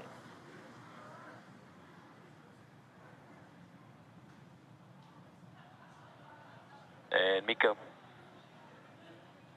Stage separation confirmed. Right. So MECO, stage separation's confirmed. Stage 2 Alpha. And ignition. We see that second stage engine light. We're in 2 Alpha, the second abort mode. The second stage is lit, continuing to carry the Crew 4 astronauts onto orbit. And this is a fantastic view. On the left-hand side, this is the first stage, now separated from the second stage, but it's still being illuminated by that single Merlin vacuum engine on the second stage on the right-hand side of your screen. So right now, the first stage is making its way back to Earth to attempt its 4th landing on our drone ship, a Shortfall of Gravitas. The crew is on the opposite side of the engine that you see on the right-hand side of your screen. They are continuing with their journey to outer space. Seeing good performance on that lone Merlin vacuum engine on the second stage. The cruise G-load dips right when we hit that separation event, and it's going to continue to build up now. Just heard acquisition of signal Bermuda. That means we're Dragon, now... SpaceX, nominal trajectory. Freedom copies, nominal trajectory. That was our guidance, navigation, and control officer. Nominal trajectory. Dragon's pointed in the right direction, continuing its flight to orbit. We heard Bermuda called out. That's one of the ground stations now receiving telemetry from the Dragon as it continues its path uphill. So we'll have the dueling boxes here for a while as the first stage makes its way down. That second stage going to continue firing until about a little over 8 minutes into the flight. doing the heavy lifting now. The first stage has a couple of events itself in order to land on a drone ship. So at T plus 7 minutes and 25 seconds, it's going to start its entry burn. It's going to be one of 2 burns. This is where 3 of the 9 Merlin Dragon, engines SpaceX, nominal trajectory. on the first stage will relight and burn for about 30 seconds in order to slow the vehicle down before hitting the denser parts of the Earth's atmosphere. Acquisition of signal, New Hampshire. All right, now on the New Hampshire ground station, another call out there from our guidance, navigation, and control officer, nominal trajectory. Second stage continues to power. Call out just then, propulsion is nominal, the engine performing as expected. Crew pulling a little more than 1.25 Gs right now. Again, that's going to continue to ramp up, peaking just before we get to that second stage cutoff. Yep, this single engine here, Dan, can produce over 220,000 pounds of thrust in the vacuum of space, so they are definitely feeling it. And we're already about 200 kilometers in altitude. Dragon, SpaceX, nominal trajectory. Freedom copies, nominal trajectory. Great call out that we are headed in the direction that we need to, and we just heard from Chell, the commander.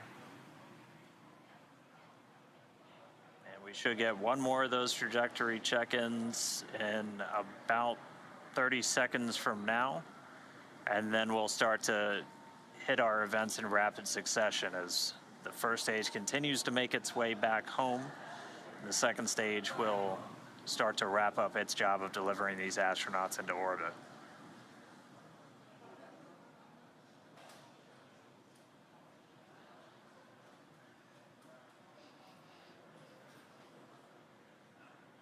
Yeah, we don't see it on screen right now, but the first stage is making its way back to our drone ship in about... Dragon, SpaceX, nominal trajectory. In about 30 seconds here, it's going to start its entry burn. Freedom copies, nominal trajectory. And there was the other call out that you were mentioning, Dan, about the trajectory. Things, again, continuing to look very, very good for the ascent portion.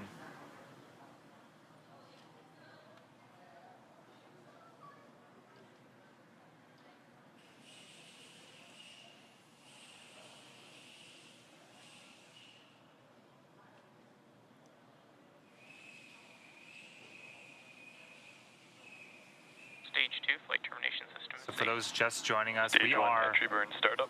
just under 8 minutes into flight. We have 4 astronauts as part of the Crew 4 operational mission. You can see on the left-hand side, this is our first stage with 3 of 9 Merlin engines reignited and slowing down the first stage before we hit the denser parts of the Earth's atmosphere. So this first stage has one Stage more 1 burn entry left. burn shutdown. That's going to happen just before the T plus 9 minute mark, and then we'll attempt landing for the 4th time on a drone ship that's currently parked in the Atlantic Ocean.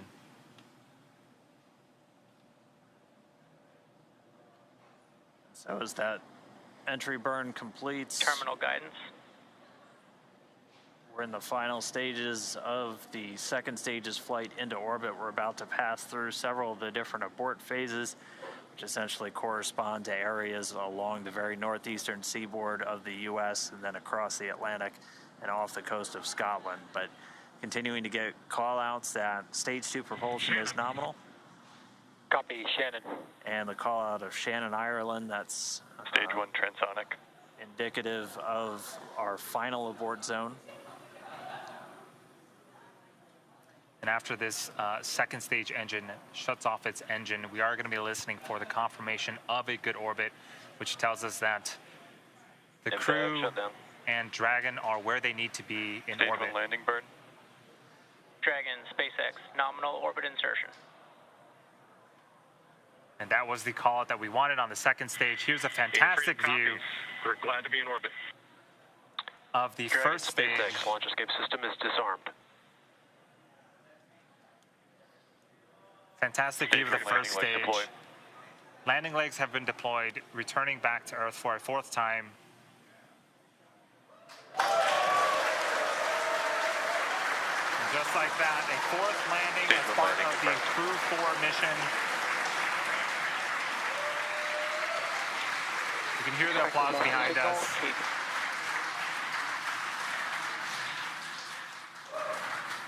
But prior to this, acquisition signal, Newfoundland.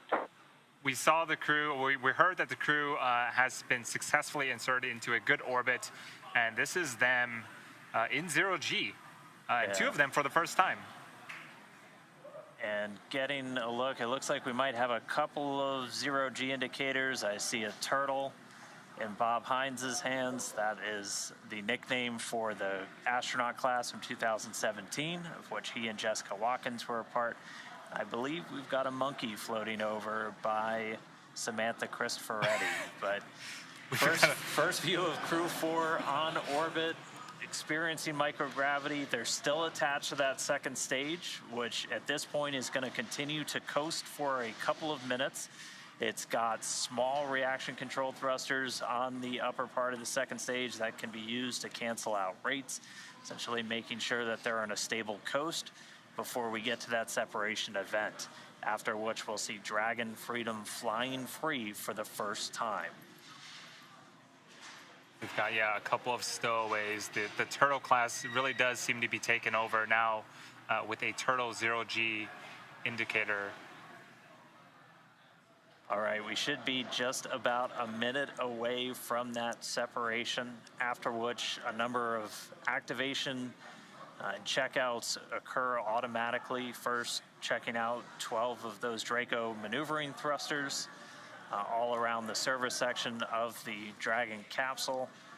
We'll also start to get ready for the nose cone opening, which it stays closed for the flight uphill to help protect all of those guidance, navigation, and control sensors. It's also covering 4 of the Draco thrusters that we're going to be using for providing the majority of the thrust, the push for these different phasing burns as Dragon chases down the space station. But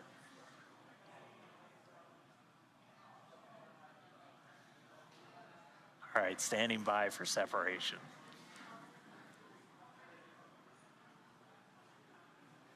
So typically we'll get a shot from the second stage looking at the unpressurized service section of the Dragon. And there it is. What a magnificent view.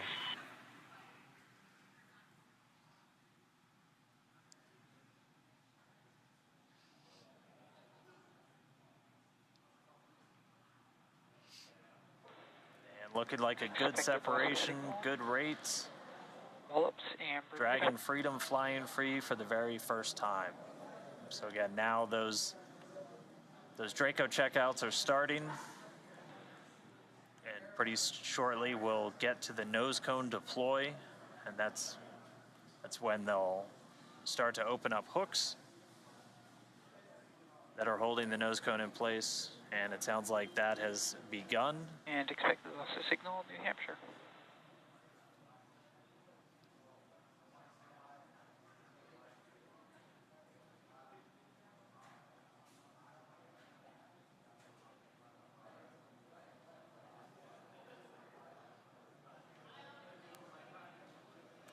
So though the crew, as we see them here inside Dragon, they have separated from the second stage, but they still have about a 16-hour journey before making it to the International Space Station and docking tomorrow, or today, later on today. But it is so great to see them flying free in space.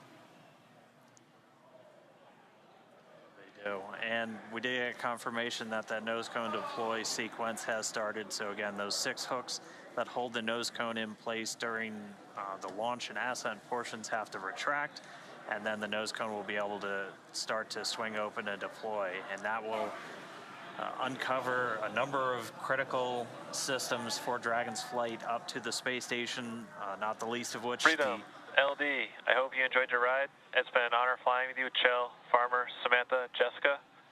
Have a safe journey to the space station. Say hi to Crew 3 for us, and we'll look forward to seeing you when you get home. Indeed, the dream is alive. Have some words from our CE. Dragon CEO, privilege having you fly with us. Good mission. We'll see you later.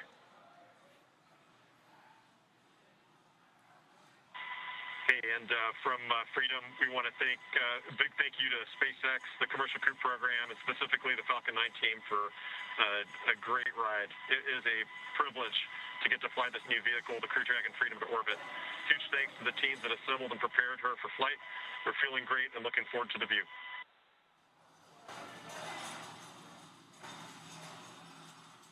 All right, so some congratulatory words from the launch director and the chief engineer up to the crew on board Freedom. Shell radioing down their thanks for the smooth ride to orbit. So, as Andy said, we've got about 16 hours. And Freedom, SpaceX can confirm nominal dehumidifier activation and service section Draco checkouts.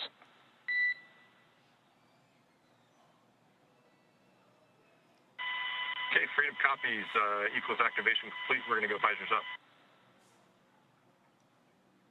And that call from the Corps here in Hawthorne. Corps copies, here go. Indicating that we had good checkouts of those 12 Draco thrusters around the service section. There's 4 to go after we get the nose cone open and the ECLSS, the Environmental Control and Life Support System, activated and running inside Dragon. Crew will be able to get their visors open and pretty soon get out of their suits and settle in for a 16-hour ride to the space station. So, with Crew 4 now successfully on orbit, let's head over to our counterparts at the Kennedy Space Center. It looked great on TV. I'm sure it was even better in person. Daryl, Megan, how are things over there on the ground? Well, thank you very much, Dan, and you're absolutely right. It was phenomenal here at the Kennedy Space Center watching the launch of Crew 4. Wow, Megan McArthur, NASA astronaut, pilot for Crew 2, and she's been on the space shuttle. You got to watch that launch, and I saw you taking it in. It was spectacular. It really was wonderful to see a launch up close again, a night launch, which it's been a while since I've seen one in person. Just spectacular. It never gets old. I think if it gets old, you're probably in the wrong business. Absolutely. It was so loud, so powerful. The roar of the engines when it lifted off, it seemed louder than usual, but that just might be because of the atmospherics. And then that light off the water, what a beautiful sight. Not only were we watching, but also crew on station tuned in to the NASA TV broadcast, watching them lift off as they await for them to arrive tonight at 8:15. That's right. I know they're excited for lots of reasons. One, they're going to get to see their friends, and they're going to get to come home themselves, so they're looking forward to it. All right. Well, Megan, thank you for your thoughts on that. And we also have a very special guest who watched the launch with us here at the Kennedy Space Center. Let's get over to Megan Cruz, who is with one of the astronauts who walked on the moon almost 50 years ago. Megan? Yeah, I am really honored to be standing next to Apollo astronaut Harrison Schmitt. I really cannot believe I'm standing next to you. It really is an honor. Oh, it's my pleasure. I'm happy I'm here. Oh, well, we're so thrilled to have you here. And actually, we're going to pull up some old photos of you. Why don't we take a trip down memory lane? Hey, why not? So for those who don't know, Harrison was the last person to step on the moon with Apollo 17 in 1972. What picture are we looking at right here? Well, this is the crew, Ron Evans, Gene Cernan, myself. This is sort of the publicity shot with the lunar rover. We were the third mission to have a lunar rover that we drove around on the surface of the moon. We actually landed in a valley deeper than the Grand Canyon. Yeah. And the rover enabled us to visit both sides of the valley, and really just had not only a great time, but tremendous scientific return. How does it feel to look back on these pictures? There's you on the moon there. To look back on these pictures and to be standing here 50 years later and you just watched Crew 4 launch. Well, of course, I'm happy to be standing here 50 years later. Good point. And the launch of the Falcon 9 and the Dragon to the International Space Station was spectacular. Those of us that rode a Saturn V into space, are a little bit jaded about the smaller rockets, but still, it really was something. And on board was a geologist, yes. Jessica Watkins. Yes, you got your special invite today from Jessica. I mean, what do you think about that? That's great. Jessica and I have worked a little bit in Houston with the lunar samples and the like during the Apollo 11 celebration, 50th anniversary celebration. And she was very kind enough to invite me and my wife here, my wife Teresa Fitzgibbon, and we sort of consider ourselves the Jessica team. Oh, that's so sweet. Just what do you think about the fact that there is a geologist on board, the importance of having a geologist for this mission? Well, for me, I did not have a chance to gain the kind of operational experience that Jessica is getting. I gained my operational experience from learning to fly T-38s and helicopters, and then a lot of simulator time. She's gaining it in space, and that's very important. Yeah. And you know, I hope it'll stand us in good stead for being part of one of the Artemis crews that goes to the moon. Yeah, absolutely. Artemis, let's talk about that. That's going to return us to the moon. Isn't that crazy? It's crazy. It's been a long time. There have been several attempts to get us back there. The two Bush presidents both tried to get something going, and it didn't materialize, but maybe Artemis is the third time's the charm. Yeah. And we're looking forward to it, believe me. Do you think we're ready to go back to the moon? We need to go back to the moon? Oh, I think we've been ready for a long time. The technology is there. The big difference is NASA had to develop the technology for Apollo, advance old technologies as well as new technologies. The thing that's changed is the commercial sector has taken the NASA technologies and moved forward, and now NASA has to integrate that into a new lunar program such as Artemis. And you saw that tonight with the Falcon 9 launch. That was developed by the SpaceX Corporation, and it's turned out to be an extraordinarily reliable vehicle for launches in general, and in particular now the fourth launch to the International Space Station. Yeah, well, like you said, I'm glad that you're here, and I'm glad that you will, that you witness Crew 4, and then also that you'll see Artemis launch soon. So thank you so much for being here. Well, thank you for inviting me. It's great, and my best to everyone in NASA, and keep doing great work. Perfect, thank you so much. Back to you guys. All right, thank you, Megan, and thank you to Moonwalker Harrison Schmitt. Boy, for astronaut Jessica Watkins to have a moonwalker on your team is a pretty nice thing. That's pretty great, yeah. It's fantastic. Well, we're joined now by Josef Aschbacher, Director General of the European Space Agency, who just watched his first crew launch just a few moments ago. Josef, thanks for being here, and what'd you think? Oh, thank you, Daryl. It's just a fascinating moment. This is my first crew launch. I've been Director General only since 1 year, so this is really a good experience. I have to say this is phenomenal. But let me also say a word of thank you to NASA. NASA is an enormously good partner to us, the European Space Agency. It's really a pleasure working with NASA. We have very good relationships, a very strong partnership. But also thank you to SpaceX for delivering our astronaut, Samantha Cristoforetti, up into the space station, and this is it's a very important moment. But for us also at the European Space Agency, we are building up a strong human exploration program, and Samantha is the third astronaut now in a row, following Thomas Pesquet, Matthias Maurer, who is in space right now, and now joined by Samantha. So a year and a half of presence of ESA astronauts in the space station is the longest time ever, and therefore for us this is really a very important moment, and I'm very excited personally, but thrilled to see what's coming. Samantha will have a lot of work to do, a lot of experiments.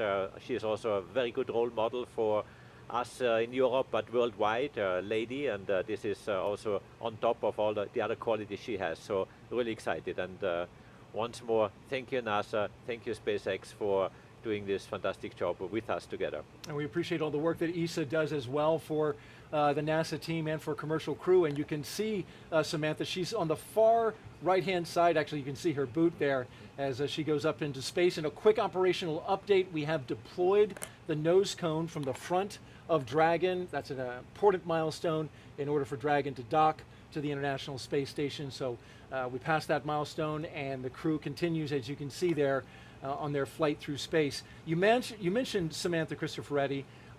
She was speaking the other day in a press conference. Not sure if she's going to get to do an EVA. It's possible. But one of the exciting technologies that you have up there right now is the European arm that's on board. This will be over on the Russian segment, but I'm fascinated by this arm, which like has hands on two ends and like crawls around on the station. It's pretty neat.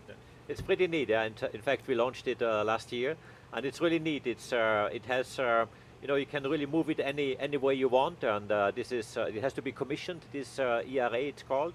and it is on the program of Samantha's tasks, among many, to support the commissioning of this ERA, and this is something that is quite a unique piece of hardware.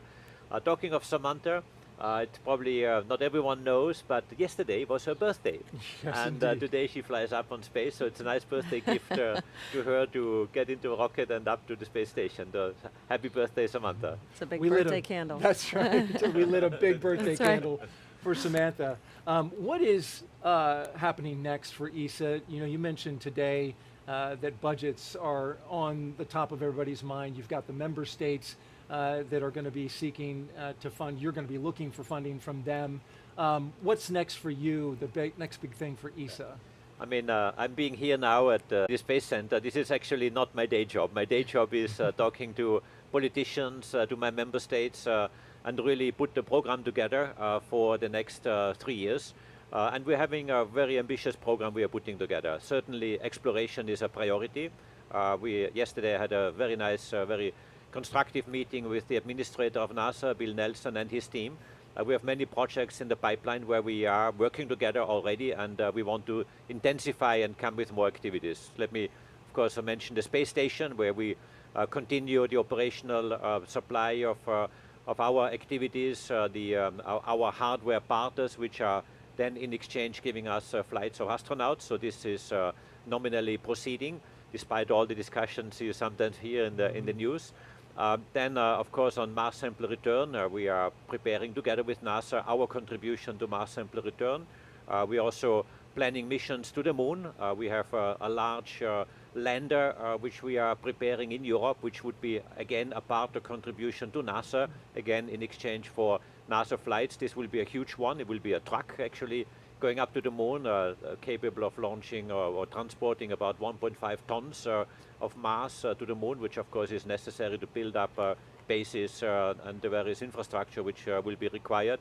And we have many other activities where we work very nicely and very closely with NASA. I should mention also ExoMars. ExoMars was a mission we did prepare together with Russia until very recently, and through the invasion we cannot continue there, obviously. The rover called the Rosalind Franklin rover is ready for launch. We would have shipped it to Baikonur, but of course now I had to stop, to suspend this cooperation, and now I have to find new ways of bringing this really incredibly fascinating rover onto the Mars surface. So I'm working now with my member states, obviously, but we're doing industrial studies, and again, NASA has reached out to us, supporting us with expertise on how we could bring this rover now to the Mars surface, and replacing obviously those components that have been Russian with European ones, or possibly with some help of the US. So we have yet to see that, and decisions are being prepared right now. We have decisions on that in the July timeframe. But our big moment of ESA is in November, when we come with a big package of next space programs to our member states to fund our activities for the next 3 years. Well, good luck with that. Good luck with continuing to work to ExoMars. That was a bit of a blow. But your moon stuff, we've got part of your hardware over there in the VAB right now. And so, have you had a chance to go over there and see the SLS rocket? I have seen, of course, the SLS rocket. I've seen it last time in the VAB. I've seen it just the day before yesterday out in the open air. And I have to say, this is so impressive. I'm very proud to be part of the SLS. You see a little ESA logo under the NASA logo, because we provide the ESM, the European Service Module, a very element on the critical path. And again, once more, thank you, NASA, for this strong partnership, which we enjoy working with you. All right. Josef Ansbacher, Director General of ESA, thank you so much for making time and joining us, and good luck to you. Thank you very much. All right, well, mentioning the International Space Station, NASA recently announced the International Space Station would be extended another 8 years and then decommissioned.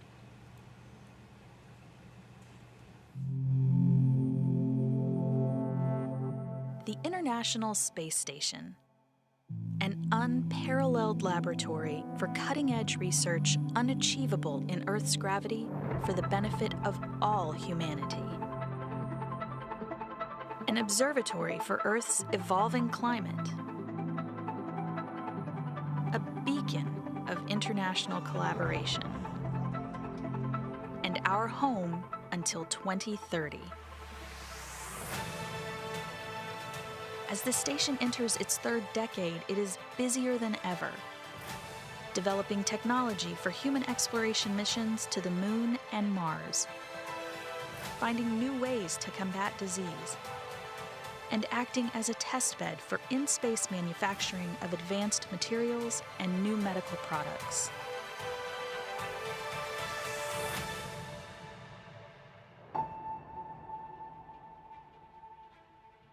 Humanity's future is an ever-expanding team of nations and companies enabling exploration together and for the benefit of all. The International Space Station is a critical step on a great journey ahead, to the Moon and beyond.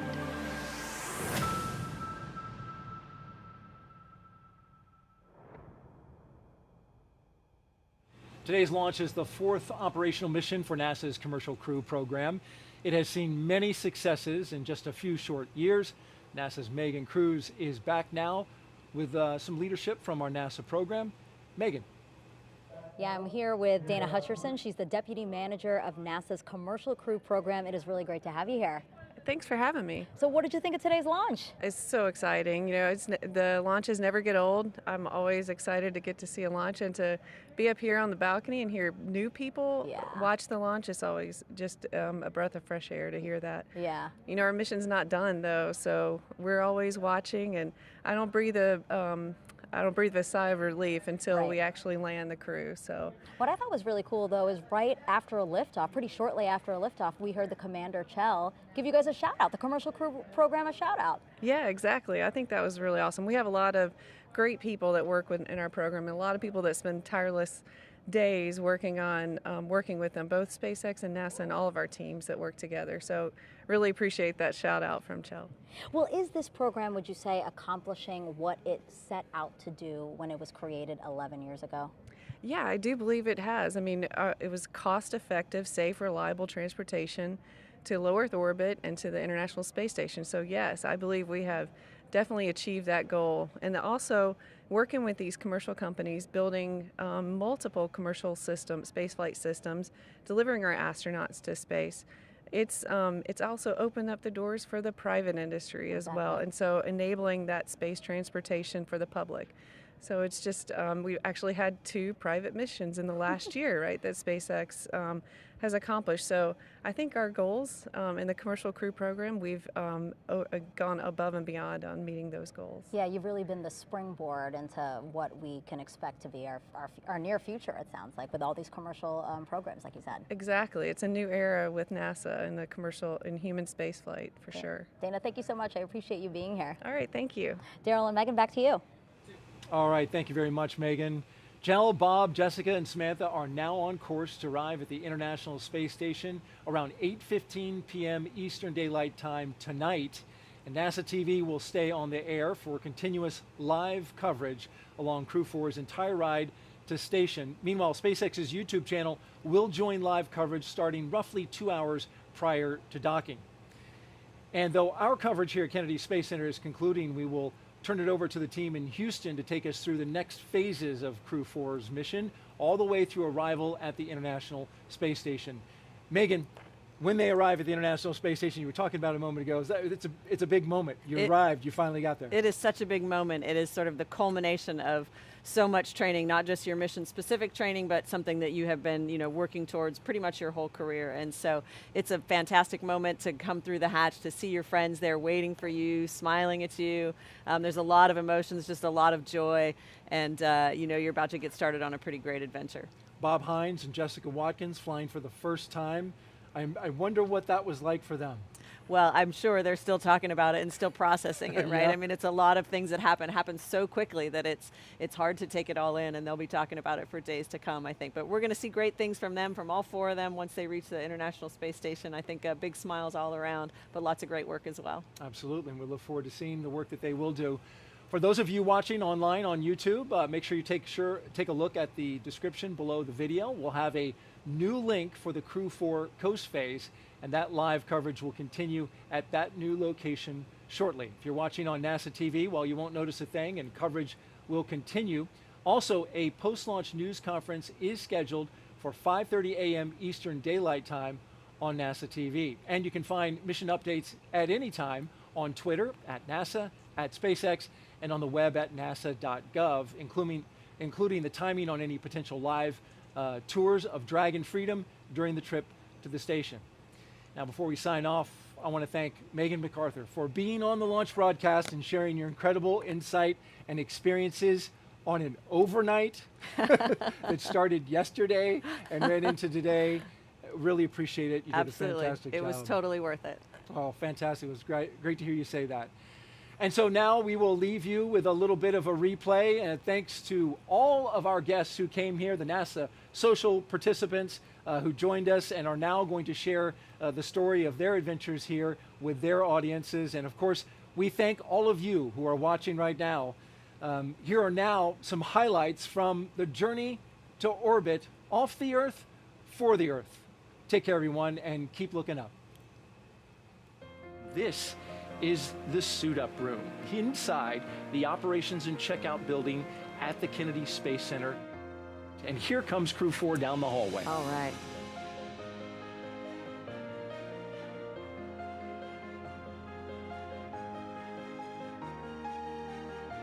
There they are. There they are. Jessica Watkins, Bob Hines, Kjell Lindgren, and Samantha Cristoforetti. Samantha and Jessica there. Bob Hines and Kjell Lindgren.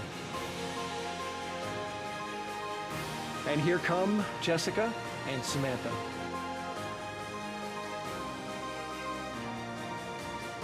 The closeout crew there appears to have the hatch shut